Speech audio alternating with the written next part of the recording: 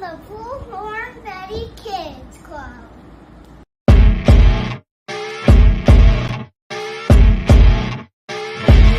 As you wake up in the morning, you want to find the latest, greatest information about criminal cases and have an intuitive conversation about the suspects associated with these cases.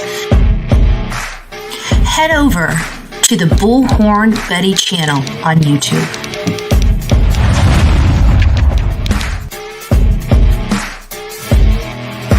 Get breaking news right here on the Bullhorn Betty channel.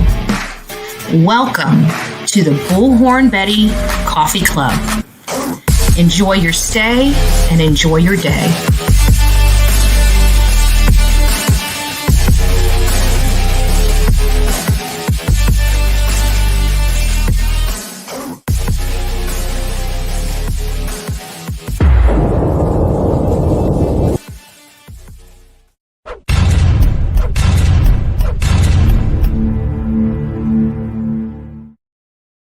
What is up, my beautiful people?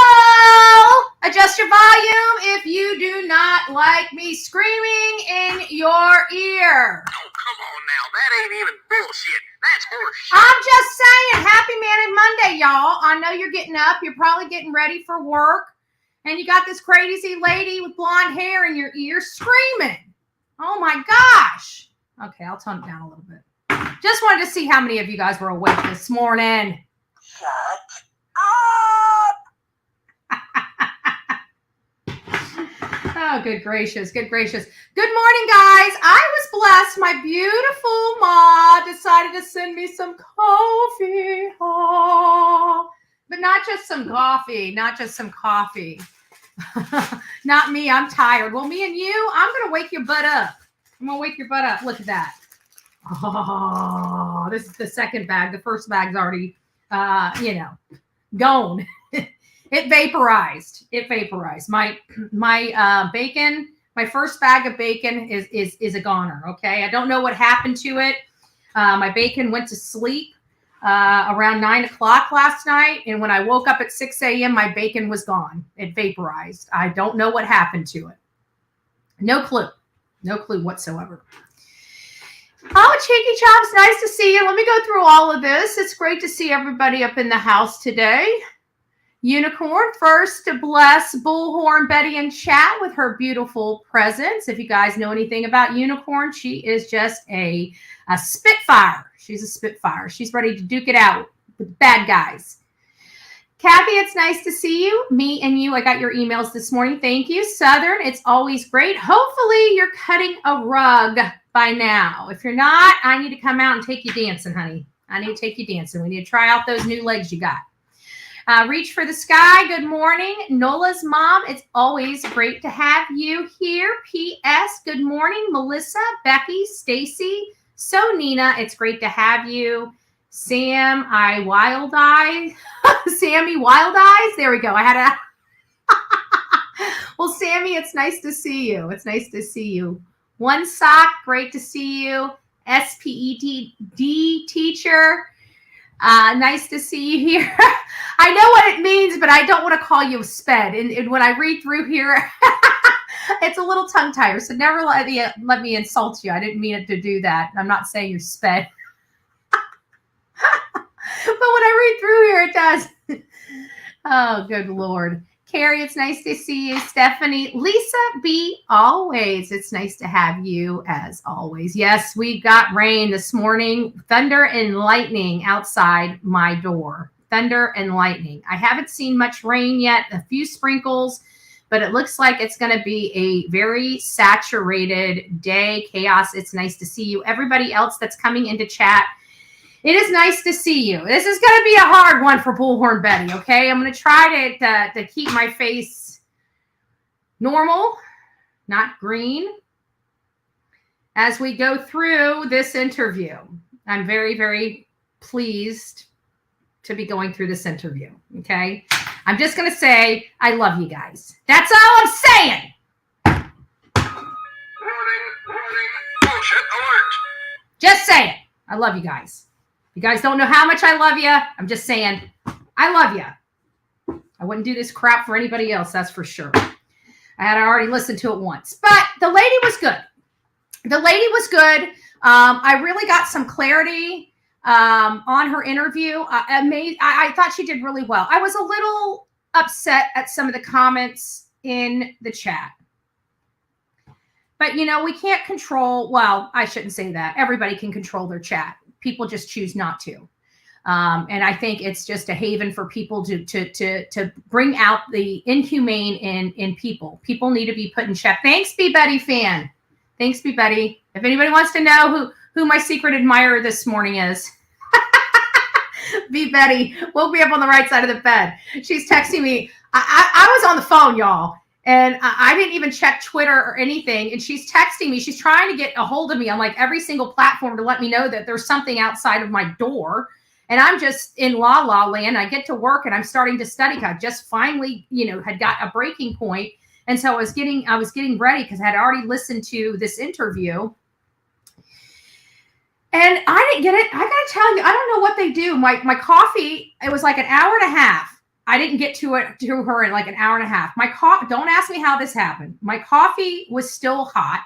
My drink, now this has no insulation on it. It still has ice in it.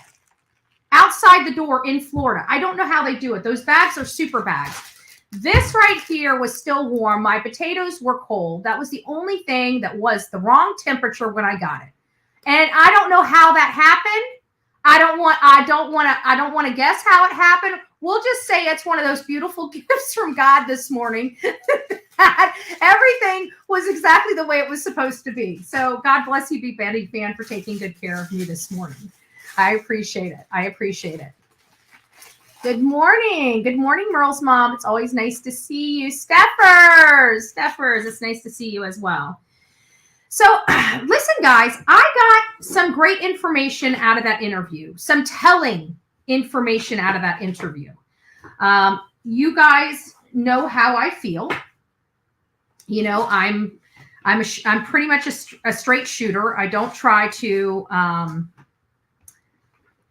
you know, I understand that these cases are emotional. And because they're emotional, I don't try to drag out emotion more than needs to be. So I'm just a kind of a straight shooter. If I think, you know, it's one thing or the other, I let you know what I think, you know. For example, you know, as hard as it is, I want everybody to have hope. I want everybody out there searching for Sebastian. However, and I'm going to be out there too. I'm going to be out there in just, I don't know, probably less than 2 weeks. We're going to be out there in the woods looking. I'm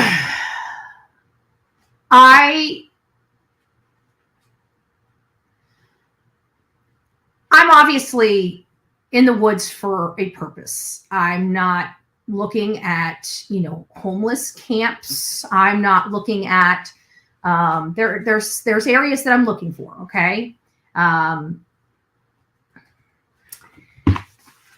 We'll leave it at that. I'm not really ready to go into my. You guys know where I'm going with this. It's hard. It's a hard pill to swallow, but you guys know I'm not thinking that Sebastian's condition is very good. Okay, I'm just going to leave it very light and sweet like that. So I'm looking at this case in a different lens than, say, maybe his father is, right? And so I'm looking at a lot of different information, predominantly behavior. You know, speech. What were they saying? What was the story? What was being perpetrated? I keep saying perpetrated, but you know, what was being said by the parents at ground zero at the time this stuff was unfolding? You know, those key information is critical. Why was it so important that we went back to the very first interview that the Proudfoots gave? Why would it be so important that we did? The reason why it was so important that we went back to those very first interviews and it led us to Dutchess, right? Is because those are the most uncontaminated versions of events. Do you understand? So this lady and what she was experienced down there at ground level, speaking to these people at the time this was going on, this is critical information and how the behaviors of these parents were going on at the time. I don't like their behavior. I've never liked their behavior from the very, very, very beginning. You're late, no excuses. Well, Pete, I'm sorry. I had gummies to finish. Okay, I had important tasks to do this morning. I did finish the gummy Skittles for all those people that like to know about my personal business. The Skittles bag, the gummy Skittles, gone. Okay, TKO. It gone. Right, gone. Now we're working on the nerds. Okay, the nerds. I have a little special place in my heart because I like to nerd out every now and again. Okay, and I mean that in the literal sense in both cases. Right? So we got a little more gummies, and then after those 2 bags, I can't eat gummies anymore. That's what I do. I buy 2 bags of candy and a thing of ice cream, and so I'm almost through the candy, and that only leaves my ice cream. And once the ice cream's gone, I will be miserable for the next month because I've got to control my sugar intake. I know that.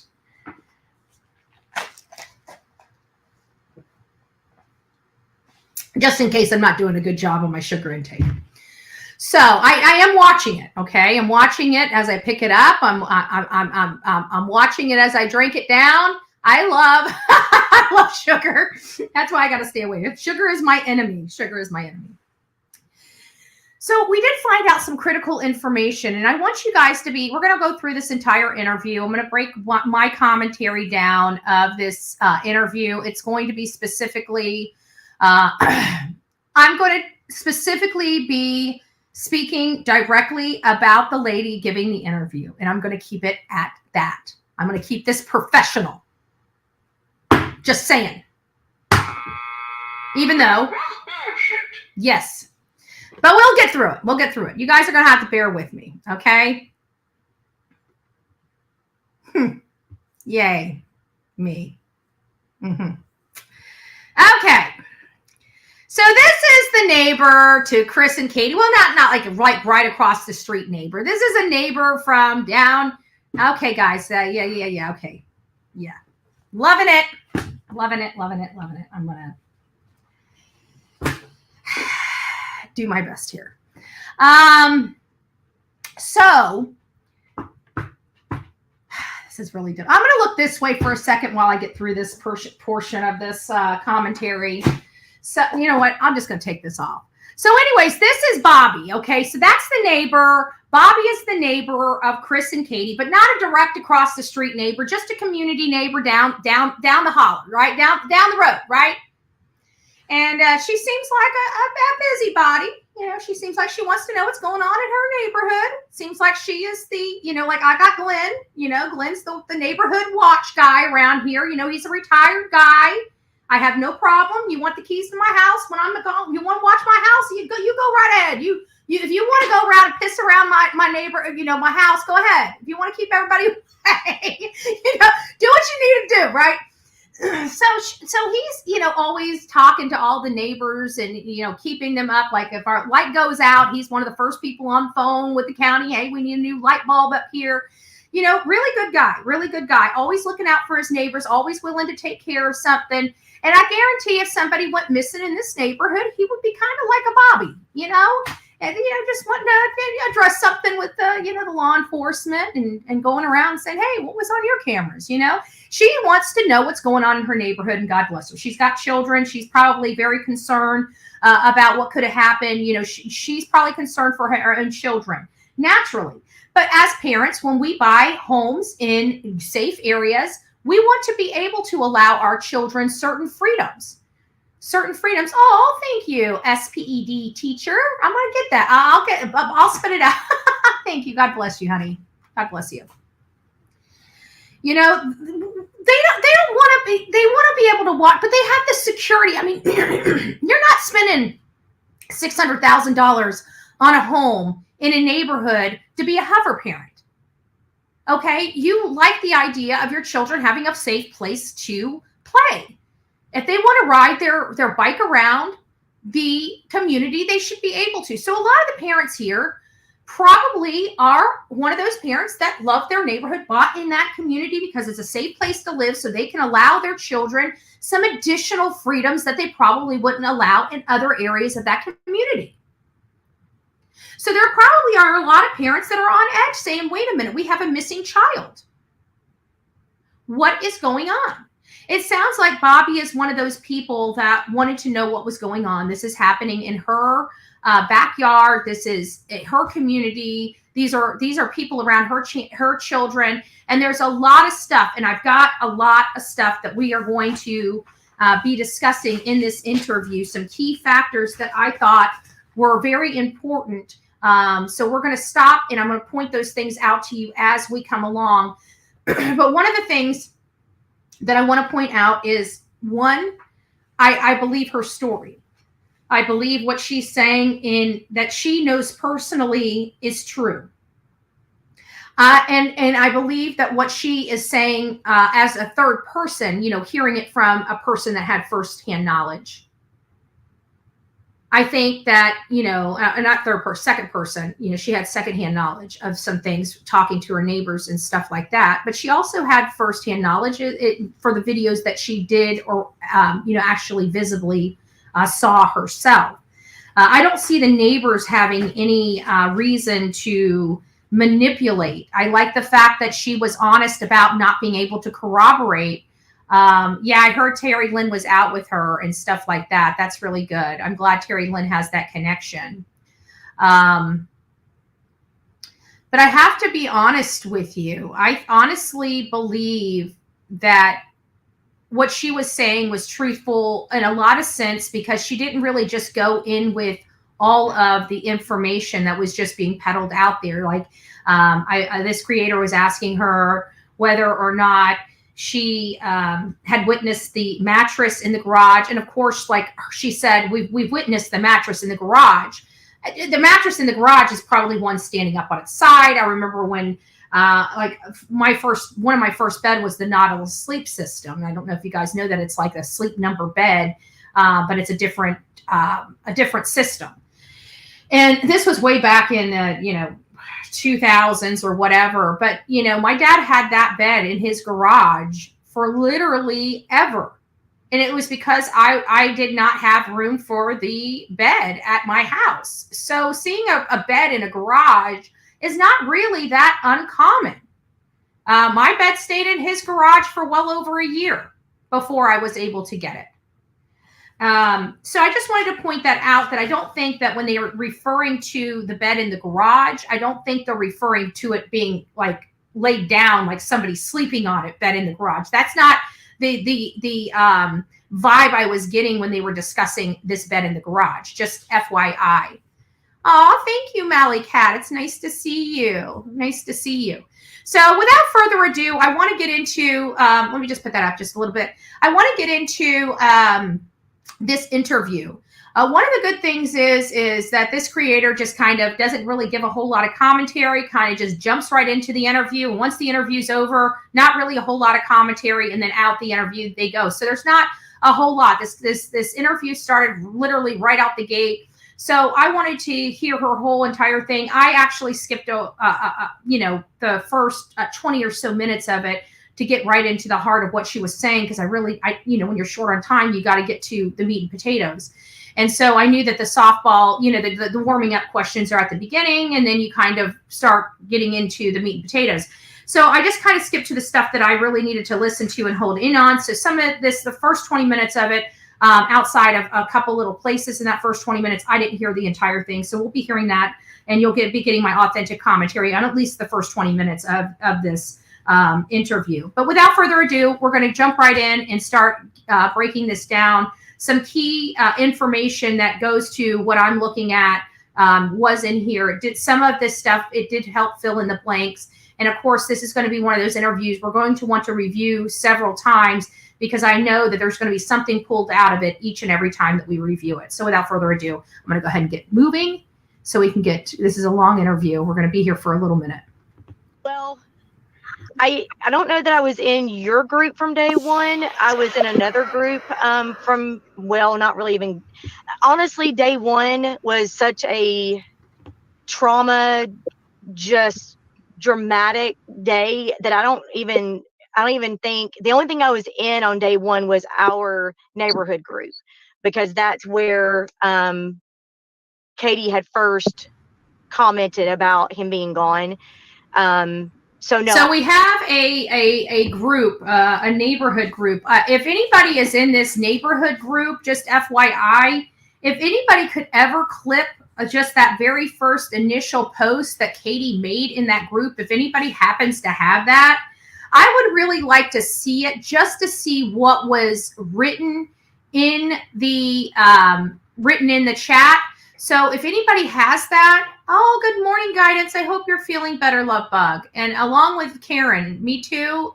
If you're feeling better, I hope you're feeling better as well. Apparently my mods are we got our mods falling apart. And actually, on a serious note, if you guys wouldn't mind, I'm not going to throw Sonia's business out there, but I know that there has been some things going on, in her personal family that she could use a few prayers for. We greatly appreciate that. A lot of my mods, they're normal people too. They struggle too. I got a mod that's struggling the first year anniversary of the loss of their aunt. Another one that's just the two of them that are pretty sick or taking care of sick children.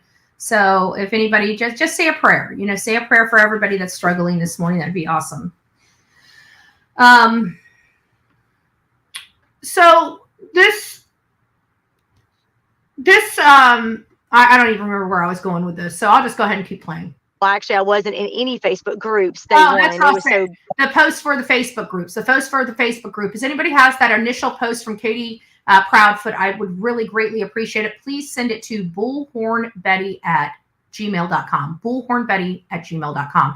We also are doing we're also helping raise awareness to One Hope Wine. One Hope Wine. They are doing a fundraiser for the Gabby Petito Foundation. One Hope Wine. They if you are a winey and you like wines, even if you're not participating in the event to help raise awareness for Gabby Petito and the event for it, they also 10% of their profits go to help others. 10% of their profits go to help others. They have raised over $11 million for over 40,000 organizations. It is an amazing organization, and we want to, I've got to prepare a video and get some more information out about it. But One Hope Wines, that's onehopewines.com, onehopewines.com. They do have an event. I did post the event yesterday. But I thought since Gabby Petito is very near and dear to our heart, everybody would want to participate in helping the family of Gabby Petito. So just wanted to let you know. It was such a crazy moment. So probably. Yeah, when you say Katie commented, what do you mean by that? She joined a neighborhood group? Well, so I'm an admin of our private neighborhood group, and she created a post, I want to say around, 7:30 maybe-ish, 7:30 that morning, Monday morning, simply just saying, my son is missing. So 7:30 that morning. This is after she calls law enforcement. She is now going to the neighbors to say her son is missing. And again, these are not really things that I really have a whole lot of, these are just things I have problems with. It seems like to me, you would be asking your neighbors before you call your husband. It seems to me that you'd be talking to your neighbors before you called law enforcement. It just seems odd to me that you call law enforcement, have the cavalry come show up.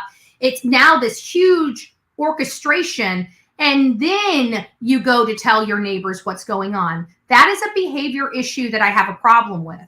It seems like they're always doing actions to justify what's going on. They never are ever coming forward and saying, oh, this is going on, until after it's known to us. That's the only time we get confirmation from these people, which seems a little odd to me. I'm sorry, it just does.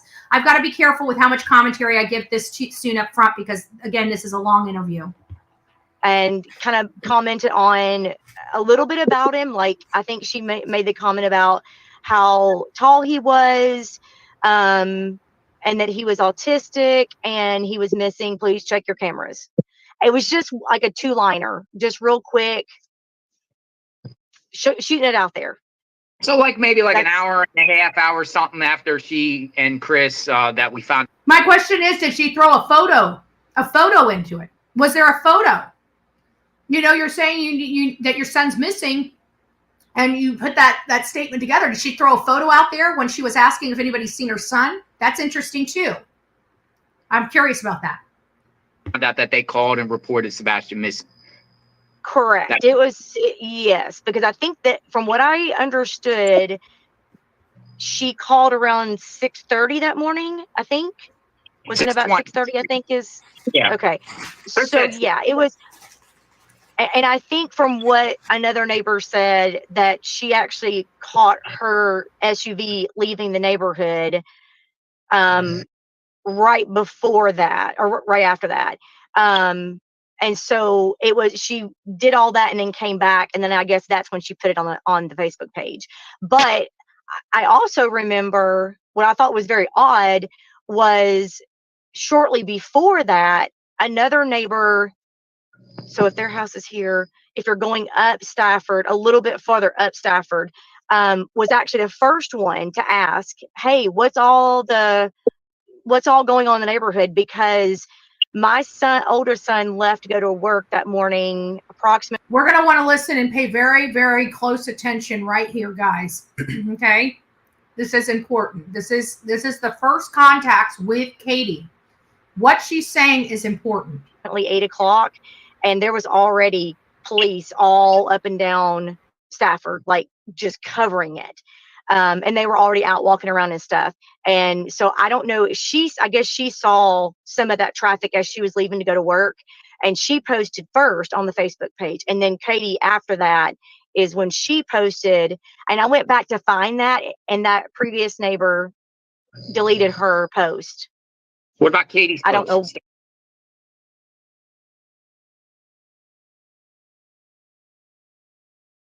I agree that some people may be different than others, but for me personally, my personality type, I would ask my neighbors before I would have called my husband. I would have went over, knocked on my first 2 neighbors' doors if I know they're up this morning, and say, hey, have you seen my son? He wasn't in his bed. I would have at least done that before I even picked up the phone to call my husband personally, just me personally. That's just my personality. No, the original post, the first post. Yeah, it's no longer the neighbor. There. It's gone. She had to have deleted it, because you can't, if you're not the creator of the post, you can't delete someone else's post. They have to delete it. But when I went back a couple weeks after everything happened and things kind of calmed down a little bit, I was talking to somebody else, and I was like, I remember, didn't such and such make the post first? And this is a neighbor down the street from me. And she said, yeah, I remember that. And I was like, I wonder what the time frame was different. And I went back to look, and it was gone. So the original neighbor that very first posted asking what was all the commotion going on. And I still wonder if that's why Katie posted that. But then it was like 2 or 3 neighbors after. So Katie posted her comment or her post, and then several people commented after. I didn't see anything. Because she was asking, like, everybody check their cameras. I didn't see anything. And then Chris. Did you guys notice that she stated that Katie didn't even make the first post until after someone was asking about what the commotion was in the community, again solidifying the fact that they refused to do anything unless they were caught doing, like, they would never, when the news crew came up, he didn't want his home recorded because he didn't want people to know it was his home. Whenever the neighbors, they weren't going to say anything until they couldn't. They thought they were just going to get an officer coming up to their home to fill out a report. They never expected the cavalry to show up on their front lawn.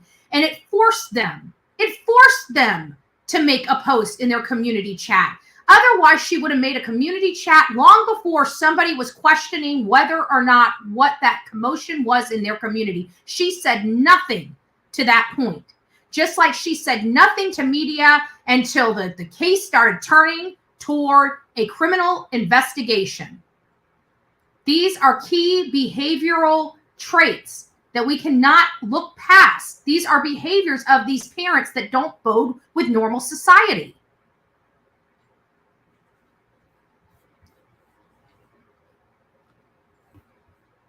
In my opinion. Posted underneath that and simply said something like, yeah, my son's missing. That was it. Oh. So what did it say like where the post was originating from, or was Chris around the neighborhood by then? Okay, so I have twins, and when we first heard about everything, they jumped up and went running out of the house and went across the street down to where they live, and they walked over because they wanted to be a part of helping, look for him. And they weren't over there, and Chris was not there yet. So Seth was in there 8:30. 8:30, okay. 8:20 ish. Yeah, because my oldest son had already left for work. He left about 8. Then my twins, when I got the phone call from the neighbor very nearby them, that is a good friend of mine, about 8:15, 8:20 that morning, asking if I had heard what would happen, and I had not yet because I hadn't gotten going for the day yet. And then when my son texted me, I didn't answer, so he called my other boys' phone and asked them, hey, do y'all see what's going on? And they came around my room and said, hey, Mom, did you hear what happened? I was like, wait, what? What's going on? My phone's ringing. You guys are running in here. Like, what is happening here? And my neighbor was on the phone calling me. And so as soon as I heard the neighbor tell me the story, what happened, they went running out the door and went over there to kind of help, with the search and stuff. And they said that they saw Seth and Katie in the front yard and of course they didn't know the names back then. They just knew, like, now that they've seen pictures, they go back and say, yeah, it was Seth and Katie and Kathy Bowersox and a bunch of other police, law enforcement and stuff like that. But Chris was not there yet. Interesting. Well, now, he wasn't there then. Now, where do you live relative to the Proudfoots? I live at the very top of the hill on Kellen. So the next street, the street that turns into Stafford. The main street. Main street coming in. So just basically what you're now going back to Katie, like what you know or what you heard.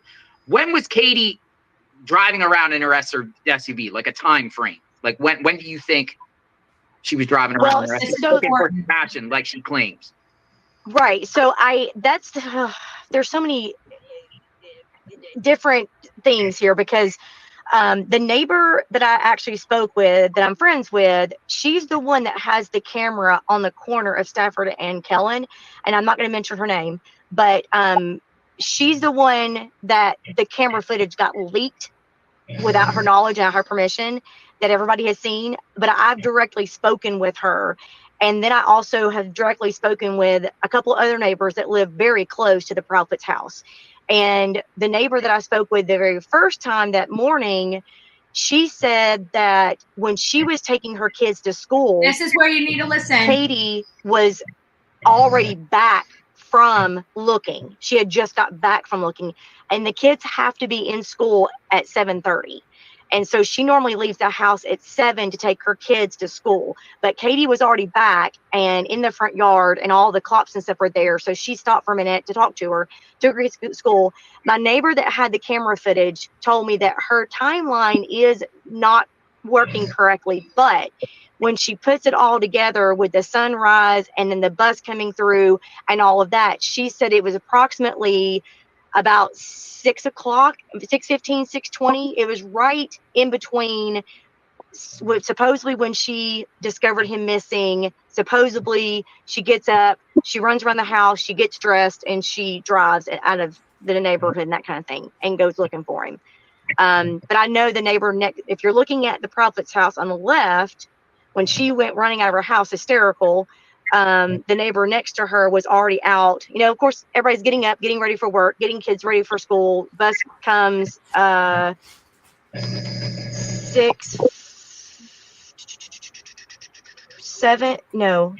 6:50-ish. 6:45, 6:50. It's been a long time since my kids have ridden the bus, so I have to really think about that one. But it's definitely before 7 because the kids have to be in school in class by 7:30.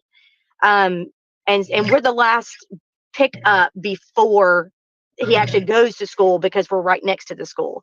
So, you know, everybody was getting up and getting ready for work and everything. So she actually saw her out, and she asked her what was going on, and she told her. And so she actually walked around the house and was helping her look around the house. So she was already back from looking around 7. Interesting. When she left to go look for Sebastian, I know that if you turn right going out of the Prophet, you go up the top of the hill, it's a cul-de-sac, or you go around and you can go up your street all the way at the back where the construction is. Did she, before she ventured out of the neighborhood, did she go up those roads, do you know of, to look? Did she go up my road? Your road or her road itself to the top of the cul-de-sac? You know, where the her only road thing ends. Right. So the only thing I was told, of course, nobody in my house was up or out yet. So I can't verify that because we weren't out yet. But the neighbor that told me that she saw her SUV drive across her driveway saw her leave. Like so leave out. That's right. That's interesting. So you would think that maybe you stay in the neighborhood a little bit and go up. That was interesting. That is interesting. So basically, Katie got in her car and left the neighborhood. That is an interesting fact that she got in her car and decided to leave and go directly out of the neighborhood. I will check, but it's the best. It is the best interview. Well, me personally, Anita, I think my Seth interview was the best interview. I have to be honest, but that's just me and my bias for myself. Terry Lynn called her and let us ask her questions. Oh, that was nice. That was nice. Yeah, huge red flags. In my opinion, this is huge red flags. Katie's behavior at this time is very critical. How she was acting, what she was saying, how she was saying what she was saying. Was she asking the questions that were being asked to her, or answering the questions that were being asked to her? Or was she answering the questions she wanted to answer? Was she answering in a way that benefited her, or was it to tell the truth? We have to continue to listen. Bobby has a lot of critical information.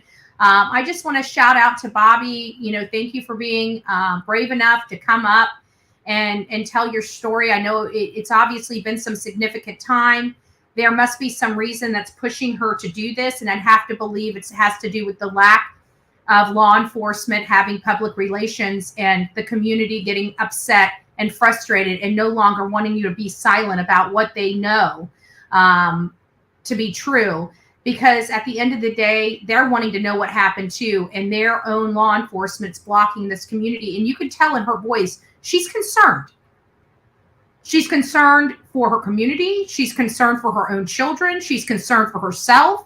Nobody's telling her whether this child was abducted or something else is going on. Law enforcement has cut the entire public out as they do this investigation, which is expected. It's not that this is an uncommon practice. It is expected, but it also makes the community feel very vulnerable. And when they start feeling vulnerable, they start wanting to make sure that the record is clear.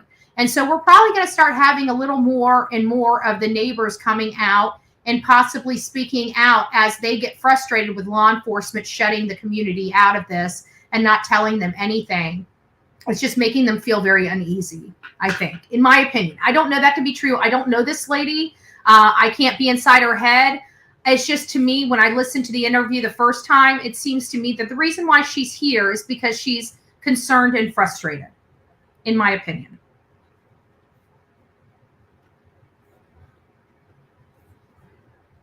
Up and down your own streets, looking around. That was when she went to the school, thinking that he had walked to the school on his own, which I don't know why. He's never done that before. So why would he? That's a key piece of evidence, or critical piece of information. That is critical piece of information. He's never done this before. You're going to find out that that is a common theme. And guess what? If you ask any of my parents that have autistic children, that is the one thing that doesn't typically happen. They don't do new stuff out of the ordinary. This, to me, was huge. Huge. And this is the neighbors. Oh, and I want to remind everybody one other thing. One other thing. We were just talking about this. And we just talked about this after my interview with Seth. And what I had said after my interview with Seth was, when I asked him, what did Sebastian like to do for fun? He talked about outdoor activities. He talked about going to his favorite park, going to his favorite lake. He talked about outdoor activities that him and his son did together. One of the first things that popped right out of his mouth, which indicated to me, in all fairness and honesty, it indicated to me that these are things he did, and things that he did either frequently or recently, because they came off of his tongue so quickly.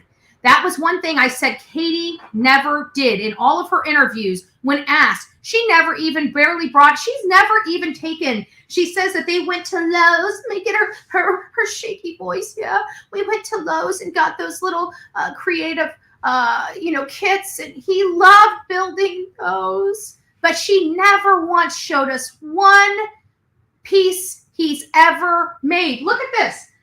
Look at this. I've had this on my refrigerator for 7-8 years. 7-8 years. Not the best masterpiece. It's the best masterpiece to me. It's my masterpiece. It's my masterpiece. That will never come off of my refrigerator. I can promise you that. That will be there forever. And the next refrigerator that comes here, that will be put on that refrigerator as well. Okay? This is a masterpiece for my granddaughter. For me. She drew for me. And it is the most precious piece of artwork I've got in my house. And I do have I got a couple expensive pieces in my house. So this is the most precious. This is the most valuable. Right here. Never once did she show anything of her son that he did. Not once. She never talked about taking him to parks. She never talked about activities that she did with him. She never talked about any of that. And hell, when she even talked about her amazing day before, did you hear how vague it was? I wonder what that was all about. Last day she had with her precious boy before he disappeared. And it's so vague, you can drive a freaking Mack truck through it. And it's like that. You would think that she would just be going, pouring over every sweet detail of her last moments with her son before he disappeared. Nope, ain't getting that from her either. Interesting. I'm not driving a narrative or a message. I'm just letting you guys hear it and putting my commentary from a normal person to a normal person on it. That's it. I consider myself a normal person, and I consider these behaviors abnormal. Why would he do that? I mean, why would he just walk to school by himself? Plus, he had no shoes on, supposedly. So, why would he walk to school by himself? You guys need to listen to this. This is a normal person, too, putting this case together normally, from a normal brain cell to a normal brain cell. This story doesn't make sense and doesn't hold water. I ain't making this up. I ain't forcing this lady Bobby to say this stuff. She looks like she's comfortable and speaking from her on her own volition about stuff that she knows about. Just saying. So, but that's what I was told, that she actually walked around her house outside, didn't find him. So she got in her car and drove to the school. That was one of our questions we had. But see, I still have a problem. Here's where I have my biggest problem with. She said that Katie was dressed. That is my biggest problem. Katie was dressed. Katie would never have had time to get dressed. She woke up at 6, went into her son's room. This is her statement, not mine. She woke up at 6 to go in her son's room to wake up her son. We agree at that that's what she said. And when she went into her son's room, he was not there. So she frantically looked around the house. So far, am I on factual basis here? So she walked around the house, couldn't find him, looked behind walls, right? About 3 minutes, she says. Still factual based upon what she said, her own words. Okay, and then within 3 minutes, she calls her husband, right? That's her factual statement that she gave to each and every one of us via online from her own mouth. And that they couldn't find him. Chris Proudfoot, states out of his own mouth, his words, that he tells his wife to look here, look there. So far, factual, everything. I have not manipulated anything that they have said so far. Okay. And then she gets in her car, right? Just a few minutes later, she realizes he's not there. She says explicitive words like, our son is not effing here, right? Remember that? Still not putting anything in her mouth, not manipulating her words whatsoever, right? So she gets in her car and she leaves because she's frantic. Still not misleading you in any way. These are her words, not mine. She is frantic.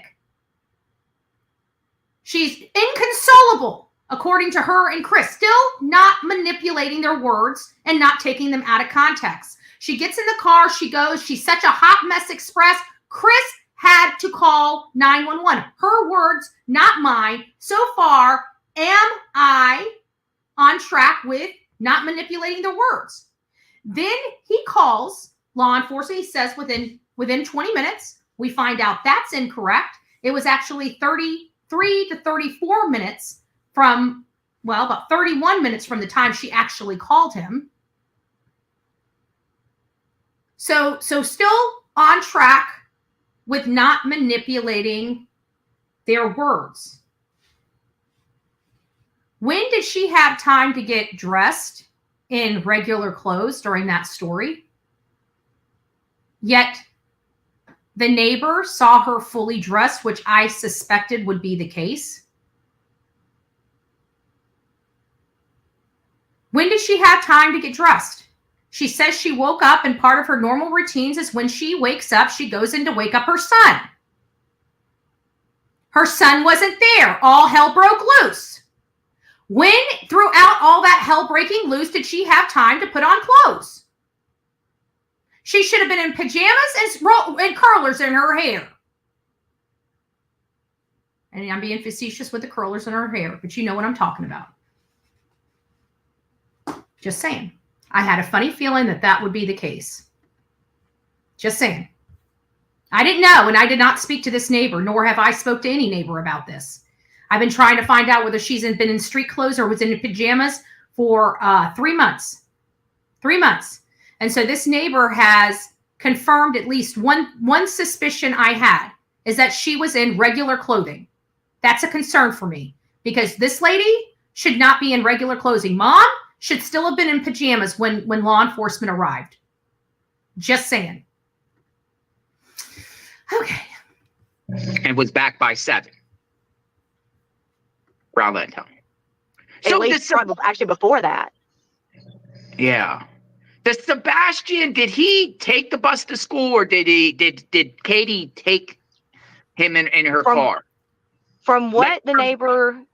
Yeah, from what the neighbors, of course, I don't have kids that ride the bus anymore. But from what the neighbor nearby said, that he did ride the bus. Now, the neighbor on the corner that has a surveillance camera said that there is a special bus that comes for certain kids that have special needs and whatever. And she said, I don't think he gets on that bus. I think he gets on the other bus. So that was what I was told. I can't verify that, so I can't answer that appropriately. Got you. So we're talking all law enforcement, all there, starting to descend onto the area, 8 a.m.-ish, right? 8 a.m.-ish. Well, they were there before that. They were already there, and cars parked. By the time when my son went to work at 8, they were already there and already clumped up together and starting to talk, because they were already in the front yard talking to them. So they were, I don't know exact. I mean, it was around 7. I would say probably it was even before. I mean, they were probably there I'm trying to remember what she said when she got ready to leave. She never said anything. The neighbor that called me and told me about it never mentioned law enforcement being there. She just said that Katie was outside walking around, upset and everything. And she asked her, like, what's going on? But she didn't specify if there were law enforcement there, but they were already there and out of their cars and in the front yard at 8 o'clock. So they had to have been there before that. Gotcha. Any idea when Seth got there? No, but I do know that he was there by the time my kids went over there, like I said, which was about 8:30. He was already there. And I also know that his truck was there, like off and on the whole time. Gotcha. But I don't know what time exactly. So what happens just explain to everybody then what did law enforcement do at that point, like throughout the morning once they all arrived there? Did more and more law enforcement come, or was there certain? I told my neighbor down the street, I said, I didn't even know we had these agencies. I mean, like I've never in my life ever seen such a response. It was overwhelming. It was like, it kind of freaked me out. Like, oh my God, I feel like I'm living in a real life, like drama crime scene. It was the craziest thing I've ever seen. The very first that came out was the sheriff's department, because we live in the county. So sheriff's department respond first because, we're not part of the city.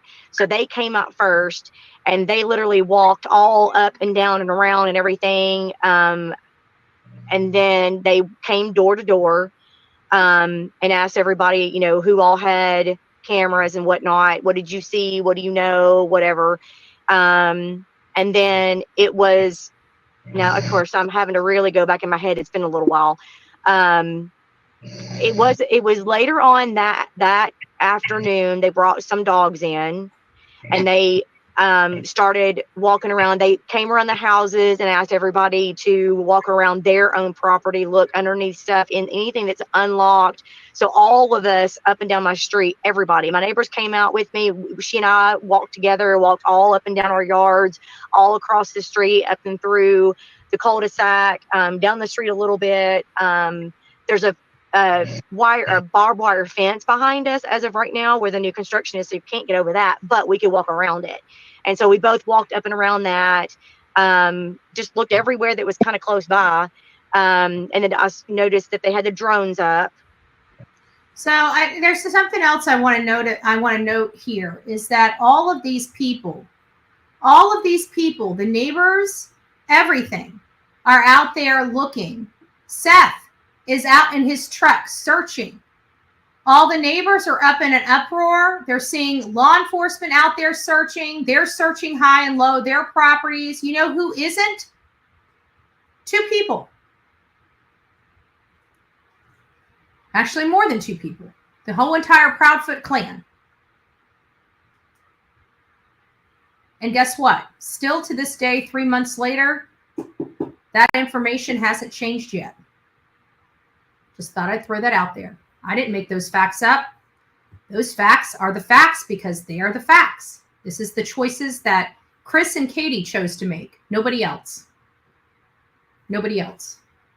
Who called Kathy, Chris's mom? How was she there so quickly? Does she live nearby? It was said Kathy was seen parked near the school. It was thought that Kathy met her early that morning. Yep. 100%, Gail. You are absolutely accurate. That is what was said. We don't know how it applies. And of course, the news was short. That was Tuesday. The news came out and was flying the helicopter around. It was chaotic. It was absolutely chaotic. Did you see Seth and Katie out there looking? No. Not in our neighborhood. Never. Never seen and them. Never. Did you hear the neighbor, y'all? I mean, I just want to make sure you guys are hearing this lady. She doesn't look like she's being deceptive in any way. It seems like it took her a little while to come out to the public for probably some reasons that we're going to learn about here shortly. Walk around. No, they were in their yard out, but never left their property. Interesting statement of facts there, huh? That is factual information, y'all. They never left their yard. They said they never left their yard. They said they never left because law enforcement told him not to leave. But everybody else, like Seth, he stayed in his car, but he didn't stop searching for his son. He hasn't stopped searching for his son since he got there, y'all. No. And I know for a fact because, so Monday, my kids were out with law enforcement because at that point it was, we need all the neighbors come out, help us, look everywhere, whatever. So they were open to everybody coming in and help. So at that point, my kids jumped into one of those razor things and drove all up and through the property and stuff. And then my other one walked with the canine unit in the construction zone. He walked all the way through that. They literally, I had to call them at one point in time and tell them, y'all need to come home and have lunch. I mean, this is crazy. I know you want to help, but you got to come home and eat. And so then they came home, they ate, and then they went back out there, and they were out there with them all day Monday, all day Tuesday. And then, so Tuesday we had SWAT. That was the day we had the vigil. And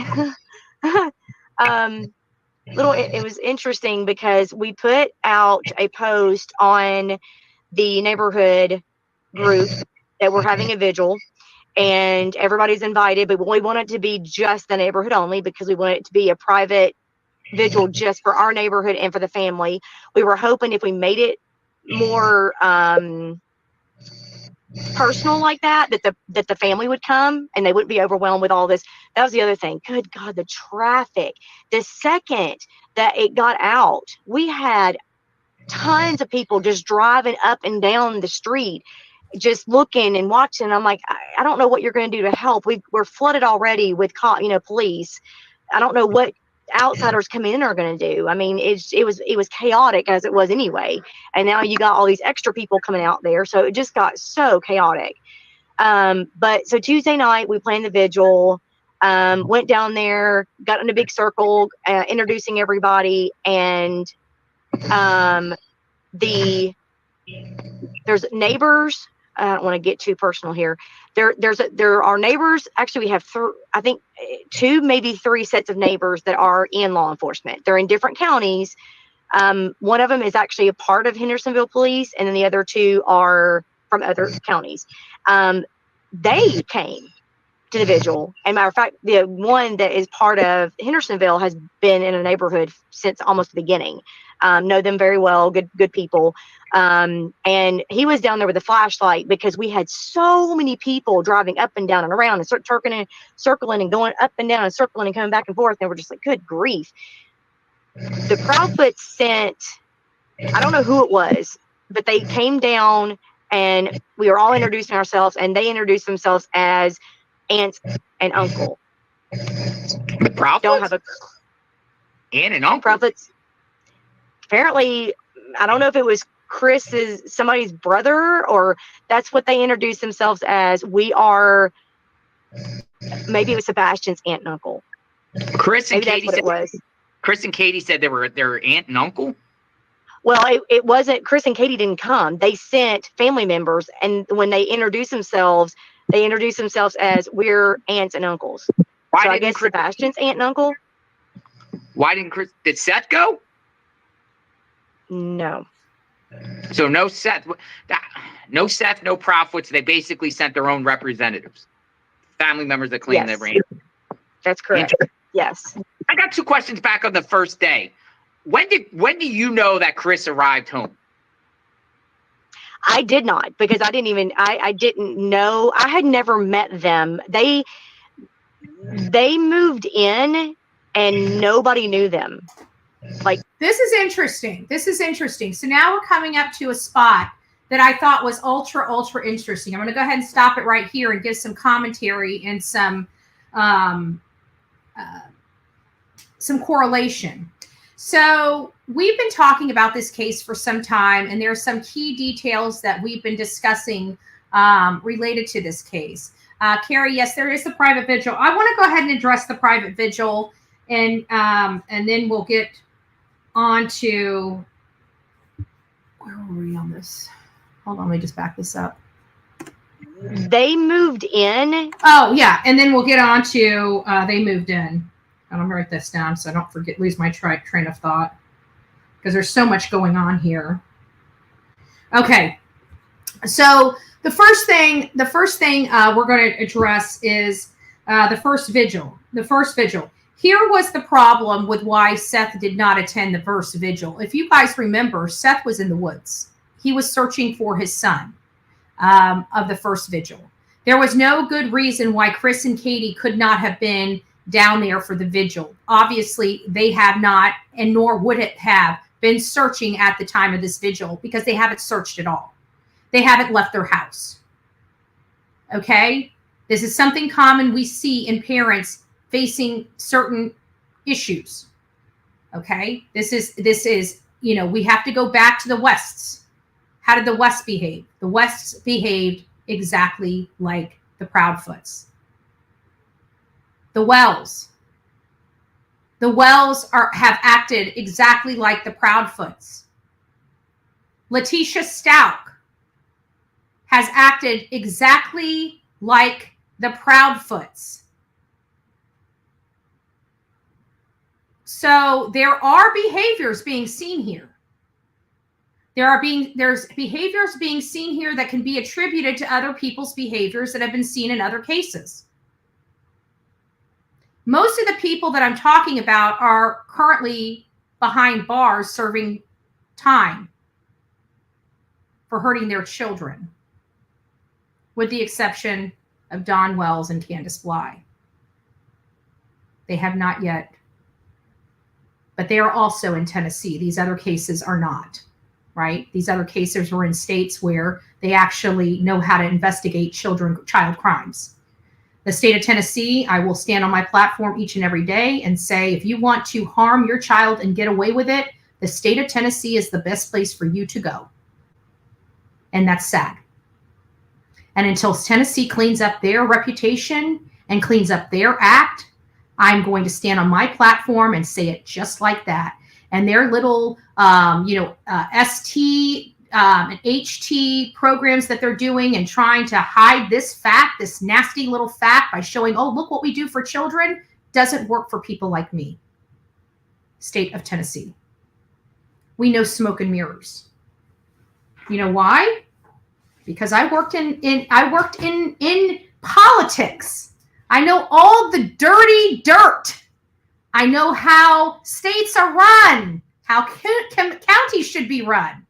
I know how to go in there and find all your secret places where you stash those high taxes you charge and don't utilize that money and stick them into silos for slush funds. I know about those things. And I know that Tennessee could do better. Their problem is lack of law enforcement, lack of funding, and lack of training. Those are you didn't hear me say because they're horrible people and don't care, did you? Because they are great people that do care.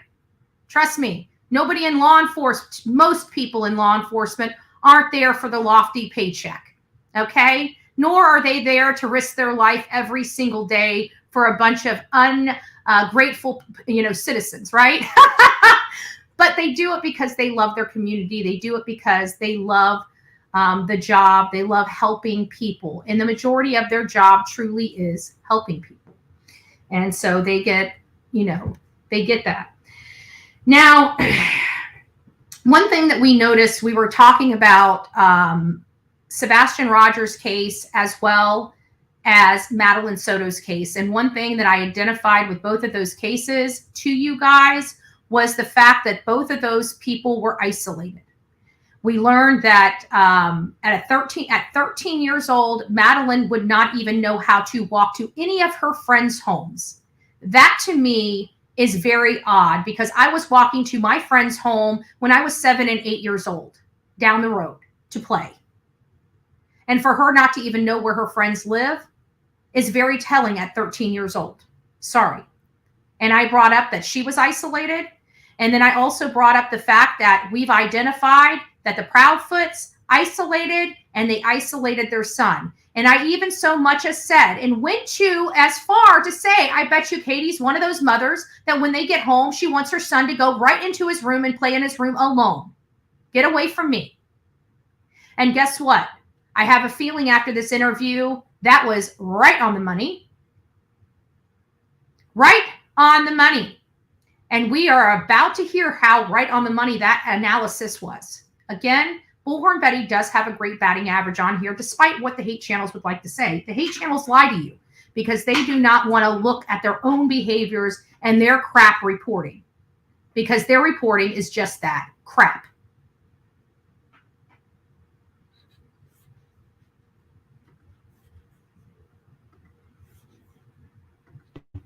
And nobody knew them.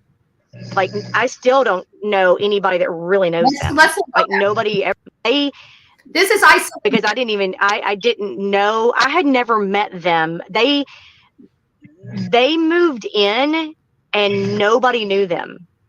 Like, I still don't know anybody that really knows them. Like, nobody ever really knew them. Do you find that problematic? Like, I met my neighbor literally before I purchased this house. To be honest with you, if it wasn't for my neighbor coming out and talking to me, I would have never purchased this house. This house was ran down. It needed a lot of work. You know, I loved the price of the house, but you know, it was really close to a bad part of the area. I didn't know how safe this particular road was. And had my neighbor not come out and talk to me and had not been here since the 1990s, I most likely would have passed over this house.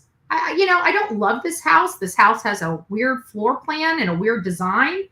But at the end of the day, I'm very happy with it. You know, I'm happy with the location, the price. It took me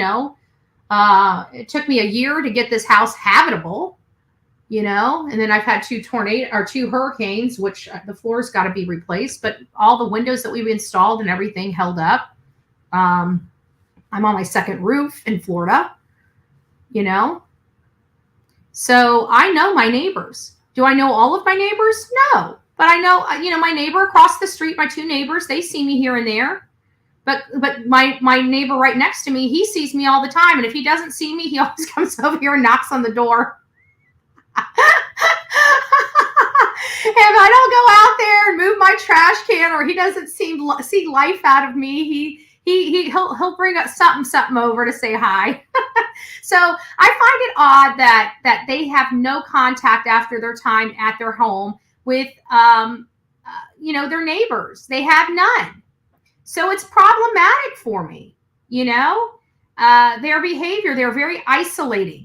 Isolation, you know, normal people don't isolate. People that have problems that don't want people to know about their problems isolate. People that have home violence isolate.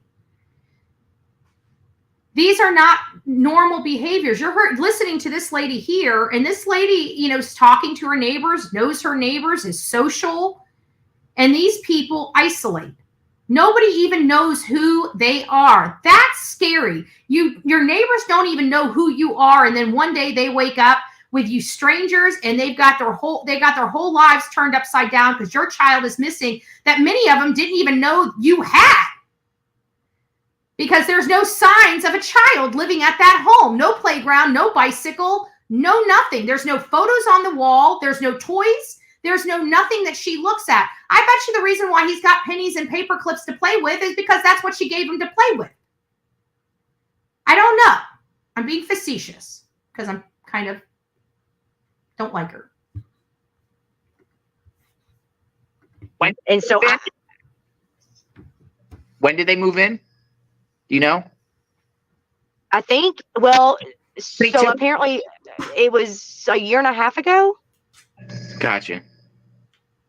Yeah, and they just stayed to themselves, and nobody really even knew them. I didn't even know that the original owners sold their house, and not because we don't, you know, our neighborhood is just a real quiet neighborhood. Everybody kind of stays to themselves, except for, you know, if you need something, or if a dog, you know, a pet gets out, or if somebody goes on vacation, you know, hey, will you watch my house, that kind of thing. But we don't really, unfortunately, I think everybody's just have busy lives and stuff, you know, and we just don't know. I mean, like each neighbor knows the neighbor next to them. Like I know all the neighbors around me, and I know a lot of their original neighbors that were there from day one, but I don't know the ones that have moved in over the past 5 years.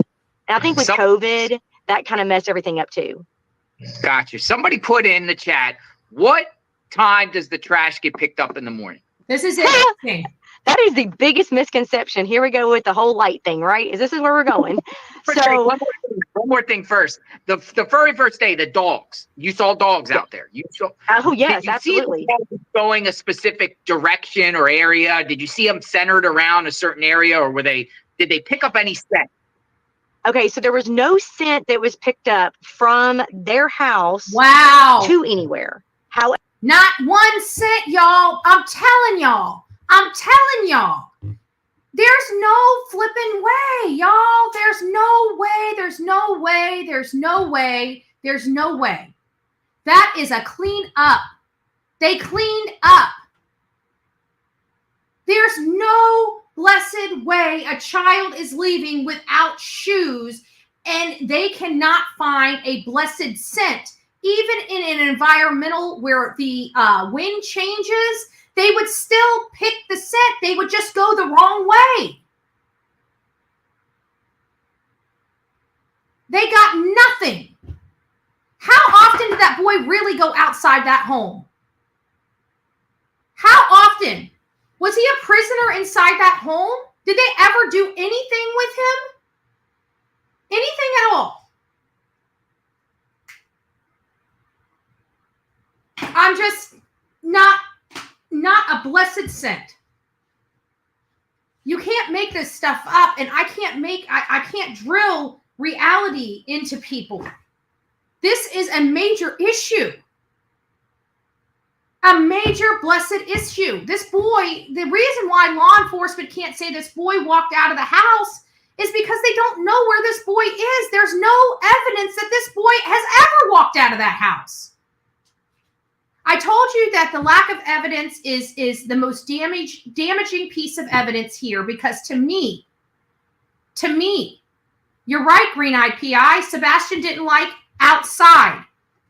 Again, solidifying my opinion, this child did not walk out that door. Did not walk out that door at all. For all the new people coming in, I've been watching the video right along with you, so I haven't seen your comments. I will try to get to some of your comments once we're done with this. This is a very lengthy interview that we're going to be going over. Again, this was, I like this interview. It's from a neighbor. It's from somebody that doesn't have a dog in this fight. That's who we need to hear from. That's what we need to hear from. Even though I'm green in the face doing this interview for a variety of reasons, it was a good interview. I can give credit where credit is due when it's due. This was a good interview. This was enlightening. This is what we needed. This is somebody that doesn't have a dog in this fight giving us their perspective. And this is definitely well welcomed throughout this. Justin, for all in here? Well, hello, my friend. Hello. I hope you're doing well. I did not see you come in. I don't see anything. Just not adding up. I'm a paralegal with lots of evidence, knowledge for litigation. Her timeline isn't. It's not. The math isn't mathing. The math is. It definitely is not mathing at all in this particular matter. Not mathing at all. But that is huge. No dog hit on a child that walked out barefoot. That means skin cells. Okay. Let me give you an example. This is just paper. This right here, this action, this fluffing of action right here, that little bit of pressure applied to this paper. Guess what? There is microscopic DNA that I am leaving on here from my skin cells just by doing this light little right here. If they need to find out if my skin cells are on here, they can touch this piece of paper and test it and find out that my skin cells, just this. Now you take this and put it on cement, and you put Your DNA is going to automatically, it's porous. It picks up. Your skin cells are dropping. And you have skin to skin on hard surfaces. Your DNA is all over it. Exactly. Just doing this. I got skin cells. This is not walking on cement. This is just a piece of paper. My skin cells are now all over it.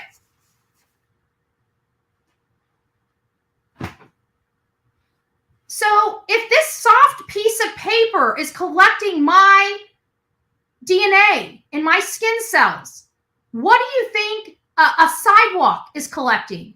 What do you think a asphalt is collecting when you're walking across it?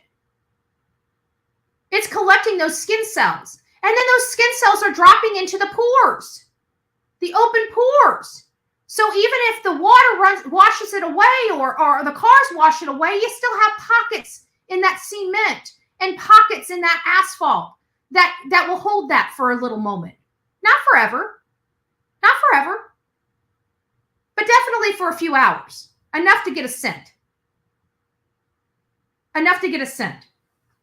So I wanted to give that example to you. That to me is huge. It's critical. It's huge. And again, we needed this. We needed to hear a neighbor. We needed to hear a third party. We needed to hear what was truly going on from a third party's viewpoint, not from mom, not from stepdad, not from dad, but from somebody unrelated to this case that has no bias or reason to want to thwart or put their hands on anything. And that's what we're getting from this neighbor. I believe the thud is something happening to him, like she's saying herself. Then CP calls for 3 hours because Katie, yes. Solar eclipse, first of all, that is a lie. Everybody, obviously, my content is literally splattered across. And if JLR wants to strike this, tell him, be my guest. Okay? I'll do as I damn well please. It's not your business. And you'll find out about that really quick. So, again, huge issue. And if anybody wants to come in here telling me about myself, it is a privilege to be in my chat, not a right. I do block people. If people don't like it, too bad. That's your problem, not mine. Again, don't like it, don't piss in my Cheerios. That's how we roll around here. However, and my kids were with the handler and the canine and actually watched. He followed them all through the construction zone. And one of my kids actually saw one of the dogs take the handler to one of the retention ponds. And not only did he go to the retention pond, he ran to it and jumped in it. And the handler had to go and get him and take him out of the water and then dry him off. And my son looked over the handler and said, "Oh my gosh, I've never seen anything like that before." He looked at me and said, "He's never done that before." And my son said, "Why did he just jump in that?" He said he was following a scent. And then so that is also another critical piece of information for someone like me. Okay? Because it almost implies that maybe as they're loading something up, listen to this, just bear with me. What if something like a cloth or some cleaning rag had fallen on the ground and hit the water and somebody had to go and fish it out so they could leave? Now that scent is there. That would be why they would not have a scent at their front door, but somehow has a scent over in that construction site, because I do believe there was a cleanup. I believe all the evidence of the cleanup would have had to have been removed from the house along with any evidence. So we know that lights were heading over to the construction. Obviously, there was a hit there when there wasn't even a hit at their home. I want that to resonate with all of the people here. They didn't have a hit of Sebastian at their home. but they did so much so at that construction site that a dog leaped into a retention pond. That to me tells me something. It may tell you something different, but it definitely tells me, in my mind, something very critical.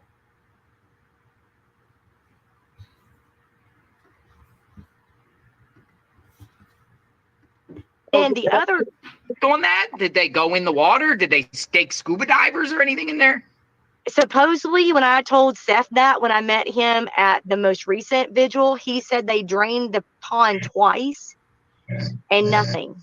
So they thought But something was not in only there did I too. see that, but If when they drain that pond, if they drain that pond twice, guys, and bear with me, if you guys are writing questions in there, I'm not going to be able to see them until I'm done because I'm on a different screen. I'm back here with you guys now so I can see what's going on in the chat. So if you guys can answer your own questions, if not, then somebody at the end, please make a list of the questions. I'll answer them. But this pond, them draining the pond twice, I'm wondering if they think something fell into that pond that would have been of evidentiary value. And if it was, from my understanding, there's so much muck at the bottom, they should have probably scraped the bottom of the that retention pond, because something could have fallen in and sunk into the muck.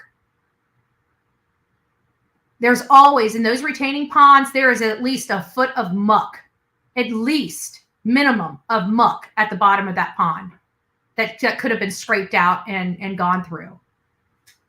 But that is an interesting, twice they drained it. So something, they're on the same mindset then. Twice they drained it. They wouldn't have done that if they didn't think that they could have possibly missed something. They knew something was in that retaining pond. That dog jumped into that retaining pond. Something was introduced into that retaining pond within 24 hours of that dog jumping into it. Whether it was fished out by whomever was out there or it sunk to the bottom. He might have walked it inch by inch, but he probably wasn't digging around to see if anything was in that. Was he looking for anything like that might have been a little heavier, like maybe that key ring flashlight? If that fell to the bottom, that could have been easily covered up with muck. I feel like something went into that water, whether it was fished out or not. I feel like something was dropped in there or dropped near there for them to have that. And the dog's behavior was triggering. Was triggering. What did Bug say? Hold on, let me go up here and see what Bug said. Not just that, the pump will still up all that mud, and it could cover something. Yeah, stir up all that mud and cover something. Yeah, good point. Good point. Yeah, I wonder if something's small. You know, some of this stuff is small. It might have been a button that fell. It might have been something weird. It might have been something weird that nobody is thinking about, you know, or something a little bit heavier that got up under that muck. But you're right. Whenever that pond was drained, yeah, it would circulate. It would definitely stir up something. We've all had, if anybody has a pool, it's the similar thing when you have algae at the bottom of the pool and you start running your pool for the first time. It may be clear on the top, but by the time you're circulating it, your whole entire pool is now green, and you got to treat it. You got to shock the pool. Something like that, you know, maybe when it started getting pumped out, yeah, stirred up and then settled back down. And then when they did it the second time, it might have gotten even further later. I wish they would have scraped it. I wish they would have scraped it. It would have been a pain in the ass and a lot of extra work, but it might have produced something. And they can still go back and scrape it. You know, it's not something that needs to be done. You know, if it's there, it's there. It's going to still be there unless other people go back and scrape it. But I'd like to see what, maybe magnet fishing to see what comes up out of that muck. That might be something interesting. I don't know. It's just a thought. On day 3, I think it was Wednesday, when National Guard came through and they had their dogs. Oh, yeah. Oh, yeah. I didn't know that. Oh, yeah. Oh yeah, they were all up and down through the neighborhood. That's why when everybody said, the police aren't doing enough, I want to clarify the police aren't doing enough. I'm one of those people that have made that statement. And I'm not making the statement that they're not doing enough now. That's not where my statement really was when I said law enforcement isn't doing enough. I believe they screwed up this case at the very beginning. I think they were looking left when they should have been looking right. I think they lost a lot of groundwork because of it. But again, you know what? I have to look at the facts of the case. And the facts of the case is that a DA was on grounds within 72 hours, which is uncommon in a missing person case. So, my opinion may be clouded because I'm not getting the answers I want out of law enforcement. But in all fairness, they may have been doing a lot more, a lot sooner than many of us were thinking, because I have to be honest, when I heard the DA was out there, I didn't pick up on it either, because I'm used to DAs being out on the scene. It's nothing that I haven't seen before, and it's nothing that's uncommon. The problem is this is a missing person case. This is not a criminal investigation. So that was my F up. I knew about it, but I didn't make a big deal out of it either, because I'm used to seeing the DAs on these scenes, on crime scenes. This wasn't a crime scene. This was a missing person, a 15-year-old runaway. What in the world is a DA doing on the grounds within 72 hours for a 15-year-old runaway boy? So I think they're doing a lot more than we think. And I'm one of the ones that said, they aren't doing enough. I truly believe they lost some ground space before they woke up. But I do believe by day 3, they changed their mind and they realized there's something a little more here than meets the eye. And so that is kind of where I really think we're misled or misguided about this, because I think that they've just in the pit of my stomach, some of the stuff I'm seeing, even though I'm very culture critical, it does appear like they are not only taking this seriously, but they are building they are building a case. That's what from the behaviors I'm seeing so far is what I'm seeing. Now, is that true? Only time will truly tell whether that is true or not. But I feel like there is something here that, they've been intentionally wanting us to overlook. See, law enforcement, one thing I've got out of this case is law enforcement is absolutely trying to put a plug in everything anybody knows as fact that has not been released. They have been trying to manipulate the residents out there. This one, she knows what she saw and she challenged law enforcement. They try to give her word salad. She challenged them. And I think they realize they're not going to be able to get by with the same, talking points that they've been able to get by, because she seems like she's well apprised of what was going on in her community. So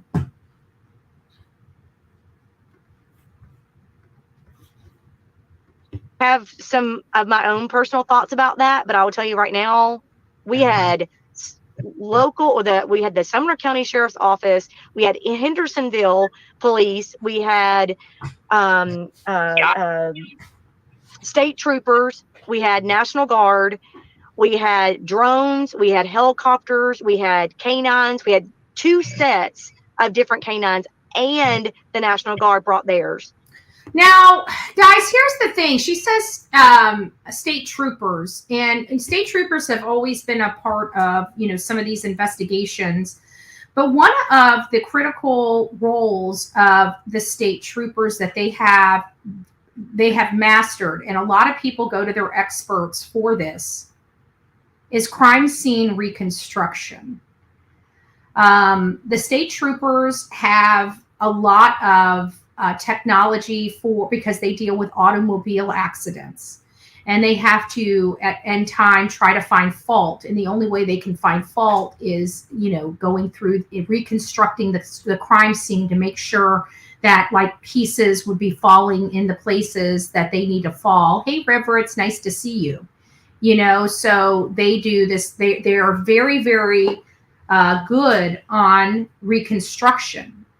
one of their in all, like here in Florida, that's one of the amazing things of our Florida Highway Patrol is they have this amazing the amazing ability to reconstruct automobile wrecks and crime scenes, crime scene investigations. So I wonder if they were there for some type of or they were giving support for like tag readers or stuff like that. I don't know if they were responsible for that or if that's like the department, like the State Department of Transportation. I'm unsure, uncertain.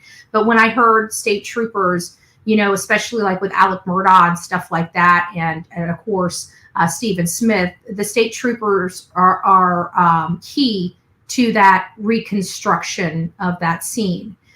So I just thought I'd throw that out there because I did hear the state troopers were on scene. I don't know when they got on scene, and I don't know what capacity they were working in, but that's one thing that always pops in my head when I hear state troopers. So we were flooded. Okay, so back to the whole dog. Let's do the trash, because the trash is what everyone is like curious about. The time the trash picks up, and then in reference to the lights, we're going to talk about the 3:10 a.m. lights. Let's talk about the trash. What do you know? So our trash gets picked up by J.E. McMurtry Disposal, has for many, many, many years. They used to, a few years back, they would pick up around 6:30-ish, but then the bus was coming through and it was making it hard for them to come through with the bus, and all the kids were out and it was just chaotic. So they switched it, and now they go down my street about 5:30. So there you go, 5:30 for, we've all been wanting to know about the garbage trucks. Just another tidbit of information that helps solidify the questions related to what time the garbage truck comes around. They were coming around at 6:30. However, due to the buses, it was causing all their back roads, or the roads in their community to be backed up. So they've changed it. So it sounds like the garbage comes in around 5:30.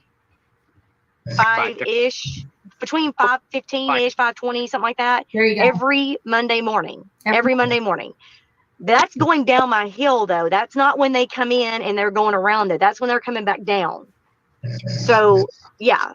I mean, that's an extra, 20 minutes? How long does it take for the trash truck guy to go through the whole entire neighborhood? And the other misconception is a lot of people are saying that they have to hand dump the trash bin in there. They don't. And I had brought that up because somebody was talking about the weight of the garbage can. And I say typically they have arms that come out and grab the garbage can. And believe it or not, they do check your weight when they grab your garbage can. So they have it recorded how much weight is on there. They do have, and if they have the arm, then they most likely have the cameras inside the dump trucks that are the garbage trucks as well. So I brought that up to you guys as well. I'm wondering if they got any of the internal footage, if there is a camera in the well of the truck where the garbage is dumped.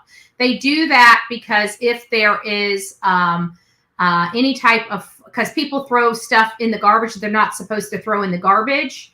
And so if they see that or they can't get that out of their truck, they got to take their truck, from my understanding, back and have it dumped, because there's some hazardous chemicals that can cause stuff to catch on fire if mixed together.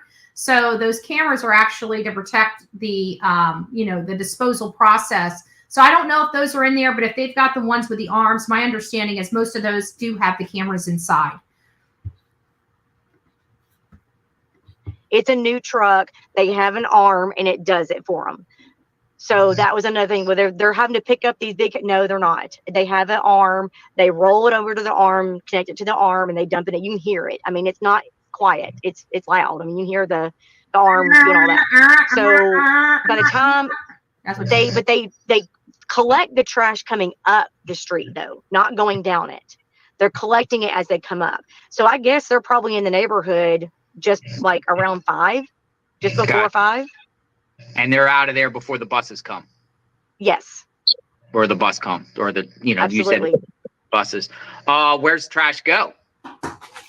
Oh, it gets dumped in either Nashville or Gallatin. If Nashville is full, they'll temporarily dump it to Gallatin, and then once I guess Nashville gets whatever, then they'll transport to Nashville. The big misconception was that the neighborhood behind us, they get picked up by a different company on Tuesdays. So that's a whole different thing. Is that construction development? That's key. That means that those dumpsters, wait a minute. That means those dumpsters were not emptied. They had not been emptied yet. That means law enforcement went through those dumpsters. Because the construction site dumpsters did not get dumped until Tuesday. They were there Monday. So those dumpsters would not have been. So that means when they pulled the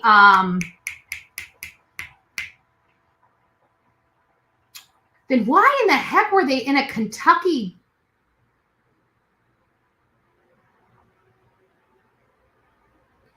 Guys, that Kentucky landfill search is now even more and more sus. None of their trash goes to Kentucky.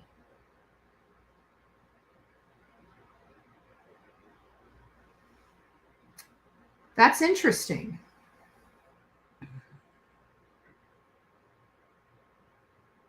So far, I haven't heard her, and we know law enforcement is lying through their teeth, because even when this lady, you're going to hear later down, they're arguing with her, trying to make sure she sees things their way, not her way.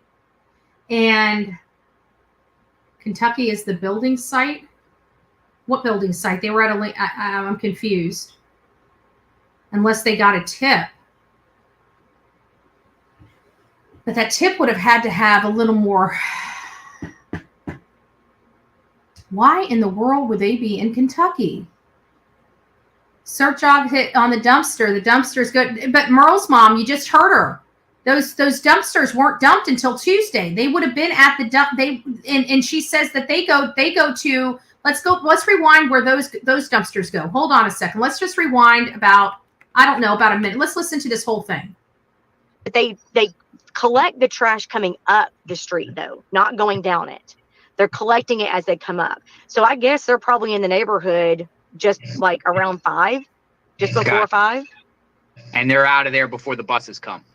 Yes. Or the bus come, or Absolutely. You said buses. Where's trash go? Oh, it gets dumped in either Nashville or Gallatin. If Nashville is full, they'll temporarily dump it to Gallatin, and then once I guess Nashville gets whatever, then they'll transport to Nashville. The big misconception was that the neighborhood behind us, they get picked up by a different company on Tuesdays. So that's a whole different thing. Is that construction development you're talking about? Well, that was the dumpster that everybody was asking about. How is it possible that, whatever, that the dog hit over there as well? The second dog that was out walking hit also by the trash dumpster. And the trash dumpster owner found that out when law enforcement told him that we got a hit by the dumpster. The owner of the dumpster called them back and said, okay, we dumped our trash on this certain day, Tuesday, whatever, on that certain day in Kentucky. So you guys need to go and get a warrant, obviously. And he gave them permission to go search the Kentucky dumpster or landfill. Okay. That's why they went to Kentucky. Okay. Thank you, Merle's mom. That explains it. So that's where Kentucky dumpster came in. It was for the construction site. I wanted to find that. It was a little confusing for me because she was saying, but that was for their trash. So now we know, now we can conceive, which is a little weird for me, because why wouldn't they have checked those dumpsters if they hadn't been dumped on Monday? Why didn't they go through those dumpsters?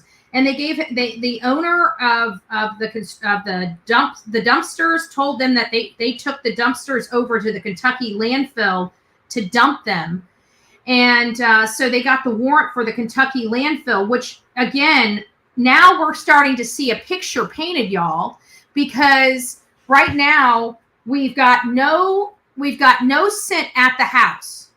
We heard that. There was no hits, no scent, no nothing at the house. The only time the dogs hit a scent was over in the construction site where a dog literally leaped into the retaining pond.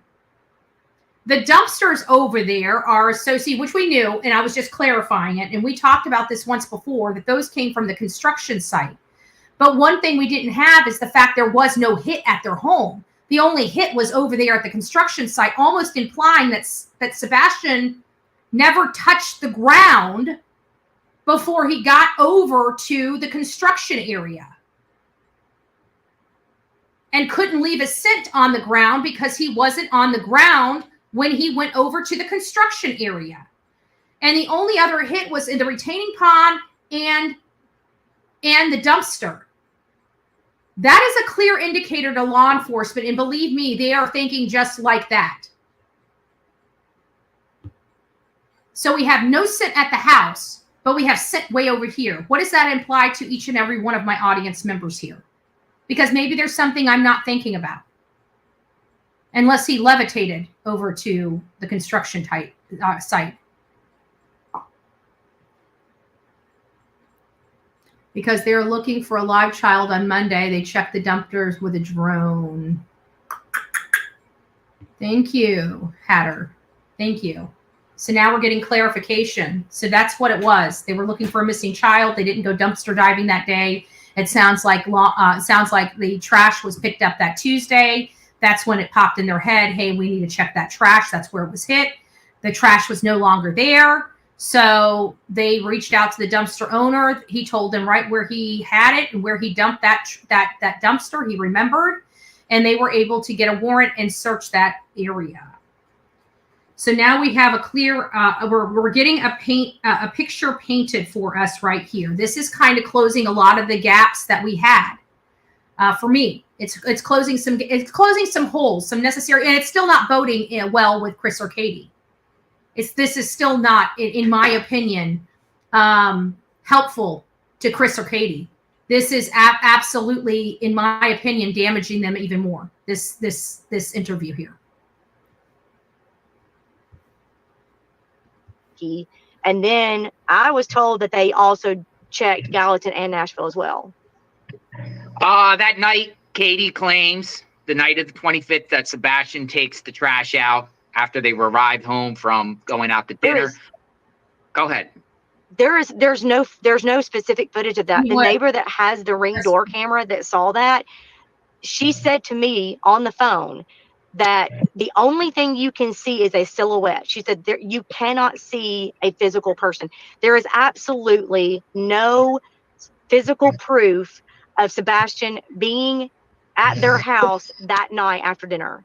I don't believe there's no physical proof. I think there is physical proof. Even the lack, and you guys know my feelings about this, even in the lack of not having footage, or the footage of Sebastian taking the garbage being hazy.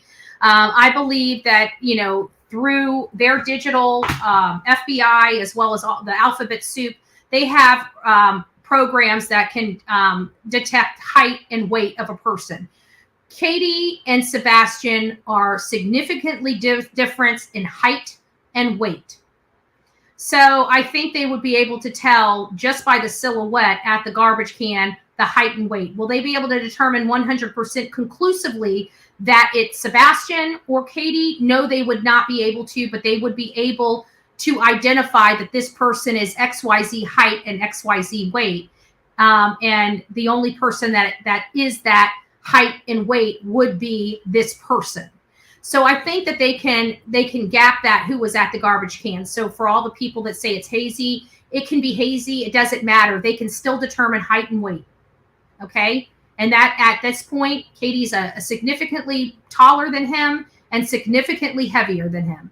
So in my opinion, they would be able to determine whether it was Katie or whether it was Sebastian at that garbage can. Now, with that being said, let's say that doesn't even exist.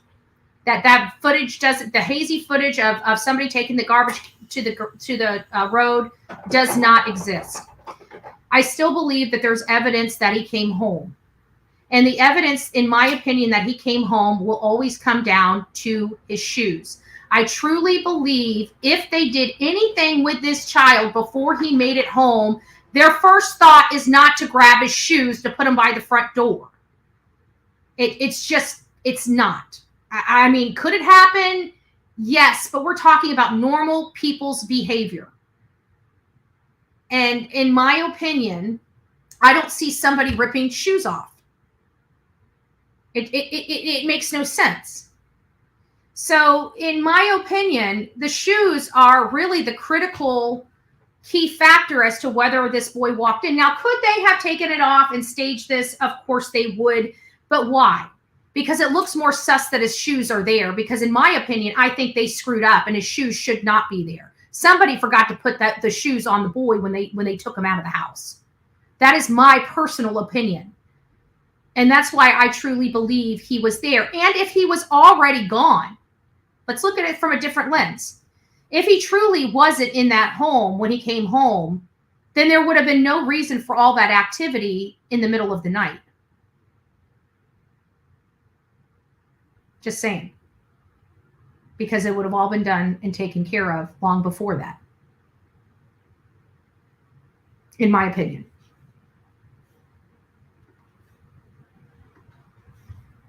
There's nothing. There's her car coming home. My neighbor did tell me that she saw her car come, but she parks in the garage. So nobody saw him get out of the car. What time was that? I always want to know what time she arrived home. Do you know? I asked, and she said that it was so dark that she couldn't really see. She saw about 6 or so, I think is what she said, ish, because they went to dinner at Texas and then supposedly came home, and then her car came into the driveway around 6, and then somebody pulled the trash bin out, after that. But they don't know who it was because you can't tell. So no evidence. Any neighbor, including yourself, or because you all talk, the neighbors talked to everybody and said there's nothing to indicate that he was home that night. He got home that night. There's no proof of that. Nobody ever saw him come home, or really, I mean, I don't even know if anybody can say they saw him leave with her. I mean, no, I don't think anybody actually looked back that far. Yeah, but even if we know that Sebastian left with his mother, he's clearly on camera at the Roadhouse grill at 6. I think that Seth said about 6:30. So she says 6-ish. She might be off on her time a little bit. But it seems like they would have gotten home around 6:40-ish from if we were to apply the 6:30. But we didn't see the video, and Seth may not even have been looking at the time. He might have, and he might have been going off memory, but he might have been off too. It might have been 2:50 or 6:15, and not whatever. So we don't really know. She's saying 6-ish, 6:30-ish, somewhere around there. So it could be. Just don't know. It was so chaotic at the very beginning. I think the police were so focused on a runaway teen that was what everybody was. That is what I'm talking about right there. Those are the critical mistakes that I thought they made up front, because when you have a situation like this, in the first few hours, if you can't find that boy, you need to be doing some other work besides just searching for him. You need to be looking at other things. And I feel like this is where they dropped the ball. Are they doing everything they can now? Yes. Have they made up their time that they lost with that? I believe they have. Focus on. So when they first asked to look at their video cameras, I think everybody was checking actual of him walking out, but there's no proof of him physically walking out. And then it was, okay, are there any cars around there? And so going back to the whole light thing, I was told that there was an unidentified car sitting on my street facing the entrance somewhere around 3:30 or so, and then the flashlights were actually seen on the neighbor's camera, 2 separate flashlights walking in between the yards, which the trash truck does not do. They don't need to. All of the trash. 2 separate flashlights, 2 separate flashlights, 2 separate flashlights, 2 separate flashlights, 2 separate flashlights, 2 separate flashlights, 2 separate flashlights. this is going to be critical. Because how many other people live in the household with Sebastian Rogers? Does anybody know the answer to that? And these are people that don't associate with anybody, that don't have people come over to their house and hang out. They have no contact with the outside world. They isolate themselves. No sin around the house. Thank you, Lisa. And 2 flashlights outside of their house when they are one big happy family that doesn't need anybody. They've created this little bubble and they have kept the world out, and we have 1 missing and 2 flashlights running around the outside of their home in weird hours of the night that just so happens to coincide when a boy that never leaves the home decides to get up and run away from home without shoes, socks. We don't know if he has socks on. We're going to say without shoes or socks. Katie can produce the receipts that he at least had socks on. No shoes, no switch, no cell phone. Basically, they're telling us their girlfriend ran away in the middle of the night without her keys, purse, or wallet. Let me ask you guys by a show of 1s and 2s, if I told you that we're covering the case, let me put this because I don't want that. We're covering the case. If we're covering a case of a man and a woman, and I want you guys to be honest, if we were covering a case of a man and a woman, and the man told us that his wife or girlfriend got up in the middle of the night and ran away from home, and she left her purse, keys, and cell phone behind, would you believe that man's story? 1, you would. 2, you would not. 1, you would. 2, you would not. This is a man came to us and told us that his girlfriend ran out of the house in the middle of the night and left her purse, her keys, and her wallet behind. Would you believe that story?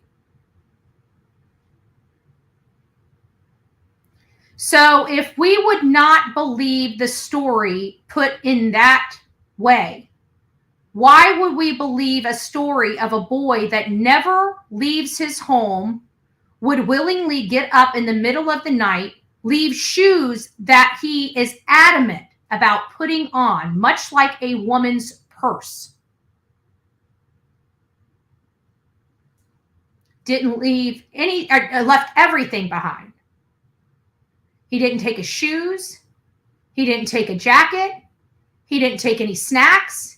He didn't take any must-have items like a cell phone, a switch, or in other words, the woman's keys to her car, right? Shoes for Sebastian is a woman's purse. Switch, jacket is the woman's keys. And the cell phone is just the cell phone. So why, if we would not believe that story, if it was a boyfriend-girlfriend situation, but somehow we're supposed to believe that story because a mom tells us it about her son? They still don't make sense.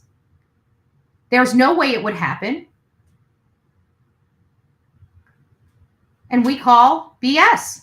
Foul on the play. Foul. We are team foul play. I don't care if law enforcement tells us there's no foul play 2 months ago. I can guarantee almost with 100% certainty, I don't believe they believe that's the case right now. They may tell us that's what they believe for whatever reason they need to tell us. But if you ask me, do I honestly believe they believe what's coming out of their mouth? My answer is no, I do not. We're going to watch this woman talk about how law enforcement is arguing with her about the information she knows because they're concerned about what she might say. And you can hear them. And she ain't having it. trash is at the curb. They have never, ever gone. Matter of fact, when you sign up for services, they tell you in the email their rules and regulations. If your trash is not by the curb, they don't take it. Unless, you're an elderly person, you ask them. If your trash is like in the front of your house and you ask them, they'll come and get it like that, but they won't come around the back or in between houses. That's bull monarchy. That is not how that works. No track. You don't believe that those 3:10 a.m. lights were around 3:10 after 3 a.m. were trash truck lights. Not only do I not believe it, but the neighbor that has the actual footage swore up and down that there are two different circumstances. There was the car with the lights coming towards the car. The car backed up on Kellen and left. Woo! Woo! Woo! Woo! So now we have a automobile that is seen in the area. An unknown automobile that was parking in a suspicious area not near a home where two alleged lights were walking toward. Imagine that. All this activity from this family that has no contact with anybody other than their real family. They don't really have friends. They don't have parties. They don't socialize with neighbors. Sebastian has no friends. Yet all this activity and two flashlights are seen going to a car that happens to be waiting.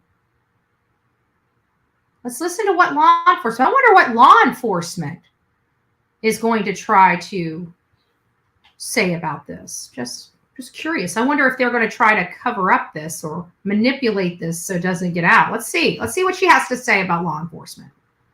And then about 2-ish hours, hour and a half, hour and 42 something, they're like she said, the time stamp on the video is not working. It is stuck. She said, but you can tell because it's pitch black dark in the middle of the night when the car comes down the street, turns onto Stafford, sits there for about 3 to 5 minutes. The flashlights are coming from two different directions in between the yards. They do whatever they're doing around the car. The car backs up and leaves from Stafford. Doing whatever they need to do around the car. All on video, y'all. All on video. Doing what they need to do around the car. There was a car there. There was a third person. There was two flashlights in a vehicle. Two flashlights in a vehicle. People are saying go back. Let's go back and re-listen to this. I'm going to go back a full minute. Let's re-listen to the whole context. I'm going to shut up.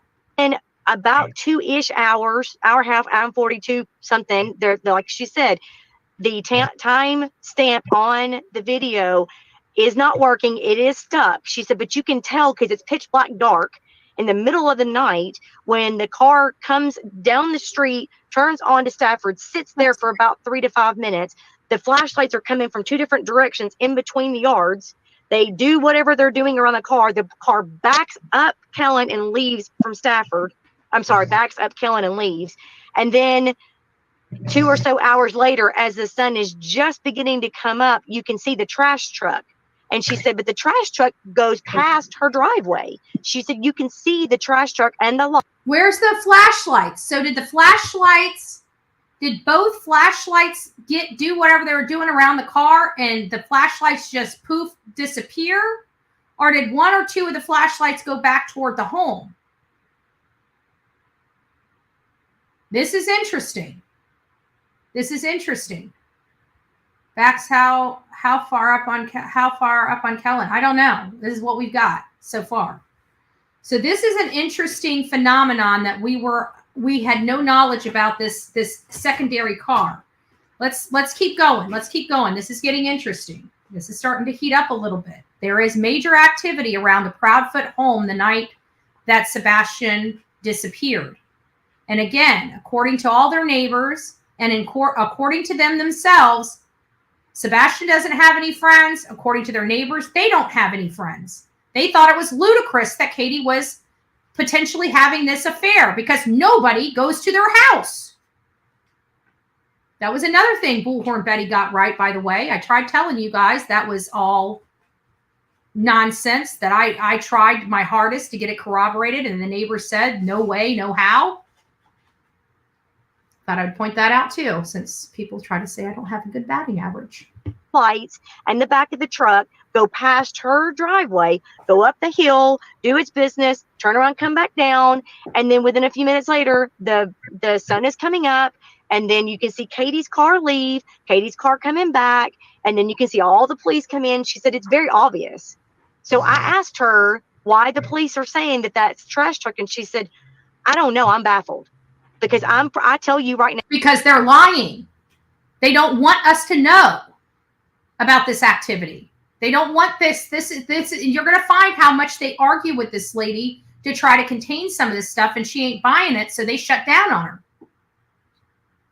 Now, there are two different circumstances, and that you can tell there are two different time frames. Wow. Because we've heard from Seth Rogers, and Seth is adamant that he was told or he's seen. That's because LE has told him that. What's up with that? Because LE has told him that. Law enforcement has told him that.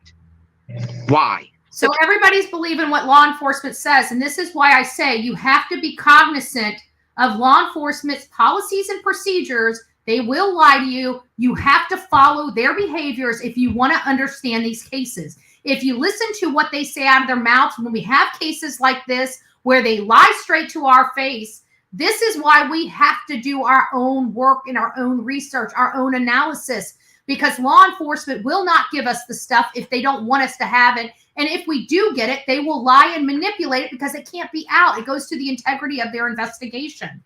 And whether or not she shouldn't have shared it then. She has every right to share it. She has every right to share it.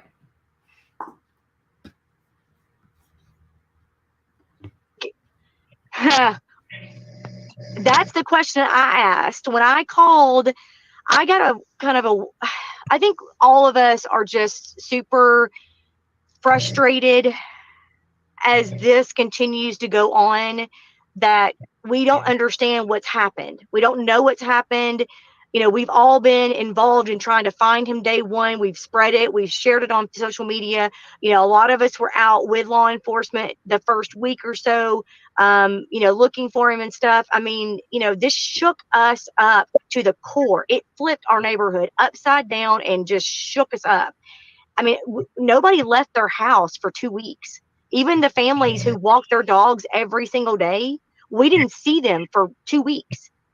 Why? So, why? Yeah, I mean, we didn't know what was going on. We had no idea what happened. I mean, when you have a 15-year-old kid that just vanishes in thin air, nobody wants to leave. We're scared. And then, of course, you see Chris, getting upset through all these YouTube videos. And if you know your neighbor is that upset and threatening people and saying the things he's saying, you're not going to go be a part of that. You're going to stay in your little cocoon and stay away from them. And so Chris was threatening the neighbors up front, guys. They was treating the people like crap up front. This is a behavior issue. He didn't want help. He didn't want to look for Sebastian. He wanted to sweep it under the rug and it go away. Normal people don't act like this. I mean, lock your doors and be by yourself and protect yourself and just stay away from it. You've never seen Sebastian Rogers in the neighborhood or walking around or anything prior to that day? Nothing. From what I understand from neighbors that live right close to him, the only time they ever saw him come out was when he was playing with the dogs. The dogs would get out and, he'd be out there for a little while, but nobody ever really knew him. Nobody knew any of them. He never came out to play with neighborhood kids. You never saw him out riding his bike. I mean, this is concerning for me because Seth talks all the time about how Sebastian loves the park. He loves outdoors. He loves doing things outside. And then listen to this. I'm going to back it up because this to me should concern every single person out here because this is just sad. Sad. This is where we're going to start getting into more of the details. This is where I really started, was at the 30-minute mark, like I said at the beginning. this is where it starts really heating up about what was going on inside that home. So I want you all to pay attention to that. Now I'll tell you this. I mean, we have neighbors that go out, like I said, and walk their dogs every single day, sometimes even twice a day. You have kids that will go out and play basketball. We have a basketball goal in one of the cul-de-sacs. Kids will come up and play basketball in the basketball goal. They'll walk, ride their bike. We have one kid that has a four-wheeler and a dirt bike, and he rides around, that kind of thing.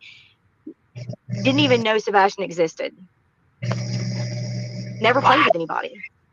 No friends, nothing. Never had any friends over their house. Do you guys find that problematic? No friends over to the house. No friends over to the house at all. No friends for the parents. No friends for the kids. No friends. Isolation. Isolation is key. If you're around people that isolate, the chances of them having abuse inside that home go up exponentially, just to let you know. How long was, because I heard that Seth was there for a few days staying with the Proudfoots. Did you hear that?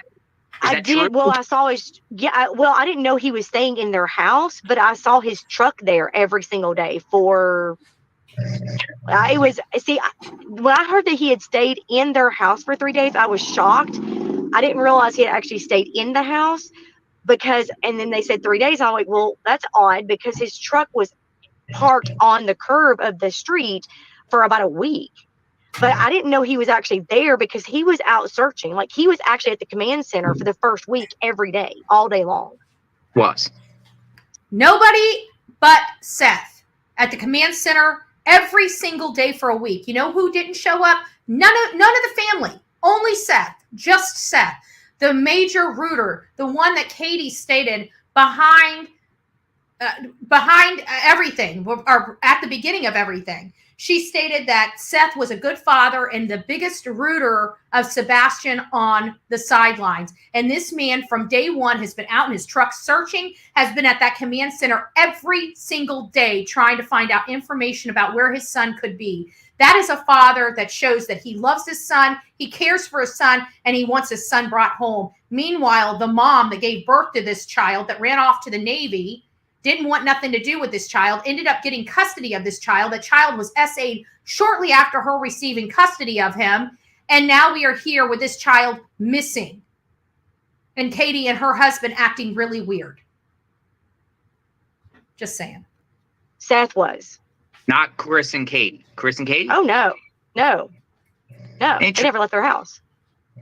Never Never went with any flyers, go to door, to speak with neighbors, ask them if they've seen anything, nothing. No. Wow. Nope. That is so Miss Bobby. So do you... Go ahead. I was just going to say, the only thing that they even put on Facebook was that one post. Which eventually got deleted. Theirs didn't. The original neighbor that was asking, hey, what's all the commotion on Stafford? That person deleted their post. Gotcha. Katie's is still up there. Were the Bowerstocks around at all during that week? Yeah, I know you said that they were there that morning. Did they look around? Did they look around? No, we never saw anybody. None of them ever looked in our neighborhood where I'm at. I never seen any of them walking around at all, period, ever. Seth, Chris, Katie, Bowerstocks, none of them ever. I never even met them. I had one encounter with Chris one night. And after, never saw him, never met him, nothing. The Chris encounter, you mind sharing? I think we talked about this. This is interesting. This is another one of those behavioral issues that I have when it comes to Chris Proudfoot and his behaviors in and around the time that Sebastian disappeared. He went out there. He told news crews not to film his house. They're not even talking into their community chat until people start asking, why is there such a commotion? Then they decide to put in a one-liner, my son's missing, no photo, no nothing. It starts a conversation. And then you've got Christopher Proudfoot. When a woman is searching for his son, a neighbor searching for his son, let's see how Chris is acting. Let's see if Chris really is trying to pulling out all the stops to have his stepson found, or if he's trying to subliminally or intentionally thwart efforts of searching. I wonder if that's the case. Let's see. Offline a little bit. Yes, okay, so I'll kind of share a little bit of that. This was what day was it? Thursday, I think it was Thursday, that Thursday night. Now, mind you, our neighborhood is on pins and needles. Don't know what happened to this kid. Don't understand. Law enforcement's, coming up and around. We've got every department that I didn't even know existed. Like I said, I didn't know, we had a SWAT team. I didn't know we had, drone footage. I didn't know we had any of this stuff. I mean, we're a small county. I had no idea. Not a small county, but you know what I mean? Like, we're away from like the big crowd, the city.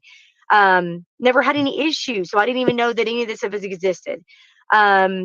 So we're all kind of on pins and needles. And so anything weird, let me go back a little bit and say the night before this is the reason why this happened. The night before this, I had went to work that night, I think. I did something. I wasn't home for some reason. My son was on our back deck. Now, our back deck faces the construction, the top, the back of the construction. And so he was on the back deck talking to somebody, and he looks out and he says, "Well, that's really weird." And she said, "What?" And he said, "Look at the light out there." And there was a flashlight. It was kind of a dim flashlight, but you could see it because it's pitch black dark. And he said, "Why is there a flashlight over there?" It was one single flashlight, and it was like walking in the back, kind of over in the back of the woods area. And it like walked around, stopped, walked around a little bit, stopped, and then just disappeared in the back of the woods. And so he called me and he's like, "What do I do?" And I said, "You need to call law enforcement. Like, call the number." We had a flyer. Was this the day of? Is this the one where she's saying when she's about to run through? What did she say? Is this, just to clarify, this is where she's talking about this person out there at a flashlight. Now, I think this is where she encounters Chris. Was Chris out there looking to see if anybody's out there in the woods? Is he getting paranoid? Is Chris paranoid? Was that Chris Proudfoot? Let's listen. Had, one of those flyers. And I was like, "You need to call the TBI and tell them and figure out what to do with that." He did. And nothing. No phone call back. No, nothing. Just, "Okay, thanks for the letter." I'm like, okay, that's awfully weird. I mean, you would think that they would come check that out or call you back and ask you. Yeah, follow-ups. Nothing. No, they didn't even call him back to ask him, like, exactly where are you? What did you see? Nothing. Nobody ever followed up or nothing. And so he was like, "That's really weird." And I was like, "Yeah, that is weird. I mean, with a missing kid, you would think they would be coming flying up here to figure out who that was." So it was the following night. So now, of course, we're all like, even more in pins and needles. Like, is people just going to just start walking around a neighborhood in the middle of the night like they're pitch black dark in the night? And so he was coming home. We were all at home and still looking around and talking to neighbors and figuring out like what the heck is going on. And he comes home and walks in the door and is like, "Mom, I don't know what to do." And I'm like, "Now what?" And he said, there's two people, a real tall, skinny guy and a real small, it looks like a girl maybe, that is walking up our street. Now, we do have families that will come out and walk their dogs at night before they go to bed, but they had no dog with them, no nothing. And the strangest part about this was this guy was wearing dark black, wide, like ski goggles. You've been in my neighborhood. You can't see your hand in front of your face. It is so dark at night. It was Scary. 9 o'clock at night. Why is somebody walking with these big black goggles? How can they even see? Well, with everything going on, I'm thinking, okay, that's very suspicious. I got to check on that. Yes, I could have called law enforcement. You know what that sounds like? It sounds like somebody was wearing night. That's it, Elfig, night vision. That's what they were doing. They were wearing night vision. That's a little weird. Again, who was it? Could it have? Somebody had night vision. That's what it sounds like. The goggles, the reason why they could see, It's because they were night vision, in my opinion. And that's what was said. You should have called law enforcement. However, I didn't want to call law enforcement on my own neighbor. If it was a neighbor out walking around, I didn't want to be rude and call law enforcement on my neighbor. So I told my son, I said, you know what, let's go. He's got a Jeep that's got a bunch of lights on it. And I said, let's drive down there and turn your lights on and see if you can see somebody out there walking. I said, I'll call law enforcement and let them know what we're seeing, and then we'll just turn around and go back home. I wasn't going to follow them. I just wanted to see if I could find them. So we're driving down my road. We turn up Stafford because we couldn't find them. Like, well, maybe they went up Stafford. We went up Stafford. Now my son's Jeep is loud. And so but I didn't even think about it. I was more focused on who this person was. So he drives up Stafford and he says to me, hey, while we're up here, where's Sebastian's house? And I'm like, oh, we just passed it. So he turns around and goes back down, and we're going slowly because I was trying to point out Sebastian's house. And so I pointed it out, and he's like, oh, okay. And so we drive back around, and we're driving back down to the other side of the neighborhood. There's another cul-de-sac. And he said, wait a minute. Didn't you say that this other neighbor has a Ring camera? And I said, yes. And she's the one that saw the silhouette in the window and the lights in the house go on and off and whatever. She's like, but that doesn't make any sense, because if that house is located here, how can she have seen over here? And I'm like, okay, go back up the street and I'll show you. So we went back up the street to show him where that house was versus this and all the whole thing. And as we were coming back up, we kind of stopped. Now, this is my neighborhood. I'm not a suspicious person. This is my neighborhood. I should be able to do whatever I want to, right? So I stop, or he stops a little bit. I'm pointing that houses out, and we drive out. And I said, Sean, I said, honey, we got to go home. And he's like, why? And I said, because somebody's standing at their front door. He was like, oh, crap. And so, and I did not, God honest truth, I never meant to upset anybody. It was truly just me trying to figure out what's going on. Never meant to upset anybody. Turn around, Stafford. I'm coming back down, and Chris. This is where you guys need to pay attention, because this is, again, his behaviors that don't bode normally for the situation at hand. This guy seems ultra paranoid, and his paranoia is having the appearance of guilt. Because this is going on very early on in the case, and look how suspicious Christopher Proudfoot is acting days after his stepson disappeared. Now, mind you, I've never met this man, never seen him before. I wouldn't even know who he is. Matter of fact, I thought he was law enforcement. Stands in the middle of the street and puts his hand out and stops, just like this. Chris, I will tell you right now, you ever stop my car. Let me put it up like this. Christopher Proudfoot, I know you watch me, and I'm going to tell you, if I'm rolling through and you try to stop me, I'm calling 911. You do not stop me. You do not harass me. You do not stop my movements around this country. You don't talk to me. You don't stop me. You don't approach me. And if you done that to me, I would never be as nice as this lady. You would have gotten yourself completely cussed out and recorded. It would have been recorded, and I would have plastered it all over social media. All over social media. You confront me like that, I will take it as you are a threat to me, and I will take necessary precautions to protect myself. Don't put your hand up in front of my car. Don't try to stop my car. Don't try to slow me down. Don't try to talk to me, sir.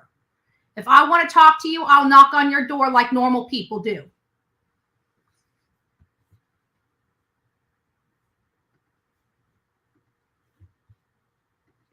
And I was like, oh my gosh, oh crap. And I'm thinking it's law enforcement. I'm like, oh crap, we're about to get in trouble because they're going to think that we're looking for this kid or something. So roll down the window. Law enforcement very rarely talks to you. Now, has law enforcement, when we've done searches with our feet on the ground, have they come by and said, hey, how you doing? Do you guys have any problems? Do you need any help? That's their key of, what are you doing here?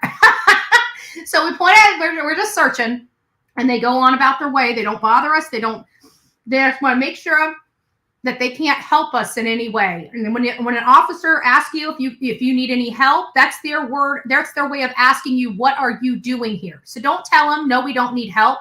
Just explain what you're doing there. That's what they're asking you. That's what they're truly asking you. Oh, and he comes around and he stands there just like this. Just like, what are you doing out here? And I'm like, holy crap. I said, I'm so sorry. I'm so sorry. We were looking for, and I told him what happened and told him the whole story. And he was like, why wouldn't you just call law enforcement? I said, because I don't want to call law enforcement on a neighbor. If they're out walking around, that's kind of rude. And he's like, well, you have no business driving around here, and started telling me in a very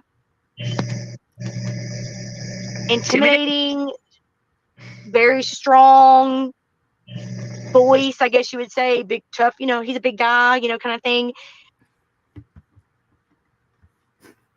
Big guy. I gotta say, you know what? Everything that comes out of my mouth is never going to sound good because it comes from my old school days. And, back in my days, they always said the bigger you are, the harder you fall. I'm just saying. I'm not a violent person. I'm just saying, Chris, you don't want to stand in front of my car. I might mistake the gas pedal for the brakes. I'm just saying, I am blind. Bullshit detected. Take precaution. Just saying. You know what? Why don't you go ahead and get in front of my car and try to stop me? Go ahead and put that hand out in front of me. You might want to make sure you got some springs in those legs. Just saying. Just saying, Mr. Proudfoot. Just saying.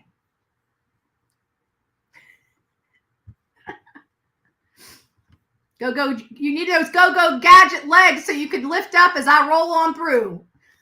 That my son is missing and they've got police all around here looking. I said, yeah, no kidding. I know, I'm aware. I've been talking to him. Trust me, I know, I get it.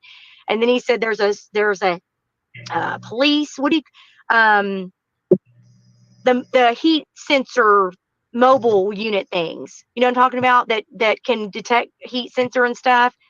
Well, they had one of those up in the top, hoping that if he came home, it would alert law enforcement that there was somebody walking around. Which I don't get that, because you've got families that are walking dogs anyway. So I was like, I'm so sorry. I kept apologizing to him, and he got really upset. Wait a minute. How would Chris be notified of the hit on the drone? Wouldn't law enforcement have received that hit, not Chris? Did Chris install some thermal imaging on his property and nobody knows about? Huh. Interesting. I'm throwing a question out. I'm not trying to stir up anything, not trying to interject anything. I just thought it was awfully funny. I don't know. Did TBI reach out to him and say, hey, Mr. Proudfoot, we got a hit on the sensor. We got somebody in a Jeep running by your house. Can you go out there and stop them and check them out for us, Mr. Proudfoot? Can we go? Can you go out there and stop them? A private citizen, go out there and stop that car. Get in the middle of the road and stop that car and find out what they're there for. No cameras, but heat sensors. Exactly. Chris, your behavior sucks. I would say you're busted at this point. It's just a matter of time before law enforcement's knocking on your front door. I can guarantee that at this point. They're going to find that boy. They're going to find something. They've already got something. They're too quiet. They got something. And, kind of said some things, and I was trying to calm him down. I apologized. And my son's girlfriend was in the back, and she thought that if she rolled the window down and said, I am such and such, and I go to your son's school, that he would calm down. Even though I said, hey, I'm your neighbor. I live up there. Everything's fine. I'm sorry. I didn't mean to bother you. I thought even me telling him I was his neighbor would calm him down. It's like he just glossed right over that. He didn't. This man's not acting normally. He has something to hide. This is behaviors of a man that has something to hide. Normal people don't act like this. Here. So she says, I'm such and such, and I go to school with your son. And he stops mid-sentence to me and said, oh, and got stopped, looked at her and said, your name? And she said, yes, sir. Like, how do you know? She only gave him her first name. And he said the whole thing. Now that is probably. And she was like, how do you know my name? And I was like, what the crap? I looked at my son. I said, we need to go. We just need to go. We just need to go. And I'm like, this mom is getting a weird vibe of being around this man. This is a weird vibe she's getting, being belly to belly with him. And I'm sorry, I trust that woman's instincts just a little bit. Okay. She seems like she is here. She seems like what she's saying is truthful. I don't see her displaying manipulative or deceptiveness here. Again, not an expert by any stretch of the imagination. Just what I'm seeing is what I'm saying. And I've seen a lot of people do a lot of weird shit like Chris and Katie. This lady seems like she's legit. Okay. And she seems like she has an uneasy feeling. Before she was even stopped, she started saying, we need to get out of here. She had that instinctual feeling something was about to happen. And she was absolutely right. He freaked her out. This was an uneasy and intimidating encounter she had with the father of a missing boy, that she was actually in her own community trying to make sure that somebody that was in her community with these goggles, makes you wonder if it was Chris Proudfoot walking around with some goggles. I think Chris Proudfoot is a paranoid person. And I think he was worried about cops monitoring his movements. I don't think he was worried about the people. He was trying to find whether he was under surveillance. That's what I think Chris was. I think Chris was paranoid as shit. He was paranoid. And not because he was getting threats. This is not behaviors of somebody that feels like they were getting threats. And he's sitting there telling this lady, well, why didn't you call the cops? Well, Mr. Proudfoot, why would you stand in the middle of the road and put your hands up instead of calling the cops? What's good for the goose is good for the gander.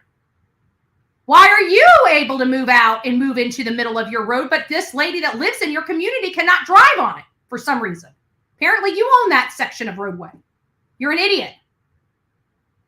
You're an idiot.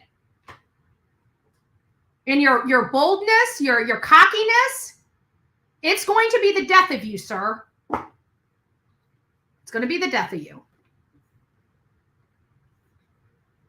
I'm going to call the police because this is getting, I don't understand. I wish you could have, I can't describe his body language was just very It stern. wasn't like, well, for that people were out there looking for his son or thinking it was more like trying to stop. Get off my street. Get off my street. Get out of here. Get off my street. Go home. Leave me alone. Get away from us. But he told her that, so you're the girl that runs this Facebook group and this, that, and the other. I'm going to demand you take that off.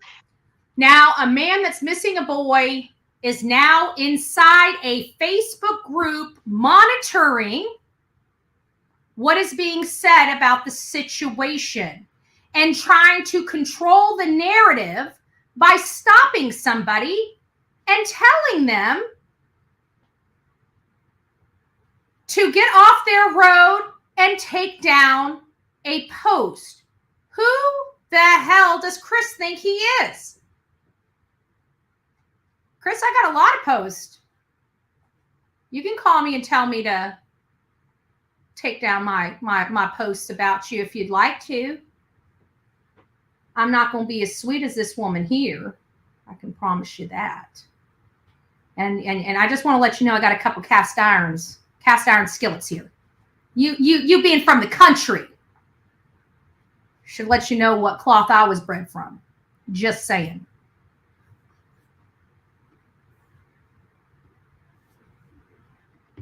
You get your phone. And he said, where are your parents? And she said, at my house. And he said, well, I'm going to find out where you live and I'm going to come knock on their door and we're going to have a conversation. And she said, that was intimidation. If anybody wanted to know what intimidation looks like, that's intimidation, right? I utilize this strategy when I need parents to be shaken in their boots, right? This was an intimidation strategy. Is this something to make the hair on the back of their neck stand? Okay, good luck with that. And I was like, you know what? Look, we don't want to, cause any issues and whatever. I try to give him grace. Don't know the man from nowhere. And I just kept saying, you know, he's upset. His son's missing. He's really upset. He's very defensive. Maybe that's just all that what it. See, and people keep giving these people, like everybody, she's got a bad vibe, a horrible vibe. Long before he ever even approached her car, she's got her spidey senses going off saying, I feel danger coming. This man pops in front of her car. She has the senses that something ain't right, that they need to get out of there. Yet here she is trying to justify the weirdness and uneasiness she's feeling. See, I don't justify that. I think it's a very dangerous thing, especially for women to do. When you feel an instinct, you don't try to justify it or belittle that feeling, because that puts you in danger. It was. Now that I've seen some of his YouTube videos, and I'm like, yeah. Wow. Thank you for sharing that. I didn't know the back end of those details. I know we talked before offline a little bit, and you said, you know, kind of like a confrontation kind of deal. We confronted you guys, but I didn't know those like back end details that you shared. Somebody in the chat, Smiley's World, was asking, prior to the February 26th, right, when Chris arrived home, did any neighbors or anyone that you heard, whether you see it, but you said you never knew him prior, did anyone ever say anything about him being around the house on the 25th, the 24th, or seen in the neighborhood or anywhere in the area prior to the Nobody's ever really mentioned him. The only person that's ever said anything about him coming home, like I said, nobody really ever paid attention, I don't think, because even the neighbor that lives close by that I'm friends with, I asked her, like, you know, did you ever see? She said, I never really paid attention, because like he would come and go, and they never were out really, you know, and they had this camper, and the camper would leave, and then it would come back, and then. This is an isolated family, y'all. A very much isolated family. What we're hearing right now is 3 people that made their own little world and blocked everybody else from entering it. They didn't have friends that came over. They probably didn't go see family much. So we have issues. We have lots and lots of issues here. Nobody knows these people in their community, and they've got a child missing. The only experience they've had with these people is the crazy outburst that they brought out to the front yard and didn't give a rat's ass who saw their arguments or what was being said in those arguments. And this is after only being in that house for a year and a half. I wonder how many other fights along their 8-year journey together they've had. I've wondered if anybody has seen them get physical with one another, because quite frankly, it looks like Katie can handle herself. And from everything we know, she sounds like she's just as violent as Chris, 2 peas in a pod. And this boy was stuck in the middle of both of those volatile people.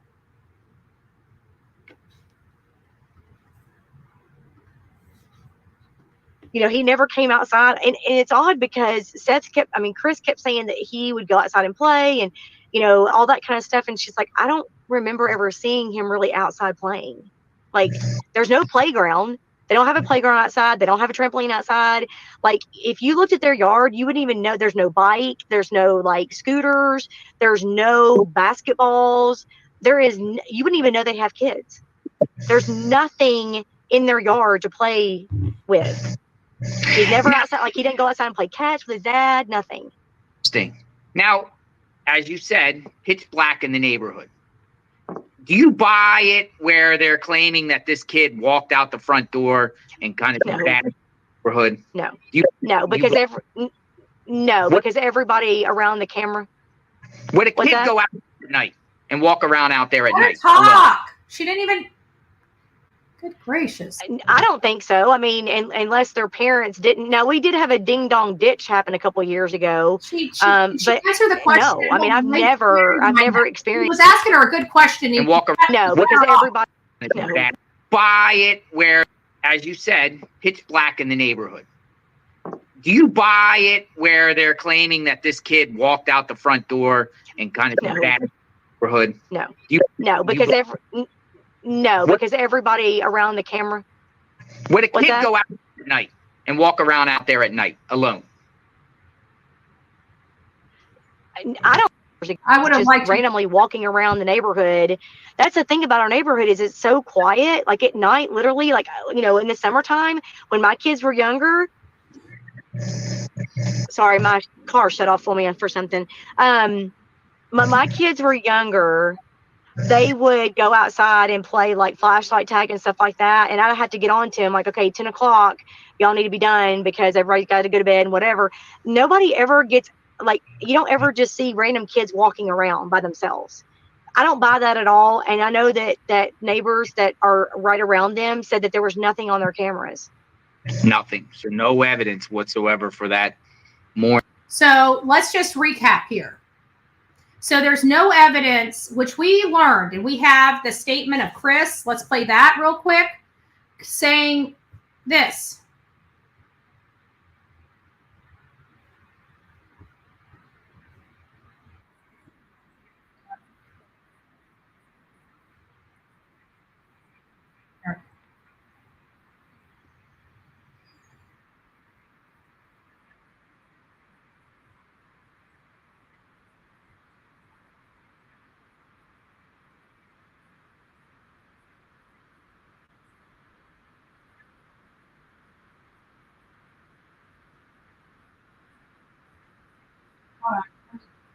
There's a lot more on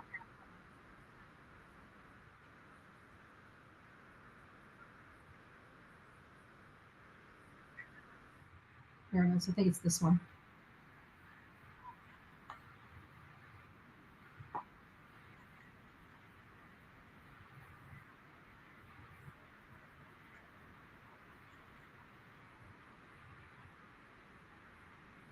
Okay, let's keep listening.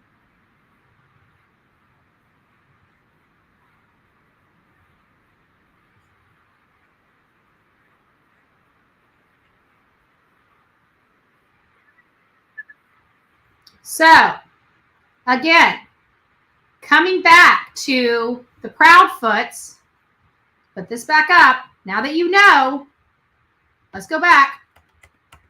Let's listen to what she has to say.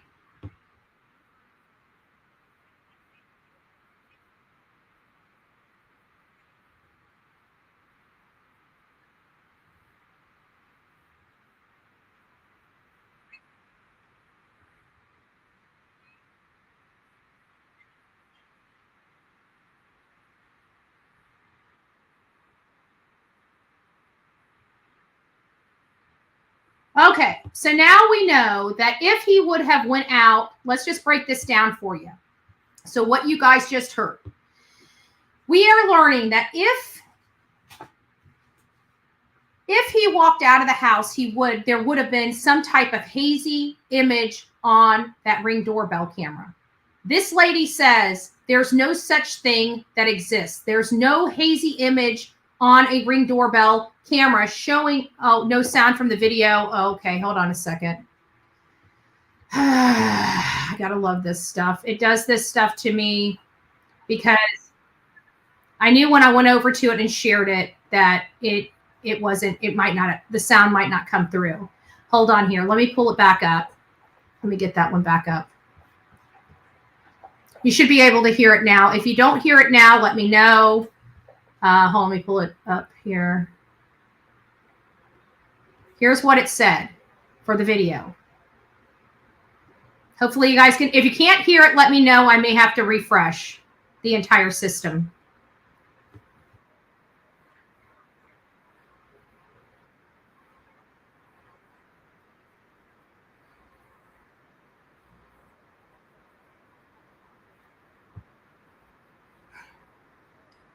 No sound? Okay.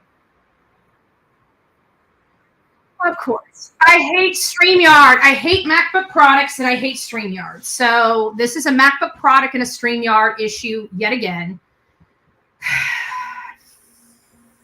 Don't even know what to even say at this point.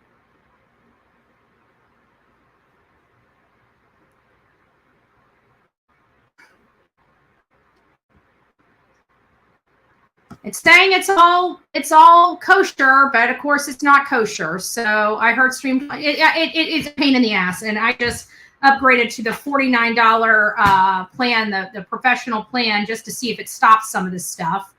And of course it doesn't. So it's ultra irritating for me.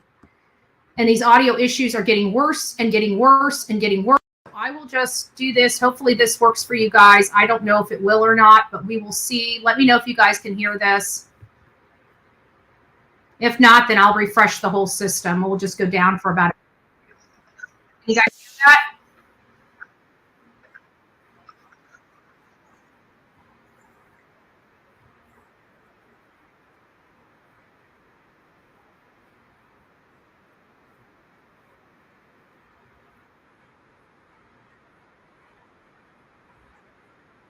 No, we're talking about, we know you have my audio. We're talking about the audio on this. Okay, let me refresh this whole damn thing. I don't know what. I hate freaking, I'll be back.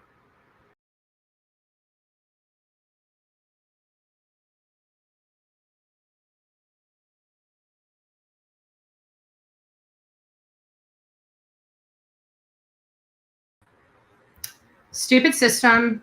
I'll try it again. I'm going to break down. I apparently now have to break down. You know what? Let me just open a new fucking link. Excuse my language. I'm over these audio issues. I freaking hate it. I hate issues. Hopefully you guys can hear this now.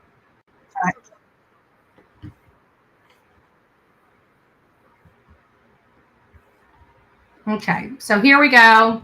Here's the video again. If this doesn't work, there's nothing I'm going to be able to do. I will play it on my phone if I have to.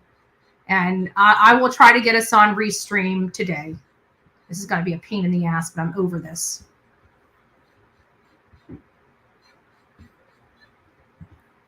And not only that, but if somebody had been by the front door, punched in the code, believe it or not, no, it's not super clear, but you would have seen a shadow or a figure.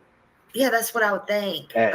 Based on, something would have been visible because one of the lights is still visible from that ring camera from across the street.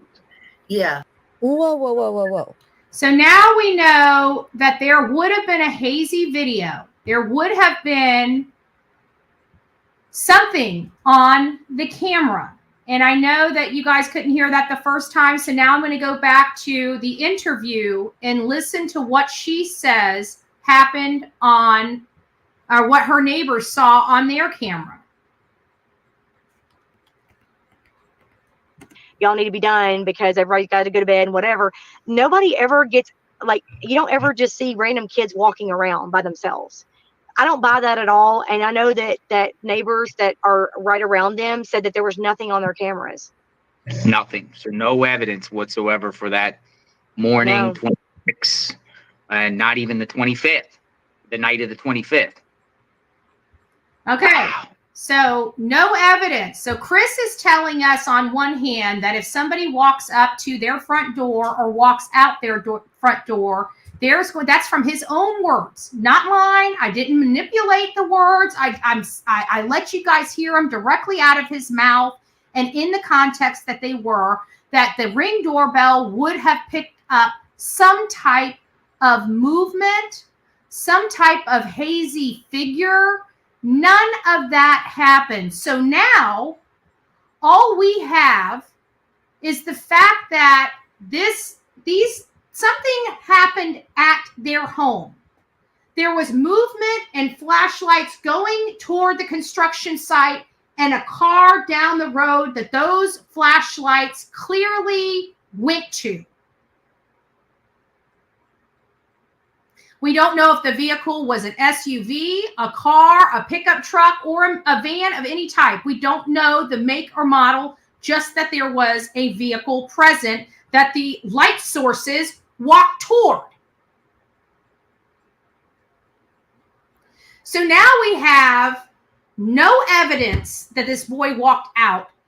There's no hazy images, no hazy video, no mystical thing coming out of their front door that could potentially be a boy running away from home. The door doesn't appear that it was opened at all, that front door. Thank you, Michelle. Michelle gifted 1 Bullhorn Betty membership. Thank you for that. So he didn't walk out the door. They had no dog hits at their house. The only dog hits that they had for Sebastian was at a construction site. So no scent from their house. And then all of a sudden at the construction site, they get a hit. It sounds to me like Sebastian's feet never touched the ground. What if the scent that they smelled was him being laid on the ground in order to do whatever they needed to do, whether he was in a box, a bag, or whatever? It sounds awfully suspect. And then we take Chris's behavior. Oh, candy wrapper. Oh, you're so sweet.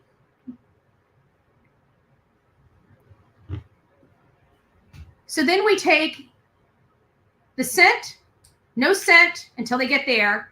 We have all these light sources and a vehicle, a mysterious vehicle, in and around the night that he disappeared. Now, again, 2 flashlights going to a car that appears that somebody else may be in it.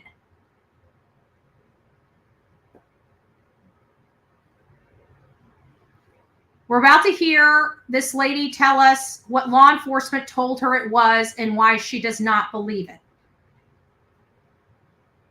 Chris's behavior has been to run off anybody and everybody that has been searching for this young boy.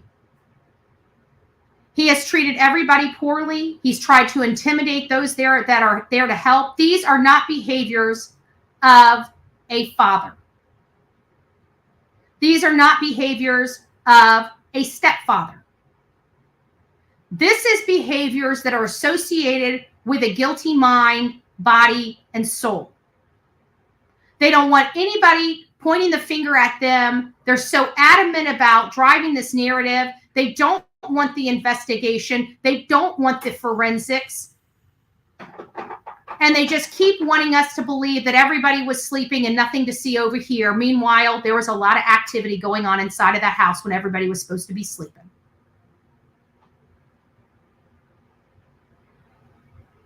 Their story doesn't make sense.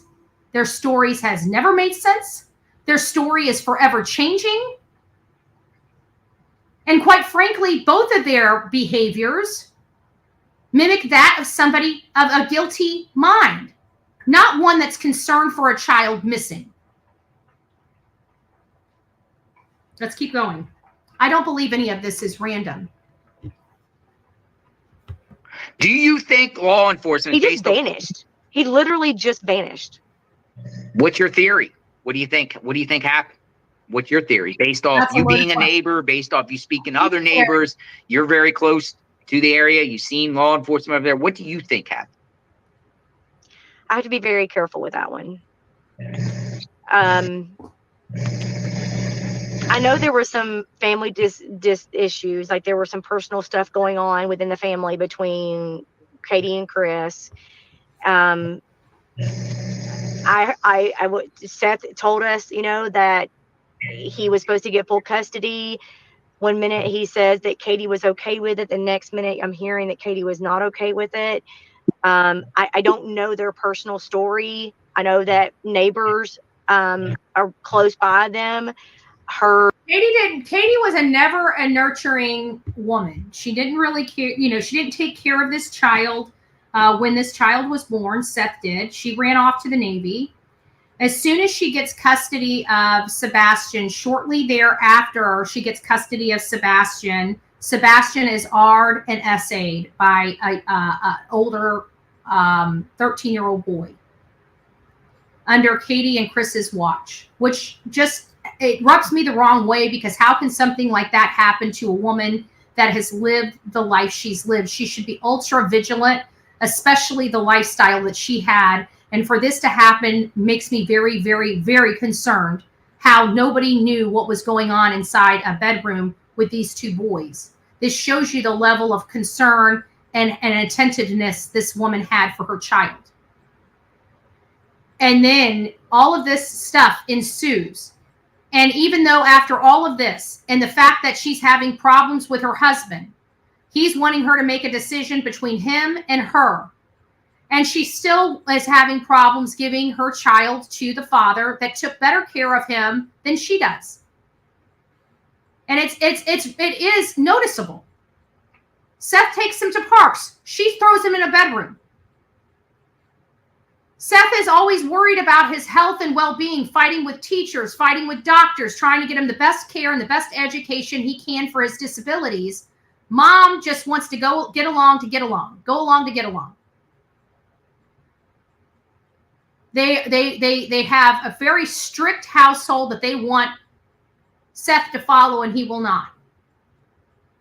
But finally, she's having to make a decision between her son and her husband.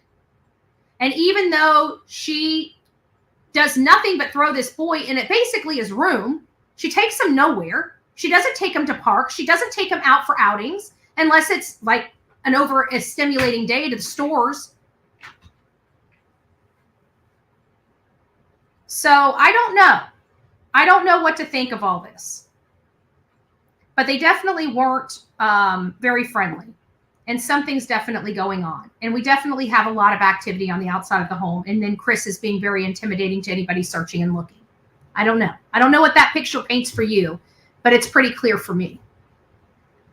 Heard fighting within their family outside, verbal things that were said outside. So I don't know that it was, you know, I think there were some struggles within the family. I mean, every family has issues. I get that, but I don't know.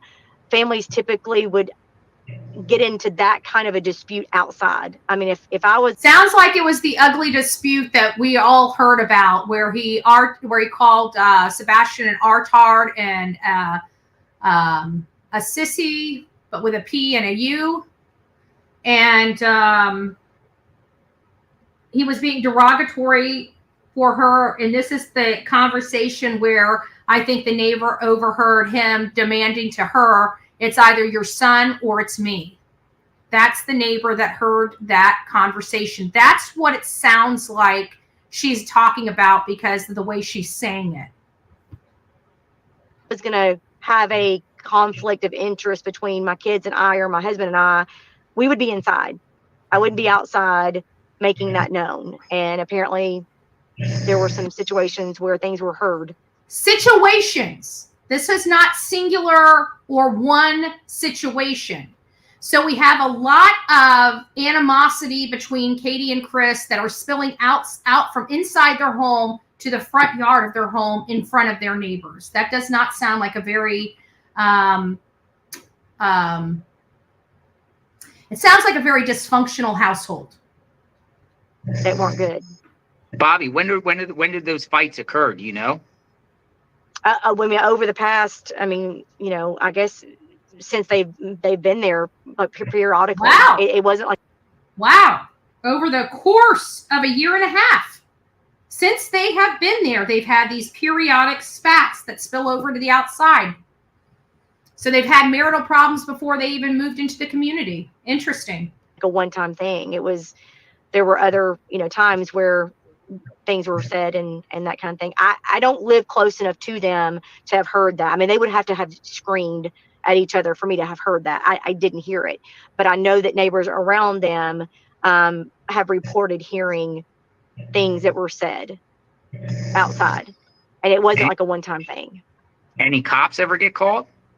Well, I mean, CPS was you know, called multiple times, and I know teachers personally that still work at Beach that were told things, and they have. So we've had multiple calls of CPS to their home, multiple, not just in the community, but also from the school. So it sounds like there were a few neighbors that did call CPS. We weren't told that up front. I mean, we were told that through a phone call on another creator's channel, but it was also the same person that said this child was being pressure cleaned with a pressure cleaner and forced to sleep on a mattress in the garage, which has not been founded as true or corroborated as of yet. So we couldn't take that statement as a true statement. She's putting a little weight behind that statement. Just FYI. Had to report it. I mean, when a teacher is told, counselors and teachers are told things, they by law have to report it. And I know that absolutely. And I know that, kids can be over exaggerating. I know that, especially teenagers, that kind of thing. I think for me, I think my kids would be respectful enough with us that if something happened, I don't think they would go and say, like, my mom is mean to me. Like, they know that's not true, and they would get in trouble for lying. So for him to make up that things that he was saying, I can't imagine. Make up things that he was saying. So she must have some insight on what was stated. Just the way she's saying it here, it sounds like she has kind of a little insight on what kind of abuses that he was sharing with his teachers. It sounds like. I don't know for a fact. I don't know this lady. I'm just saying the way she sounds like she knows what was said. Him making certain things that were set up enough for CPS to be called on them. And I know they were called multiple times. Wow. Multiple times. So when you say multiple, how many times? I have no idea. Has any I'm not privy to that information. Has any neighbors or anybody tell you that they've seen the CPS at their house? Like, I don't know. They have not actually used the words "I've seen them at the house," but they've told me that there have been people that have visited an official. Like, I don't know. Like, the car that comes is not going to have CPS written on it. Yeah. I mean, it may have a government official, like, license plate or something like that. And they're not going to have they're going to have a badge on them as they go to the front door, but it's not going to be something that a neighbor is going to see, that kind of thing. So I don't know, like, neighbors haven't said, like, I have seen this happen, because they were really paying attention. I don't think it was one of those neighbors things. Weren't really paying attention. I mean, so these allegations of the pressure washing and the mattress, again, I don't think that they hold weight. I think it was somebody that had a little bit of information and manipulated it, personally speaking. Neighbors, like, after this has happened, some of the neighbors are going back and saying, wait a minute, I remember this, and I do remember that, and I do remember this, and oh wow, this is like all connected. But when it happens over a year period of time and it's just random, but then nothing really ever comes of it, you just kind of try to stay in your own lane and mind your own business, because you're not hearing, like, I don't know that neighbors heard screaming, or, like, I don't know that it was like the things that were being said outside were loud enough to make neighbors call. I don't think it was that kind of, like, if a neighbor next to me, I heard a kid screaming, help me, don't, whatever, I would be calling the police. Like, okay, I'm going to go inside. I'm going to call the police and be anonymous. It wasn't that kind of a thing. It was things that were said and arguments between them that made neighbors think, gosh, Well, when you say that, are we talking Chris and Katie, or is Seth in the picture too? Is it like, were there arguments with Seth there? I don't think Seth was ever there long enough. I think he was there long enough to pick. Oh, you mean he wasn't the loudmouth, violent, rude scumbag that this animal here has painted all over social media about him? Well, imagine that. Sebastian up for his weekend, or they would meet somewhere for his weekend or something like that. I don't think that Seth was ever there. I think it was mostly, the one neighbor told me that she heard, and I'm not going to go into a lot of whole big detail because I don't want to get into their whole personal life. It's not my place. But a neighbor had told me that there were things that were said between, like, Chris and Katie would get into an argument, like in the driveway, and then Sebastian might come outside and Chris would raise his voice at him, either get inside or what are you doing out here, or make comments to him like that. And like I said, it wasn't like, I'm going to kill you or I'm going to beat your butt. It wasn't like such a horrible thing to make a neighbor call 911. It was just a very, like, abrasive enough to, now that he's missing, they go back and think, oh, So that's kind of like, that was the kind of what you were saying when the neighbors kind of put these pieces together after the fact. Right. It's one of those things that you go back and look and think, oh, okay, so maybe there was something to that. I just didn't realize it. Have you ever heard anything about the mattress in the garage? I have, and I have not been able to confirm that. I did hear that, and the neighbor. So a woman that lives in the community, a woman that's social in this community, that lives in this community, that has heard about this mattress and has specifically gone out looking for this mattress, she cannot corroborate the information. Okay? Now, I'm going to say it's rumor. Yes, I believe there's a mattress in the garage. It's probably standing up on its side. Was it used for, I don't know if it was used for Sebastian. I don't know if it was used for punishment for Sebastian.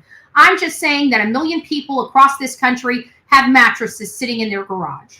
Okay? That's all I'm saying. And you know what? It's not sus with them. I don't think the mattress, it may be relevant, it may not. I really don't know about this mattress. But again, she's already said the neighbors weren't even paying it that much attention. So how would this neighbor have such damaging evidence about Sebastian? I don't know.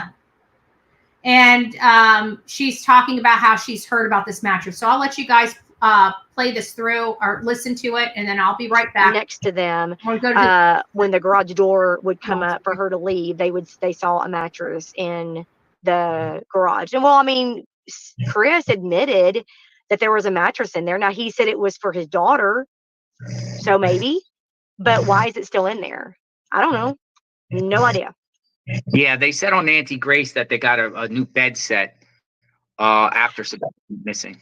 But then people are also that it's punishment. Did you?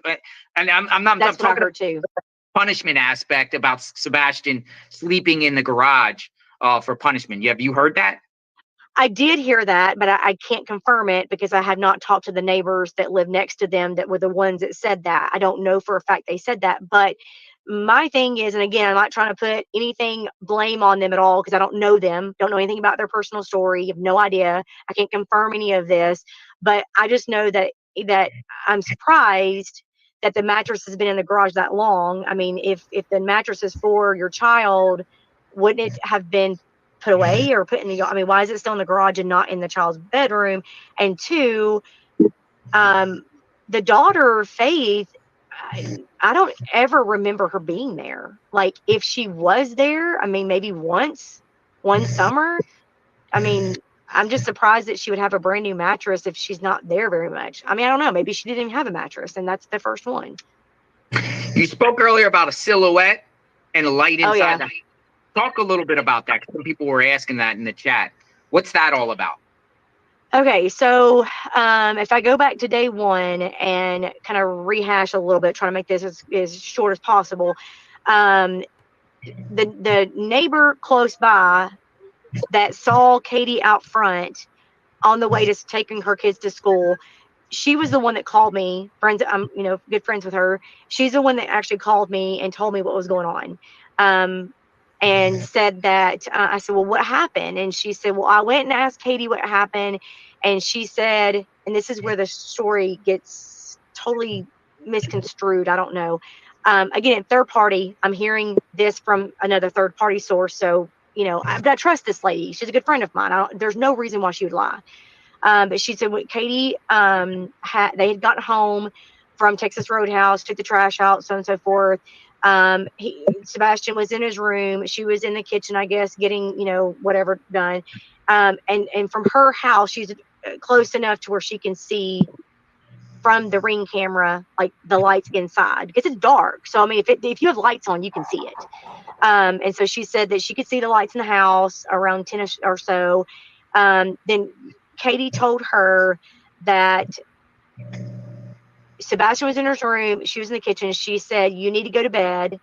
And he said, okay. And she goes in the living room and does whatever, watches TV. She says she was studying. I don't know, whatever, doesn't matter. She was in the living room for whatever reason. And she told my neighbor that she fell asleep and say that again. You broke up. Say it again. You broke up. This funk And she yelled across the house and said, Sebastian. And he said, yes, Mom. And she said, are you okay? He said, yes, I'm fine. I'm good. Go to bed. And she said, okay. So she gets up, and my neighbor said, you can actually see. So her rendition, this was one of the first stories. This was one of the first stories that she states. Let's go through it so far, and we're going to finish it up. We'll rewind it back so you guys get the full context of it. But apparently she was in the kitchen when she told Sebastian to go to bed. And according to this very earlier statement she made to her neighbors, after he went to bed, she was studying and fell asleep on the couch. She fell asleep on the couch. Let's go back. We're going to rewind it just ever so slightly, and then we're going to listen to it. I won't interrupt until she's done. Okay. Say it again. You broke up. This funk, and she yelled across the house and said, Sebastian. And he said, yes, Mom. And she said, are you okay? He said, yes.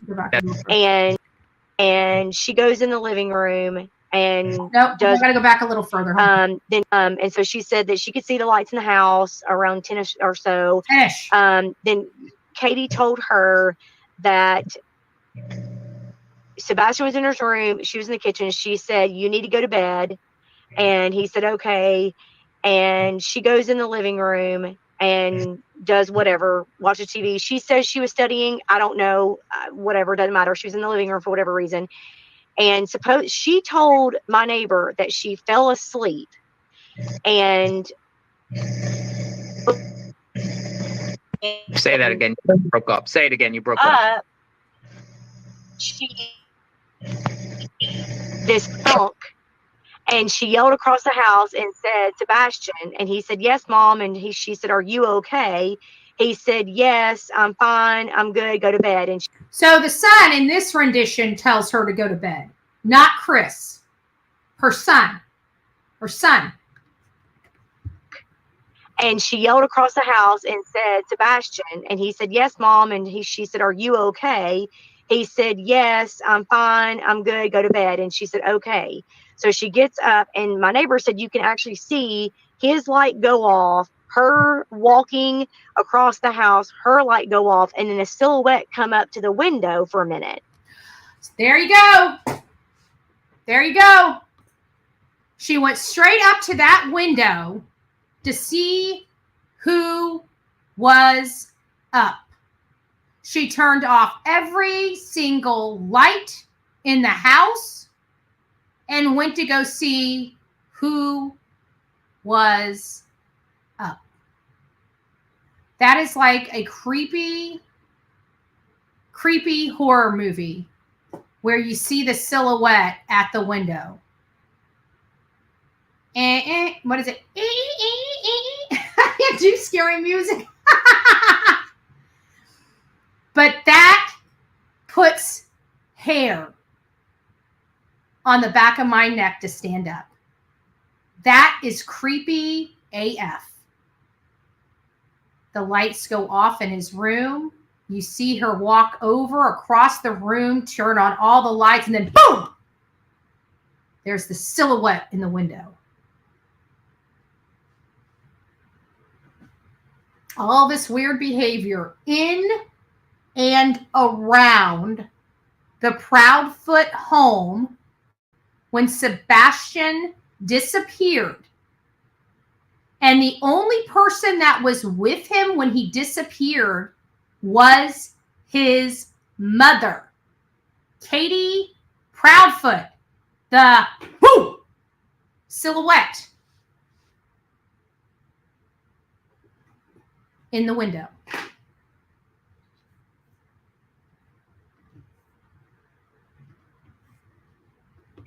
And then everything just goes black. What time was that again? 'Cause you cut out. I'm sorry. I know my son was calling me. Okay, so she woke up around 11:30 is what she told my neighbor. Much different from the story we've got today. Much different. This is the crafting of their story. This is why it was so critical to hear somebody unrelated to the Proudfoots or the Rogers family to give us some insight on what happened. Here it is. This is her story from the beginning, which has changed significantly. Parents don't change their story this wildly. They just don't. They just don't. This is almost as close to her having the weapon in her hand. Just saying.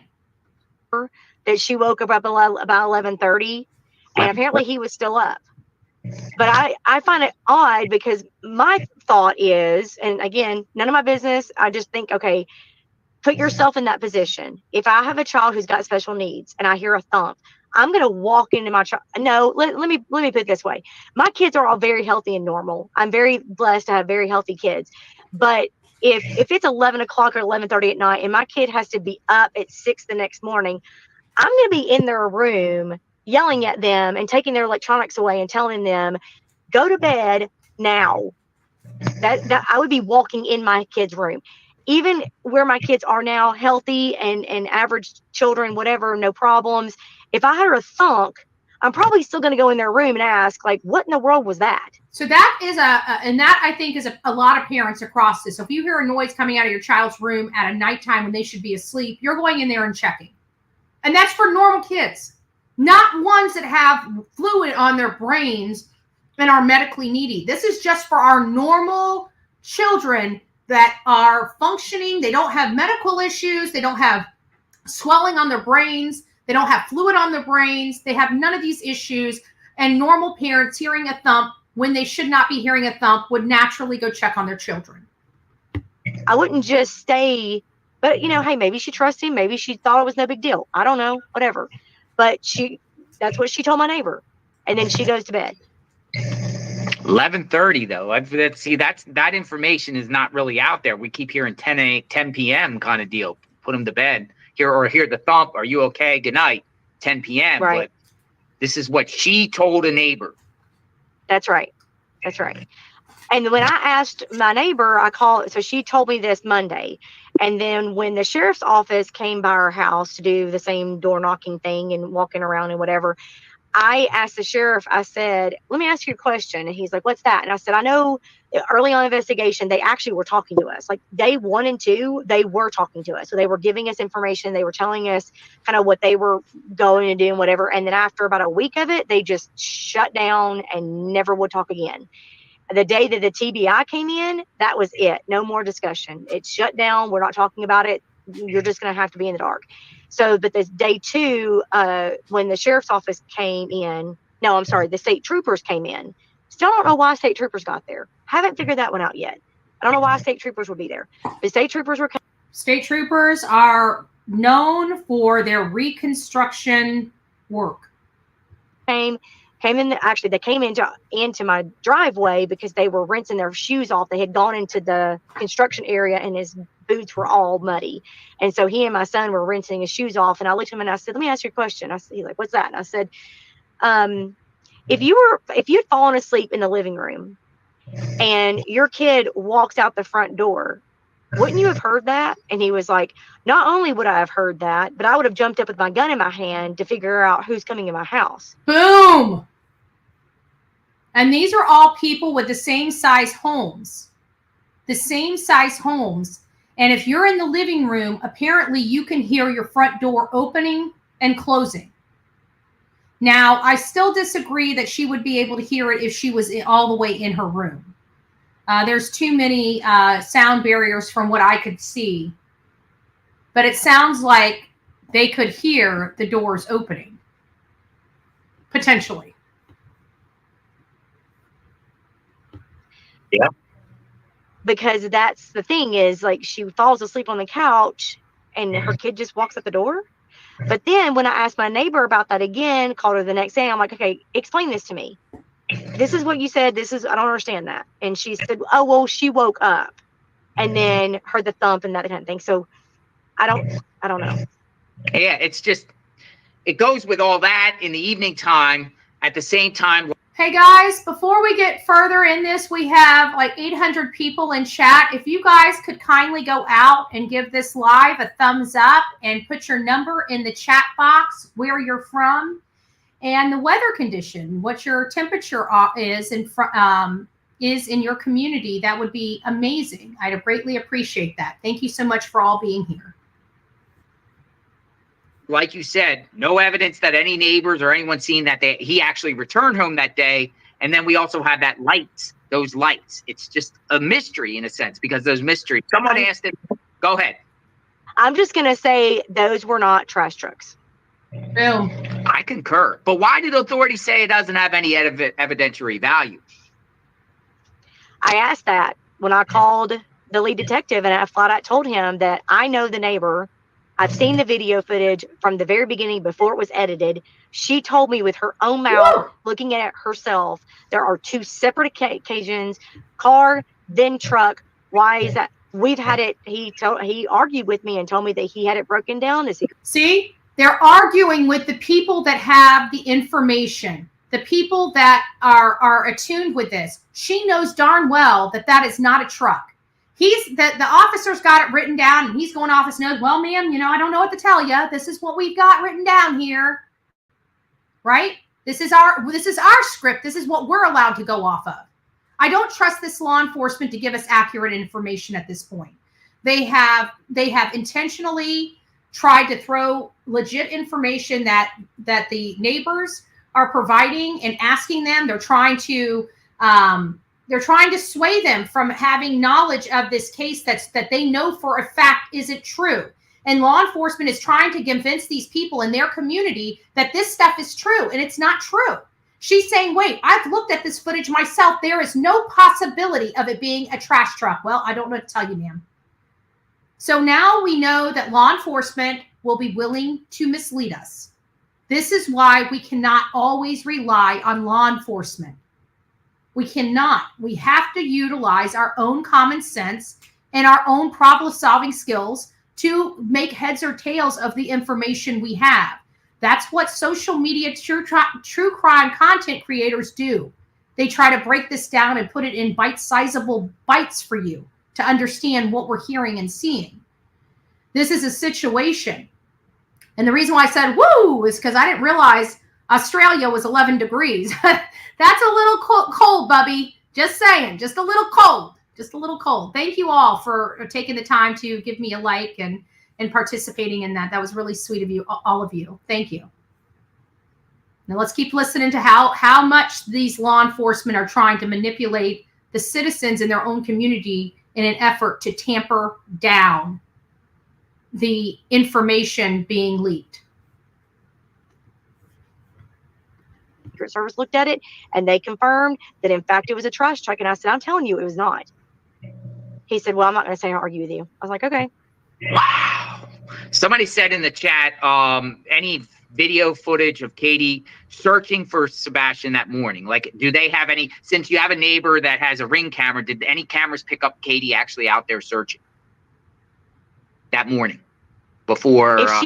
If she, oh, you mean before all the police got there? Yeah. So the neighbor that was leaving to go take her well, actually, the neighbor's camera did pick up her walking around her house. Really? So she walked around her house? Yeah, because in the neighbor, if you're looking to her house. So she walked around the house. She walked around the house, and listen to this. Again, if we put the timeline together, Katie should have been in pajamas. And she's fully clothed, walking around her home. But she says she woke up and went in, as she always does, to wake her son up out of bed. And basically from that point forward, she was running around the house and everywhere else. She should have been in pajamas. She never stopped, according to her statements to us, for months. She found him. She started searching all over the house. According to her, she went outside. I didn't hear her say she was hollering Sebastian's name, but apparently she went outside looking for him. Fully clothed. Fully clothed. House, the neighbor to the left of them, that the wife came out and was actually looking, there's like a little, like a wood door underneath the house. What do you call that underneath the house? The crawl space. They actually opened up that door and were looking in the crawl space together. And so they were looking, but as far as outside of the neighborhood, I've never seen them, and they've never, no, not that I'm aware of. I mean, I asked my kids, and my kids said they had never seen her, never seen him. They did see Seth was out there a couple of times with everybody. Jeez, we keep hearing Seth's name a lot when it comes to this, and Seth's activity out there hunting and searching for his kid. I mean, for such a piece of shit father that didn't want his kid and doesn't want his kid found, man, he sure is going to every length possible to find his son. Huh. I wonder if those investigative journalists will retract their horrible statements about a man that's been trying and working so hard to find his son. He was at the command post. I have a good friend that was there in the command post, and she confirmed that he was at the command post. But I asked her, I said, did you see? Wow, for a piece of shit father that just wants to steal money and not have his kid back, man, I tell you what, he's sure playing the part. He's sure playing the part of the grieving father. Man, it just must be smoke and mirrors. I mean, you know, we're months in. Must all be smoke and mirrors. Must all be smoke and mirrors. Katie or Chris or the Bowers Hawks, and she said no, never saw any of them. Oh, so the entire Proudfoot and Bauer Sox family were completely absent, but we're just now getting around to talking about them here on social media. The last people that saw this child alive, you know, it sounds like the father did everything right here. The biological father. He wasn't with the group. He didn't really care for Katie or Chris. He wanted to find his son, literally day one, out there in the streets when nobody else was. He's been out there searching. He's been out there fighting, and he's been out there putting up with a bunch of crappy people's nonsense. And here we are learning from the neighbor. Once again, he was the only one out there searching for his son out of the family. Man, what a piece of shit dad. I wish everybody had a piece of shit dad like Seth. I'm sorry. I really do. I wish they all had a piece of shit dad. Again, she said, but I mean, law enforcement did ask them to stay home in case he came home or called. So there's that. Do you think law enforcement exhausted the whole area? Like, do you think they did a thorough search of the entire neighborhood and the streets along Long Hollow Pike and the school? Do you think they? Oh, yeah. I definitely, I mean, I watched it with my own eyes. They were deep in, they were climbing in the trenches and looking in the sewage areas. And I mean, they had dogs everywhere. They had drones everywhere. The question is, what are they doing with whatever evidence they collected? And what are they doing with the surveillance cameras? Because what I'm told that neighbors saw, they're denying. Oh, imagine that. So we have a woman that lives in that community where people have turned in audio surveillance footage, and law enforcement is coming out and denying and saying none of it basically exists how it exists. This is coming from a community member. Now, do you guys understand the importance of following law enforcement behaviors, not the word salad that comes out of their mouth? Do you understand why I try to teach you guys this? And why I laugh when people say, it's not corroborated, law enforcement didn't say it, because I don't listen to law enforcement. Never have. Never will. We go out and get the information, we bring it back, we digest it for you. We put it in bite-sized pieces so you guys can understand what's going on, because law enforcement won't tell us. We're just waiting for the rest of the Krama channel to realize, you know, once they get educated on policies and procedures of law enforcement, we're expecting them to get educated and kind of come up to our level, which they never will, because you're talking about uneducated people. They don't know what they're reading. They don't know how to understand it. Why? Because they're uneducated. Now, if they want to come over here, they might get educated. Maybe that's why they watch me so much. Maybe. Who knows? They're denying. Yes. Why? Why is that? Exactly. I don't know. That was what I asked. I have no idea. See, I don't what understand. what I find interesting, Miss Bobby, is, I was up there, a week and a half later, and then we were searching, and on that federal property, and there was a dog hit, and law enforcement didn't even go out there to look at all. It's as if they didn't even care that there could be. When I hear stuff like that,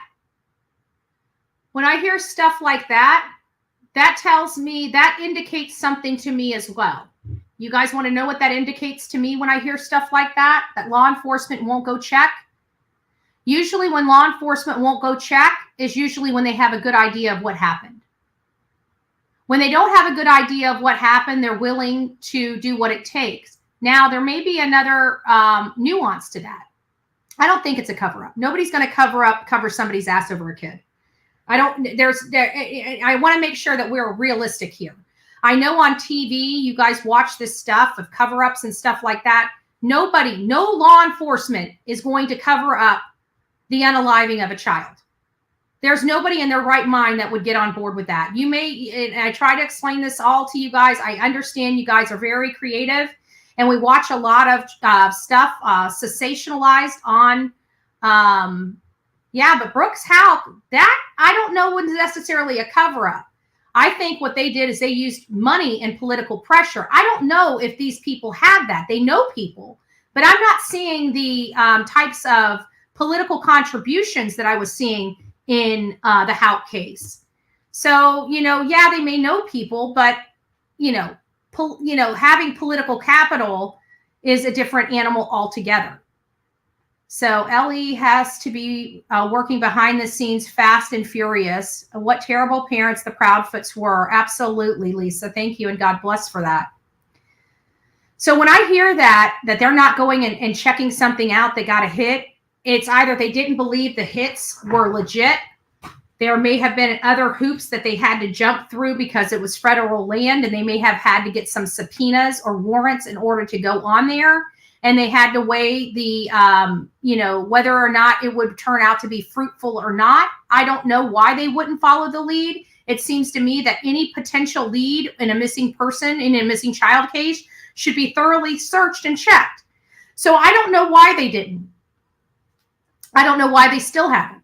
Or maybe they have, because we really don't know what law enforcement is doing. We're not there. We don't know.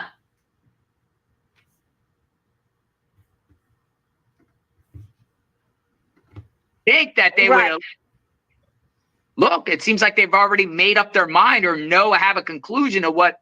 Or maybe I should just happened to Sebastian, because I was given. That is exactly how I have felt since the first week. Literally the first week. Within a day. I mean, and a lot of people would get on Facebook and belittle our neighborhood and yell at us like, why aren't you guys out looking, and why aren't you guys have signs, and why don't you have, if I was in that neighborhood I would flood it with green. And yeah, but you haven't been violated, and you were a part of this where you had hundreds of cars a day.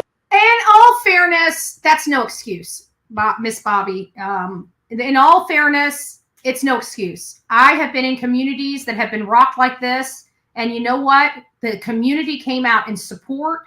There were yellow ribbons for Madalena Kojakari on trees and everything going into her community. There was still signs, her missing person signs, entering her community and on her neighbors' lawns for literally 9+ months. By the time I got out, I was still able to see those signs. That is unexcusable. People that are coming through that community are still going to come through that community, whether they see faces of Sebastian or not. His face should be peppered all over their neighborhood as community support for this boy. So I totally and wholeheartedly, this is an excuse. I don't like it. It's the only part in this entire interview that I didn't like her response. It was a truthful response. She was still being truthful, but it's sad that that's their belief and their reality, because at the end of the day, it's not about how you feel. It's about bringing avocation to a boy that you clearly say you're concerned for. So, I believe that whole community anybody that supported finding this boy should have had a Find Sebastian sign in their front yard. I'm sorry, this is a boy that disappeared from their community. And how would they feel if one of their children were missing and they didn't even have any signs? If their neighbors refused to put signs up or ribbons up or anything to honor their missing child, how would they feel? That's how the rest of we don't care about Chris and Katie's feelings, but we kind of step in for their parents, what the parents should be. And in this case, it's hurtful to us. It's hurtful to us that a community feels this way. I really believe they should be honoring this boy, especially in light of all this stuff, because it sounds like he was abused and none of the neighbors knew. And it seems like just out of honor and respect for this boy, they would at least at this point honor and respect him, and still nothing from any of the community neighbors. I'm sorry. I find it wrong, you know, and she's a sweet lady and I'm not coming down on her at all. I just think they need to change the way they're thinking is all I'm saying. Driving up and down and taking videos and pictures of your house and even more of a reason, and that's even more of a reason you should have these signs out to show that if people are driving up and taking videos and footage and stuff, that they do see the signs all in this yard. Did you ever think maybe the reason why they're taking the video footage is to make a point that there is absolutely no signage in the whole entire community for a missing boy that they all say they're so concerned about? I'm just saying, just throwing that out there, Miss Bobby. I'm just not, again, I'm not criticizing. I'm just throwing that out there. Stopping and asking you questions, and the news reporters being out front of your house, and you don't understand where we are, and we just want to just have some peace and some privacy. We are looking, we're out there, we're asking questions, we're talking to each other, we're on social media, we hang out flyers, whatever. We're just not, why do we need a sign when we're in the neighborhood? I mean, we live here, for heaven's sakes. Why do we need a sign? The neighborhood. I mean, we know what's going on. If you drive through here, this neighborhood belongs to him. Why? Not everybody knows that, Miss Bobby. Just because we all know that on social media, every time I come into a community, there are so many people, even on 1 or 2 streets over, that have never even heard about the case. It's crazy to me. And nothing more. Why can't you put signs outside the community gates on the main road coming in? I don't like this excuse. This is an excuse of why not to advocate for this boy.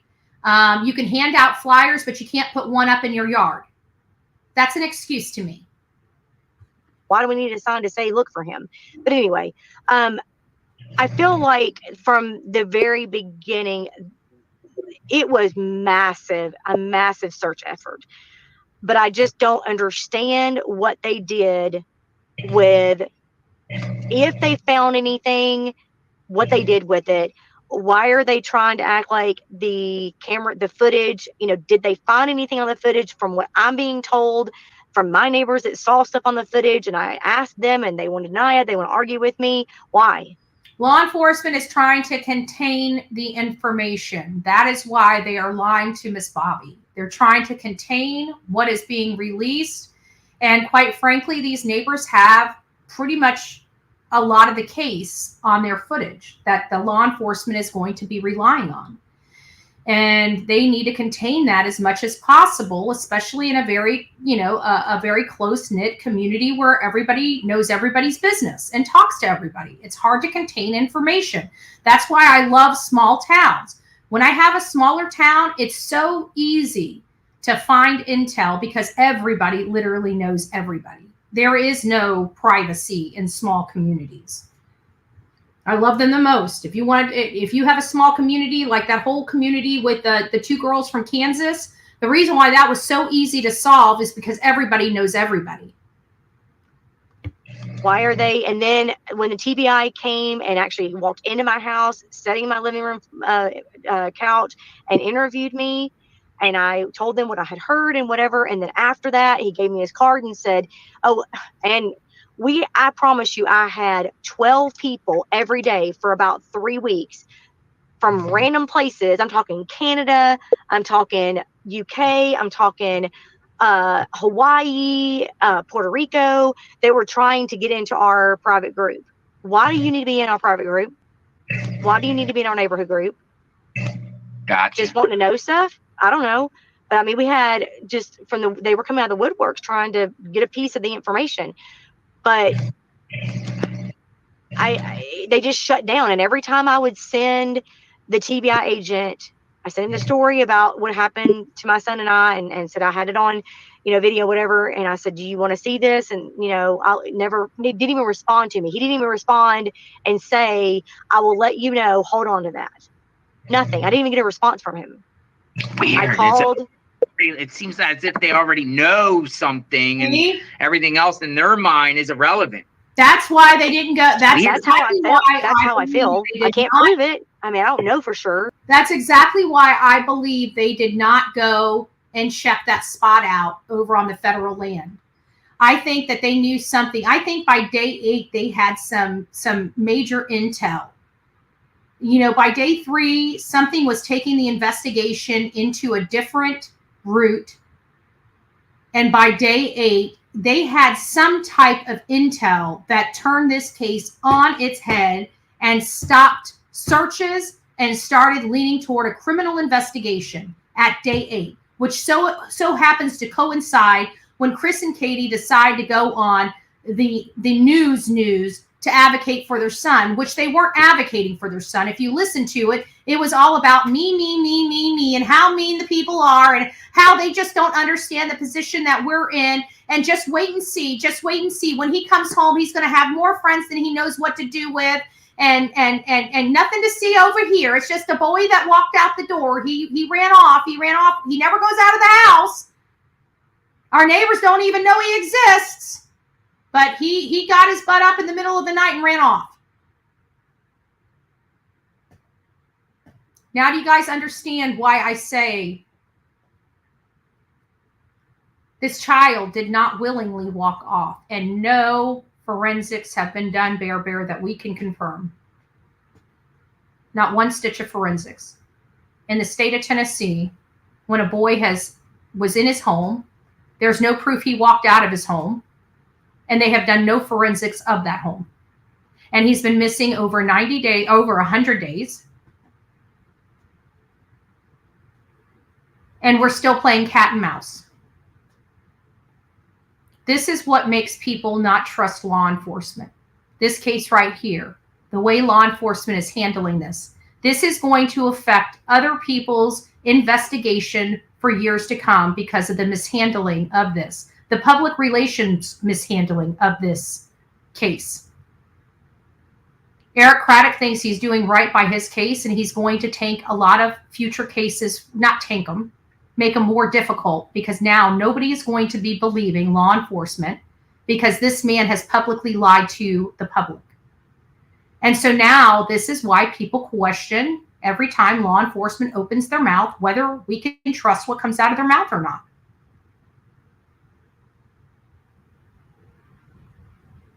And as unfortunate as that is, that's the reality of it. Because here in this community, even the neighbors are stating that they saw stuff on their camera. They speak what they saw, and law enforcement is trying to tell them that's not true. That their eyes and their ears are deceiving them. Just saying.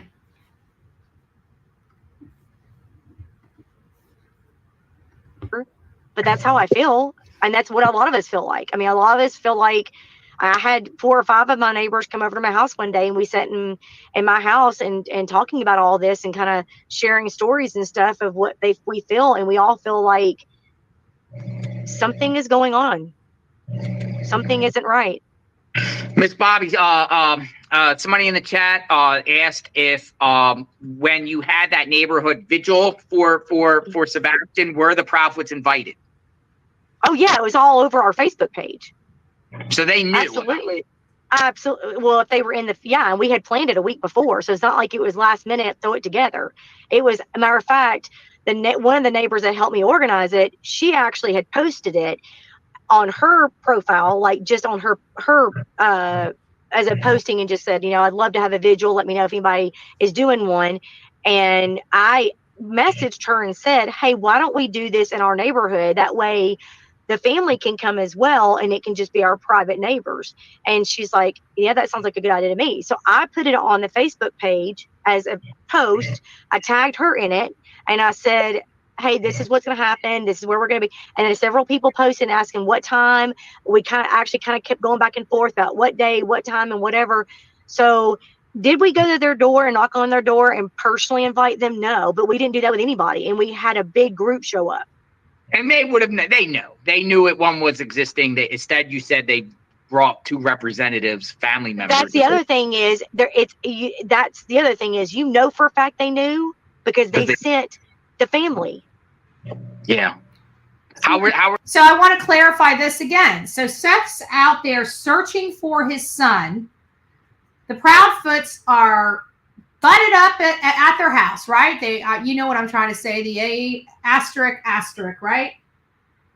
A** up in their house, won't leave their house, sends family members to a vigil to look like they give a damn, won't do anything for this boy, has not done anything for this boy since the day they found out he was missing. Ever since they found out he was missing, you know what they did?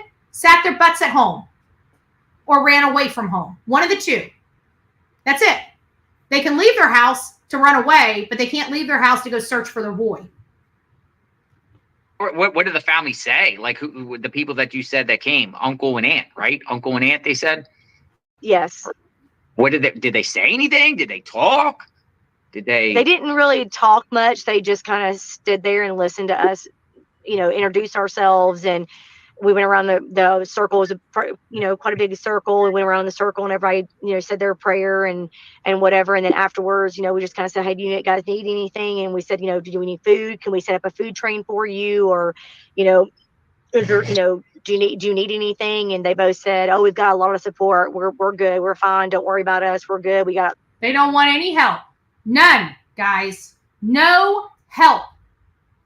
They're in the media saying we want all the help we can get. We want all the help we can get. When their boots on the ground and people are offering, nope, we got it. Nope, we got it. We don't need any help. We don't need any help. Remember me telling you guys this months ago when the hate channels wanted to attack me and say I don't know what I'm talking about. Yet again, this one has solidified a lot of the things that I have been telling my audience as true.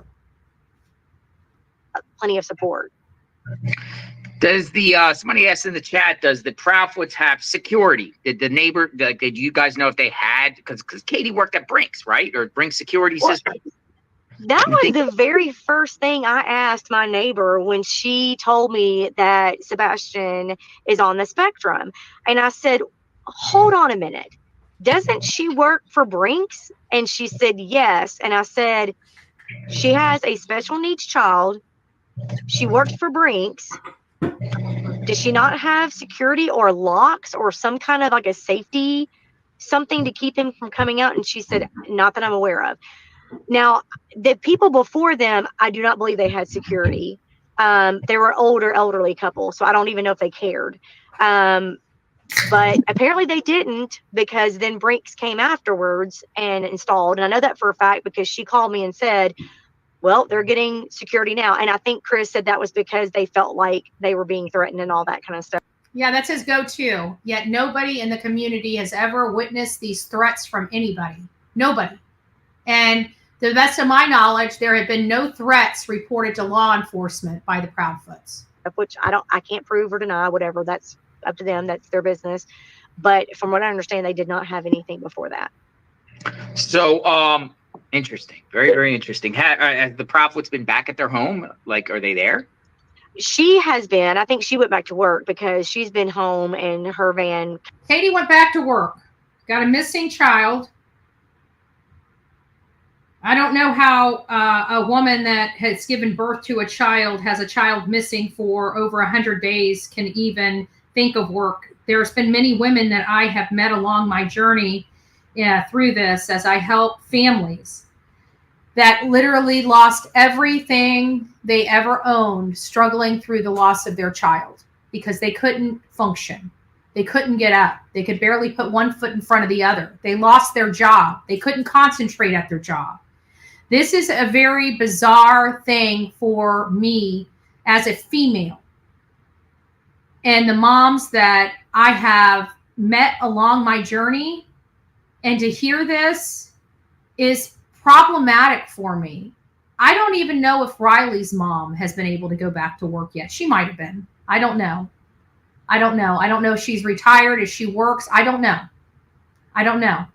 But I know that there is a big difference in the Strain family and their grieving process, which are not guilty, obviously, of the tragic accident that happened to their child, and this family here.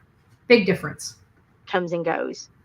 I think Chris came in one weekend. I don't know, but I've kind of just stopped. Like I would drive by once every, like maybe once a week just to see, if they were there, because they were there.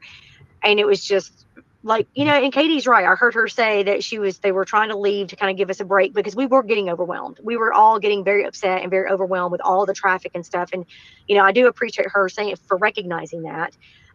However, I was really shocked because I felt like that if my kid was missing, I don't want to say I would handle it differently, because I don't ever want to be put in that situation, and I don't want to make karma come after me. But I can't imagine leaving my house if my child was missing. Yeah. Nobody can.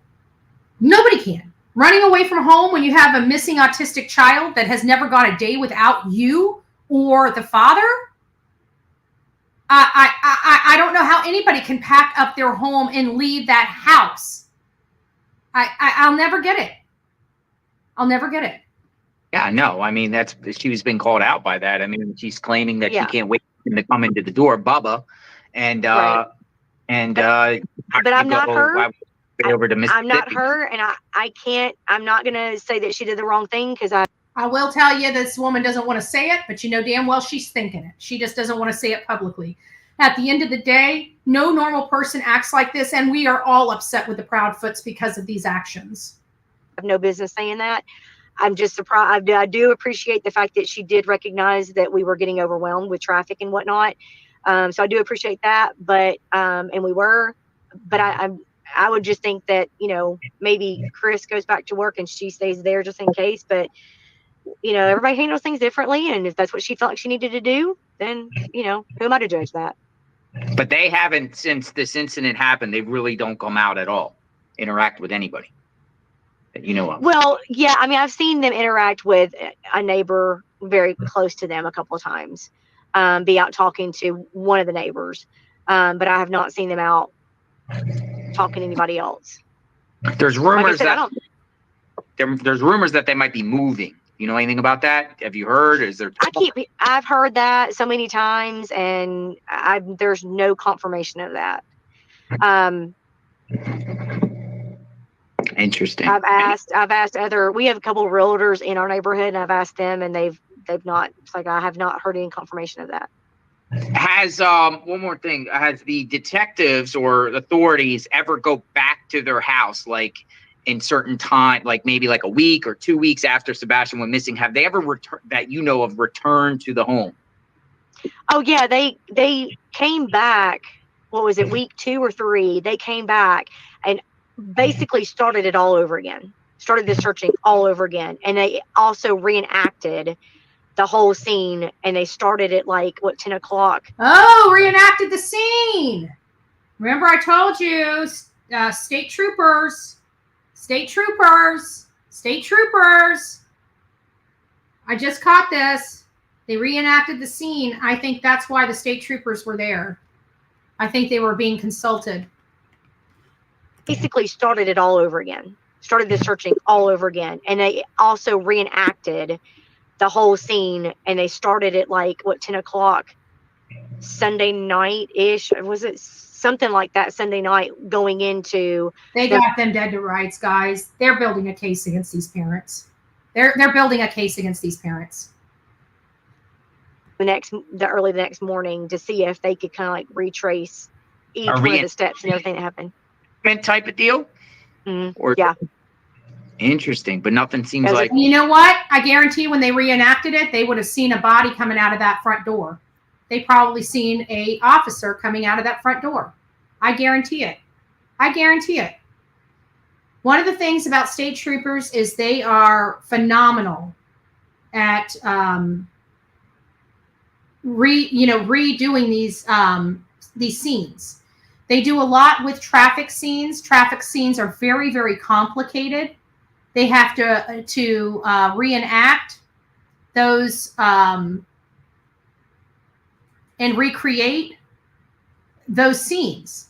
They have some of the best technology to do that, but that's part of their expertise. And so when I heard the state troopers, I figured it had to do with automobiles, or it had to do with the they said reenactment, but I don't like using that reenactment word. I can't think of the word. I'm starting to. It's already been like, oh my God, we've been going for almost 4 hours. So we've had quite the day. So my brain is starting to kind of get a little died down. We're almost to the end. But we will reconstruction. That's what I meant to say. Reconstruction. They are excellent at reconstruction. Well, got their evidence and got something out of that, possibly. If they did, they're not telling us. They're not. How's the neighborhood now? I think it's getting better. I mean, I'm noticing a lot of neighbors are getting out more and walking dogs again and talking. And I think people think that we're all like huddled together talking about everything that's going on.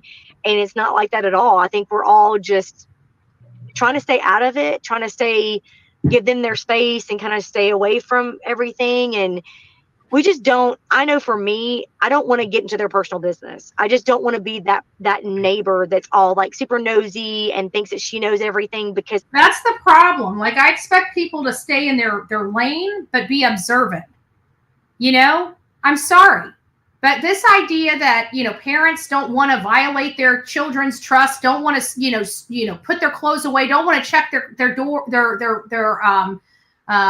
drawers and stuff. Like, I have a problem with that. Just like I have a problem. I don't mind a neighbor being neighborly or paying attention. I pay attention all the time. We have kids. We have a kids home down the road from me that deals with, at-risk youth. I'm constantly, when I go by there, always turning my head just to check to see if there's anything going on that needs to be addressed, or, like if they're getting picked on. There's different kids in different ages there. So sometimes the older kids are a little, rough with the younger kids. So you always look out for things. You always watch the kids in your neighborhood. I'm sorry, but, I don't want to be I want to know my neighbor's personal business, but I'm not gossiping about it. But this idea that I'm not attentive or not paying attention, that's a little different. I'm paying attention. I may not say nothing, but you bet your ass I know what's going on.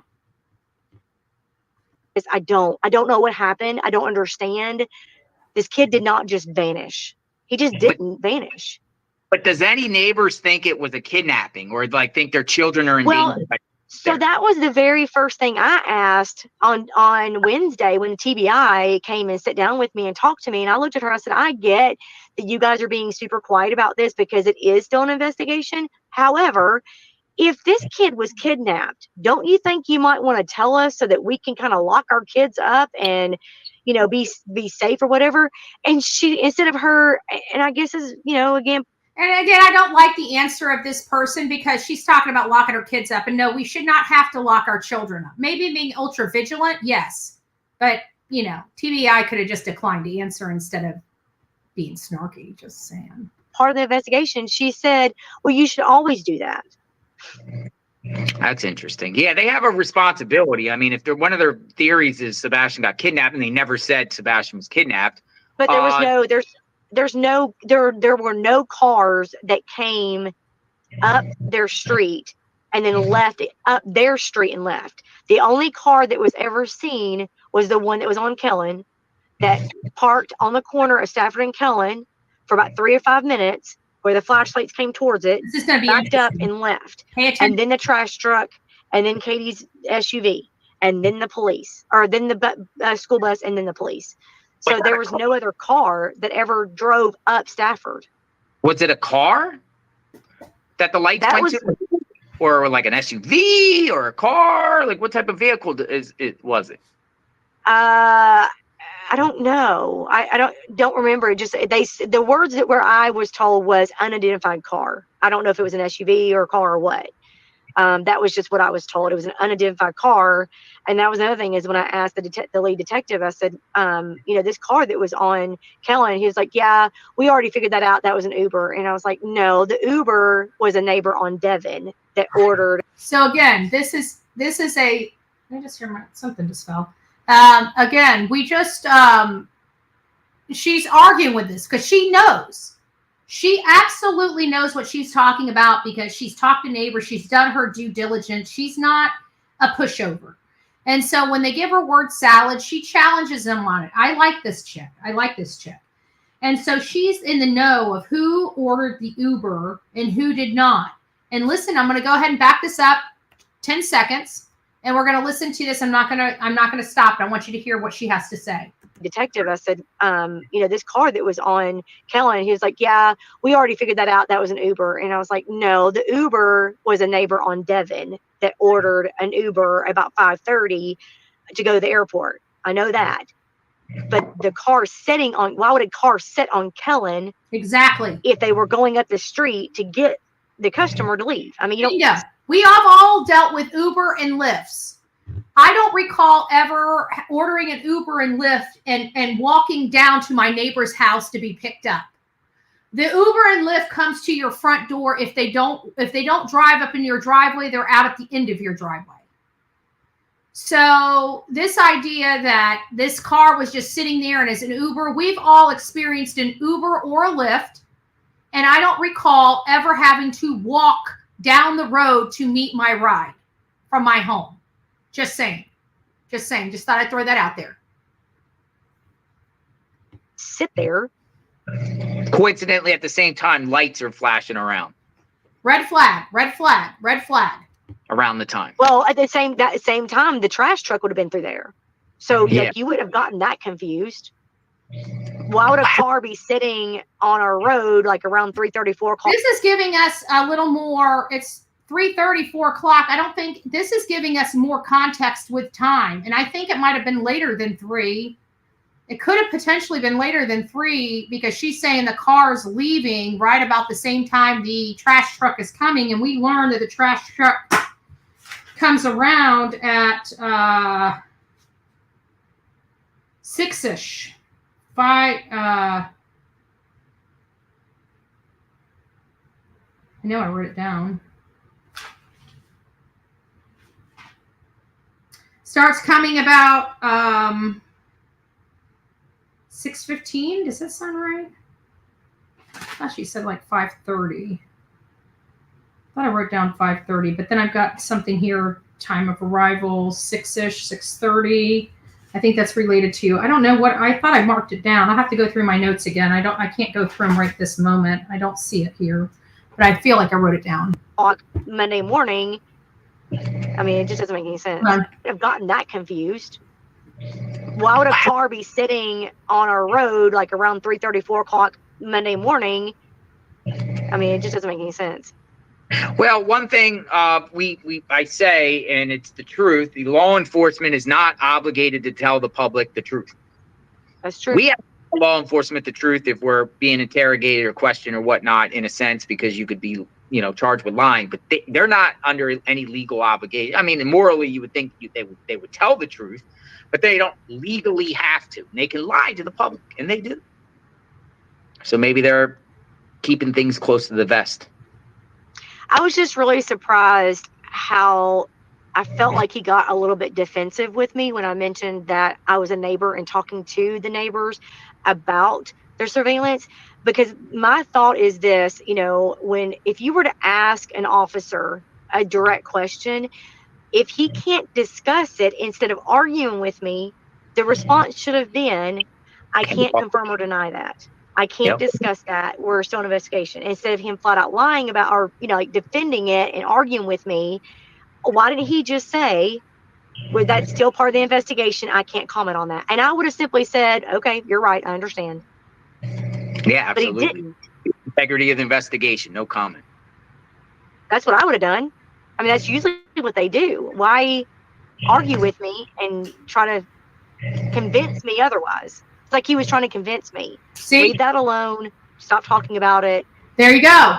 This is why it's so important for people that are covering true crime to understand what they're doing, the behaviors of law enforcement, and these types of things. You're going to go on a hate channel hearing saying, there's no evidence that Chris and Katie did anything, because they don't know what constitutes evidence in a criminal investigation, because they're idiots with a microphone. And most are very uneducated, barely even have a high school diploma that you're getting your criminal news from. Just letting you know.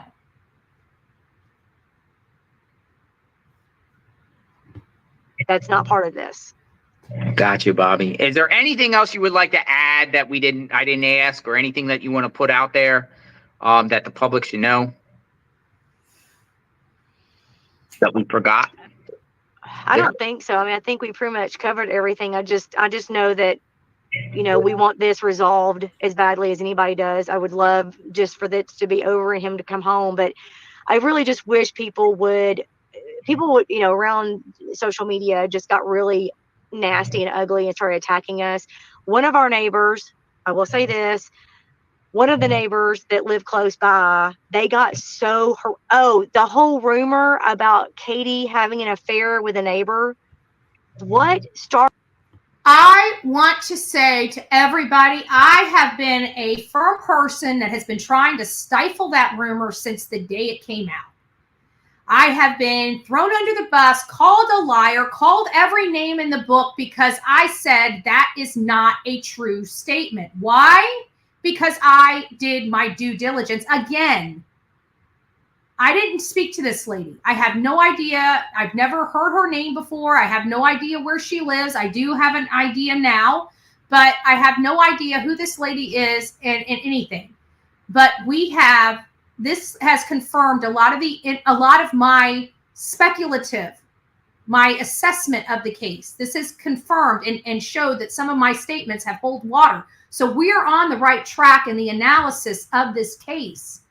You know, when we had conjecture and we're putting this together, we're hitting the right, we're making sense. What I'm trying to say is we're making sense of these pieces of the puzzle piece, because this lady here is starting to we put it together, and she's starting to confirm some of the stuff we put together. This was a great interview.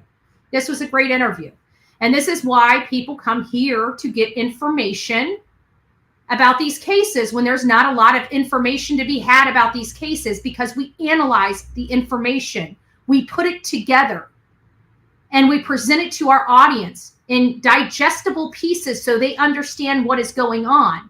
It's not driving a narrative. It's educating you guys on how to do this when there's no law enforcement giving us these details.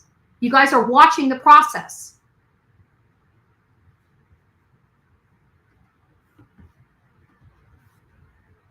Started that. Interesting. So that's not true. I saw that circulate. Where in the world? Not only that, but one of the neighbors, precious, sweet family. I know them personally. They are a great family.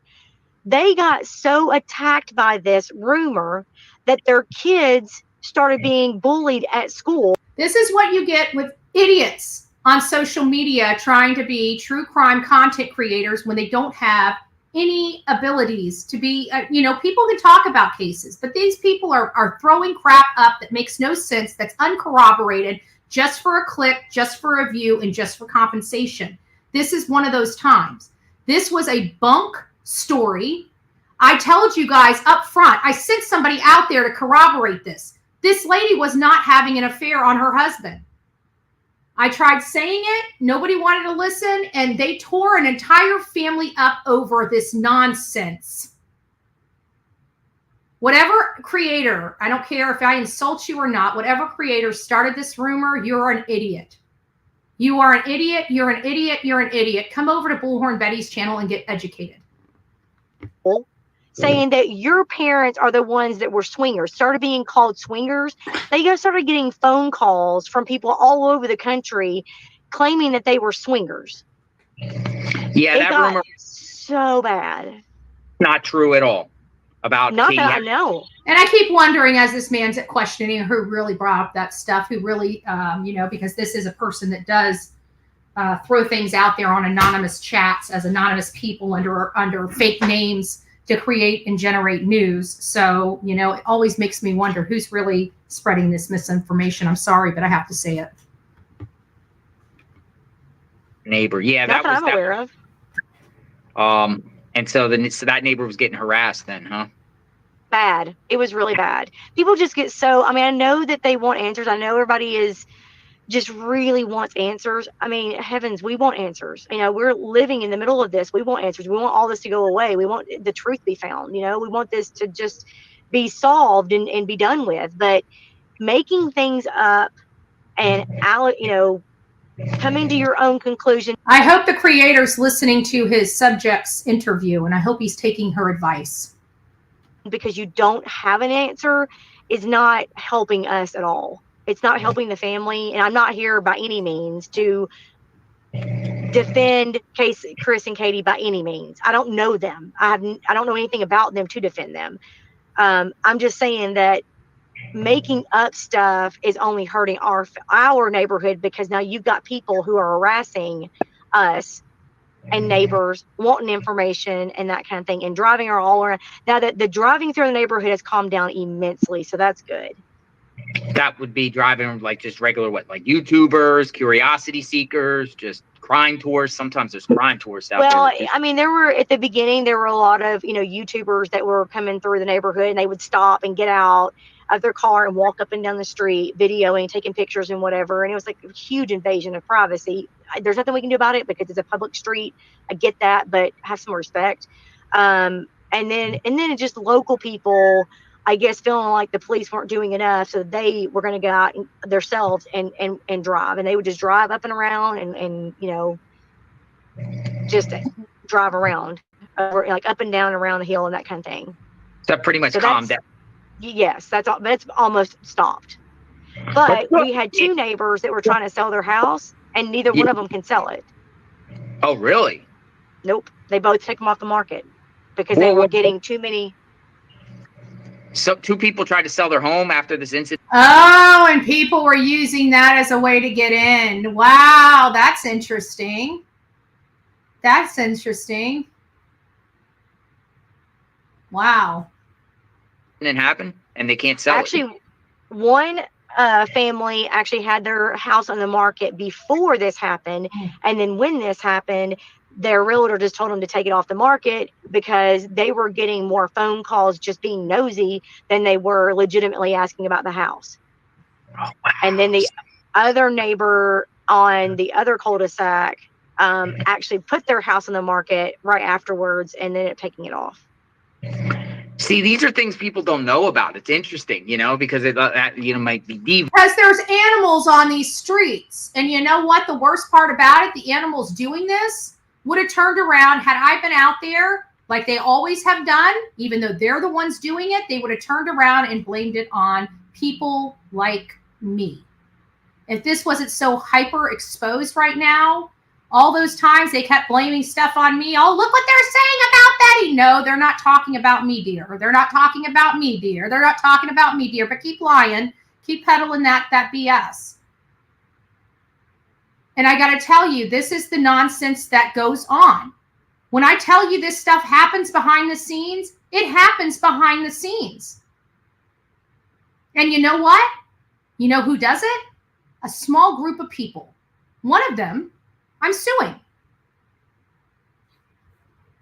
I guarantee all day long it's somebody associated with one of those groups, which is now obviously this man's new family. Imagine that. Valuing the neighborhood, or people might like, hey, I don't want to move to a neighborhood where a child went missing and is still missing. It has a lot of affects people, than not just the Proudfoots and Seth Rogers, but the whole neighborhood in general. It causes some bad things to happen with everyone, and man, I'm sorry that's happened. I don't think anybody is going to be able to go anywhere until this is resolved, because I don't know anybody that would want to move into all this. Why would you want to move into a neighborhood where a kid just vanishes? Exactly, because those is the type It's of neighborhood scary. where you want to have a family, build your dreams, career, raise your children, and Safely and securely. yes, and I mean, I've been there, I've been in the area. Those homes are beautiful. I mean, I would love to have a dream house like that, like it's nice, and Yeah. just can't imagine, like just a neighborhood that's never Don't seen worry, probably man. any crime ever. There's no No. crime in the neighborhood, right? On it. We had one incident many years ago that was resolved in one day, over and done with, and never had anything else. I mean, this is the kind of neighborhood that, like I said, I mean, my twins were born in that house, and when they were little, I didn't let them go out by themselves, but I would feel comfortable with them going outside in the yard, as long as it was like, just don't get in the street, because And we that's live what on. I'm talking about. People that buy houses like that, like with that TBI agent, you're buying an expensive home so you can give your family a safe and secure place so you're not having to be a hover parent around your kid. You want them to have freedoms. You want them to grow up. You want them to enjoy their childhood. This sounds like a loving mom and a loving family that wants the best for their kids.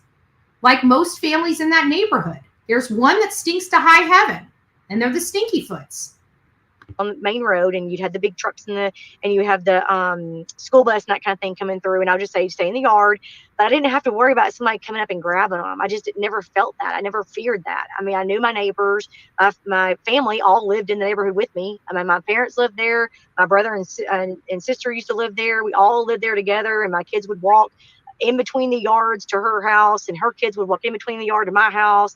My kids would go up the corner and play basketball with the neighbor kids, and they would all ride bikes around, and you just never worried about anybody coming in and doing anything. But now people are kind of worried. I don't ever, I mean, I'm not seeing kids out playing like they used to be. Wow. Sad, because kids need to get out a little bit and enjoy the fresh air and the great outdoors, the outdoors in their yard and stuff. It's just so sad. Hopefully this young man gets found and your neighborhood could get back to normal, a sense of normalcy. I know everyone is a little bit on edge still, pins and needles, but really appreciate you coming on and providing insight. Everyone is very grateful. People in the chat, if you got some questions for Bobby, just leave them in the chat and I'll talk to you offline and maybe you can answer some of the questions. But I really appreciate you coming on. We really never really heard from a neighbor really coming on the record speaking about it. And sorry you had to go through this, man. And I think we all just were trying to be quiet. So I don't know if they're gonna. Well, met your children when I was out there. You got the coolest sons out there. Tell them I said. I tell them they're in there watching. I'm not going to say their names, but I know their names. But just tell them, they're cool. You raised them very, very well, and thank you so much for coming. Thank you. They're actually up there watching the game, and I said I gotta go to my car and sit in the car a minute, go talk to JLR. Oh my gosh, you're gonna be on JLR! I was like, yes. Thank you. Totally. So everyone appreciates it, Bobby. Thank you, and we're praying for Sebastian. Okay, so there we have it. That's the gist of it. Lots of good information that came out. It helped hone in on a couple key factors, at least for me. We learned new information in this, that there was not only just flashlight activity, which they believe is flashlight activity. It gives me a little more, it gives us a little more direction that obviously the neighbors thought those were flashlights. They saw a car. They saw two silhouettes moving toward the car with these lights in them, near them. So we have activity. We have two bodies out there moving about with lights. We have a vehicle down the road. This right here is very, very, very problematic for me. All the crap started happening around 9:43. By 11:30, all the lights went off in the house, and boom, a silhouette was in the window, seeing if anybody could see what was going on in the house. That had to be freaky. That right there sounds like it came out of a horror movie. A horror movie. Something happened inside that house, and somebody cleaned up the evidence. There was no hits on the outside of that home. That implies cleanup. The only hits were at the construction site. It sounds to me like this boy's feet did not touch the ground. I don't know what this means for you, but that is exactly what it means for me. Guys, I want to tell you thank you so very much. I know this is one of the longer lives we've done in a really, really, really long time, but I absolutely believe that this live was necessary. I'm glad that we did get insight, even though I can't stand the creator that did this, but he had to show my interview when he can't stand me either. So it is what it is, you know?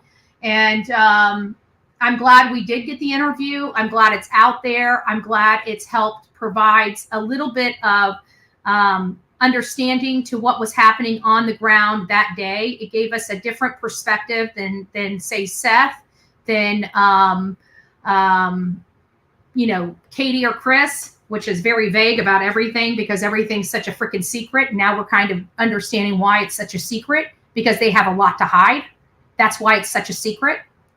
And we're learning that piece by piece. I hope more neighbors come out and tell their truth as their law enforcement is shutting them down and not telling them anything and keeping their community in fear. And you know, that is their community. That is the people that vote for them in office. And I just want to remind everybody that we are in an election season. Now would be a great time to reevaluate whether you are getting treated the way you should be treated by your politicians. Now is a great time for you to evaluate whether your politicians are meeting your needs in your community. Because this could be you, and you could have the wrong person in charge when it's you that needs help. You need to be considering that each and every time you go to that ballot box, because you never know when you're going to need the services of our government. And it's our government producing and providing the services that we are paying for. I want to thank all of my beautiful mods that are in the chat right now. Don't forget to say to the mods, thank you. We've had quite the large group this morning for a significant time. And so they work their little rear ends off to make sure that you guys have a pleasant chat experience in lieu of me. Like, I have barely been in chat. I have barely read chat. I'm very sorry for that. But before you guys leave, we do have some stars here. So I want to go through all of them.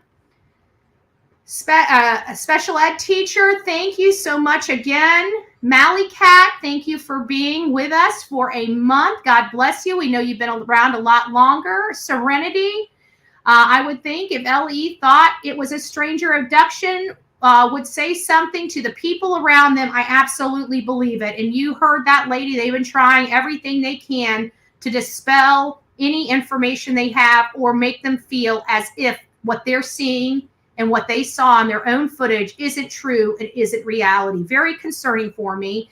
We got Emilio. By the way, happy Monday, Emilio. It's nice to see you, my friend. Betty, keep up the good job. Thank you. Alicia, thank you so very much for your super sticker. Likewise, thank you so much. If you received your, well, never mind. I was going to say, if you received your gifted membership, please don't forget to tell Michelle thank you. When you know, we got the thank you right behind it. And then Michelle's like, you're welcome. Well, thank you guys. Thank you guys. You guys are beautiful. This I wanted to bring up. If the mattress was suspicious, wouldn't LE have taken it? You would think that they would, but they've done no forensics in the home. Will they take that mattress? They may when they decide to do forensics in that home. I still can't understand at this level of this investigation why no forensics have been done. This is what makes me question the abilities of anybody in Tennessee. This is what I call, excuse my language, horse shit. Horse shit. Sorta Morta, thank you, and God bless for being one of the newest members of our crazy family, the Coffee Club. We love you. Thank you so much. Lisa, Ellie has been working behind the scenes, fast and furious, what terrible parents the Proudfoots were. Yes, and we pray to God that they bring justice for this boy, find this boy. We want this boy. Let's be honest. Every one of us here want this boy brought home and brought home safely. I don't think there's one person in my audience. I don't think there's one member of our true crime community, whether we like each other or don't like each other, that does not really want this boy to come home and to come home safely. We all do. We all do. However, this case has gone on for a significant amount of time. We know this young boy is medically needy and very, very dependent on others to care for him. This is not a normal 15-year-old boy that ran away. This is a medically needy boy that survives by his parents. According to his father, may have to have lifetime care. Lifetime care. So what happened? Was the forensic team spotted there? Nope. But I can tell you, I've watched a lot of, and I'm talking about, front and center, not from the TV, not from the computer, literally on the scene when they've executed a search warrant for forensics. I've watched how they process the house. I watched how they tape up the windows. It is a massive, massive undertaking to forensically search a home. It is not something that is, you guys saw Rex Heuermann, right? The squad that goes into Rex Heuermann's house to execute a search warrant. It's pretty noticeable, right? That's not special for him. That's how forensics work. When you see that cavalry out front of your house and bags coming out, that's when you know forensics is being taken care of. That has never happened inside that home or around that home from law enforcement. And it's a shame because at the end of the day, the only person that's suffering from their lack of action is Sebastian. When will they find Sebastian? I don't know.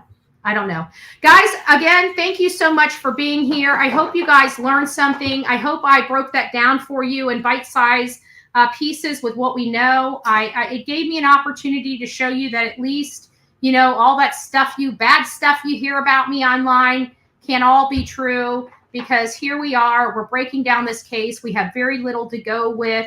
And she was able to corroborate that this channel is definitely on the right path. So I hope you guys continue to stay with me. Don't forget to share me. Don't forget to like this. And please, please, please don't forget to comment. Let us know what your thoughts are. And God bless each and every one of you. We'll see you soon.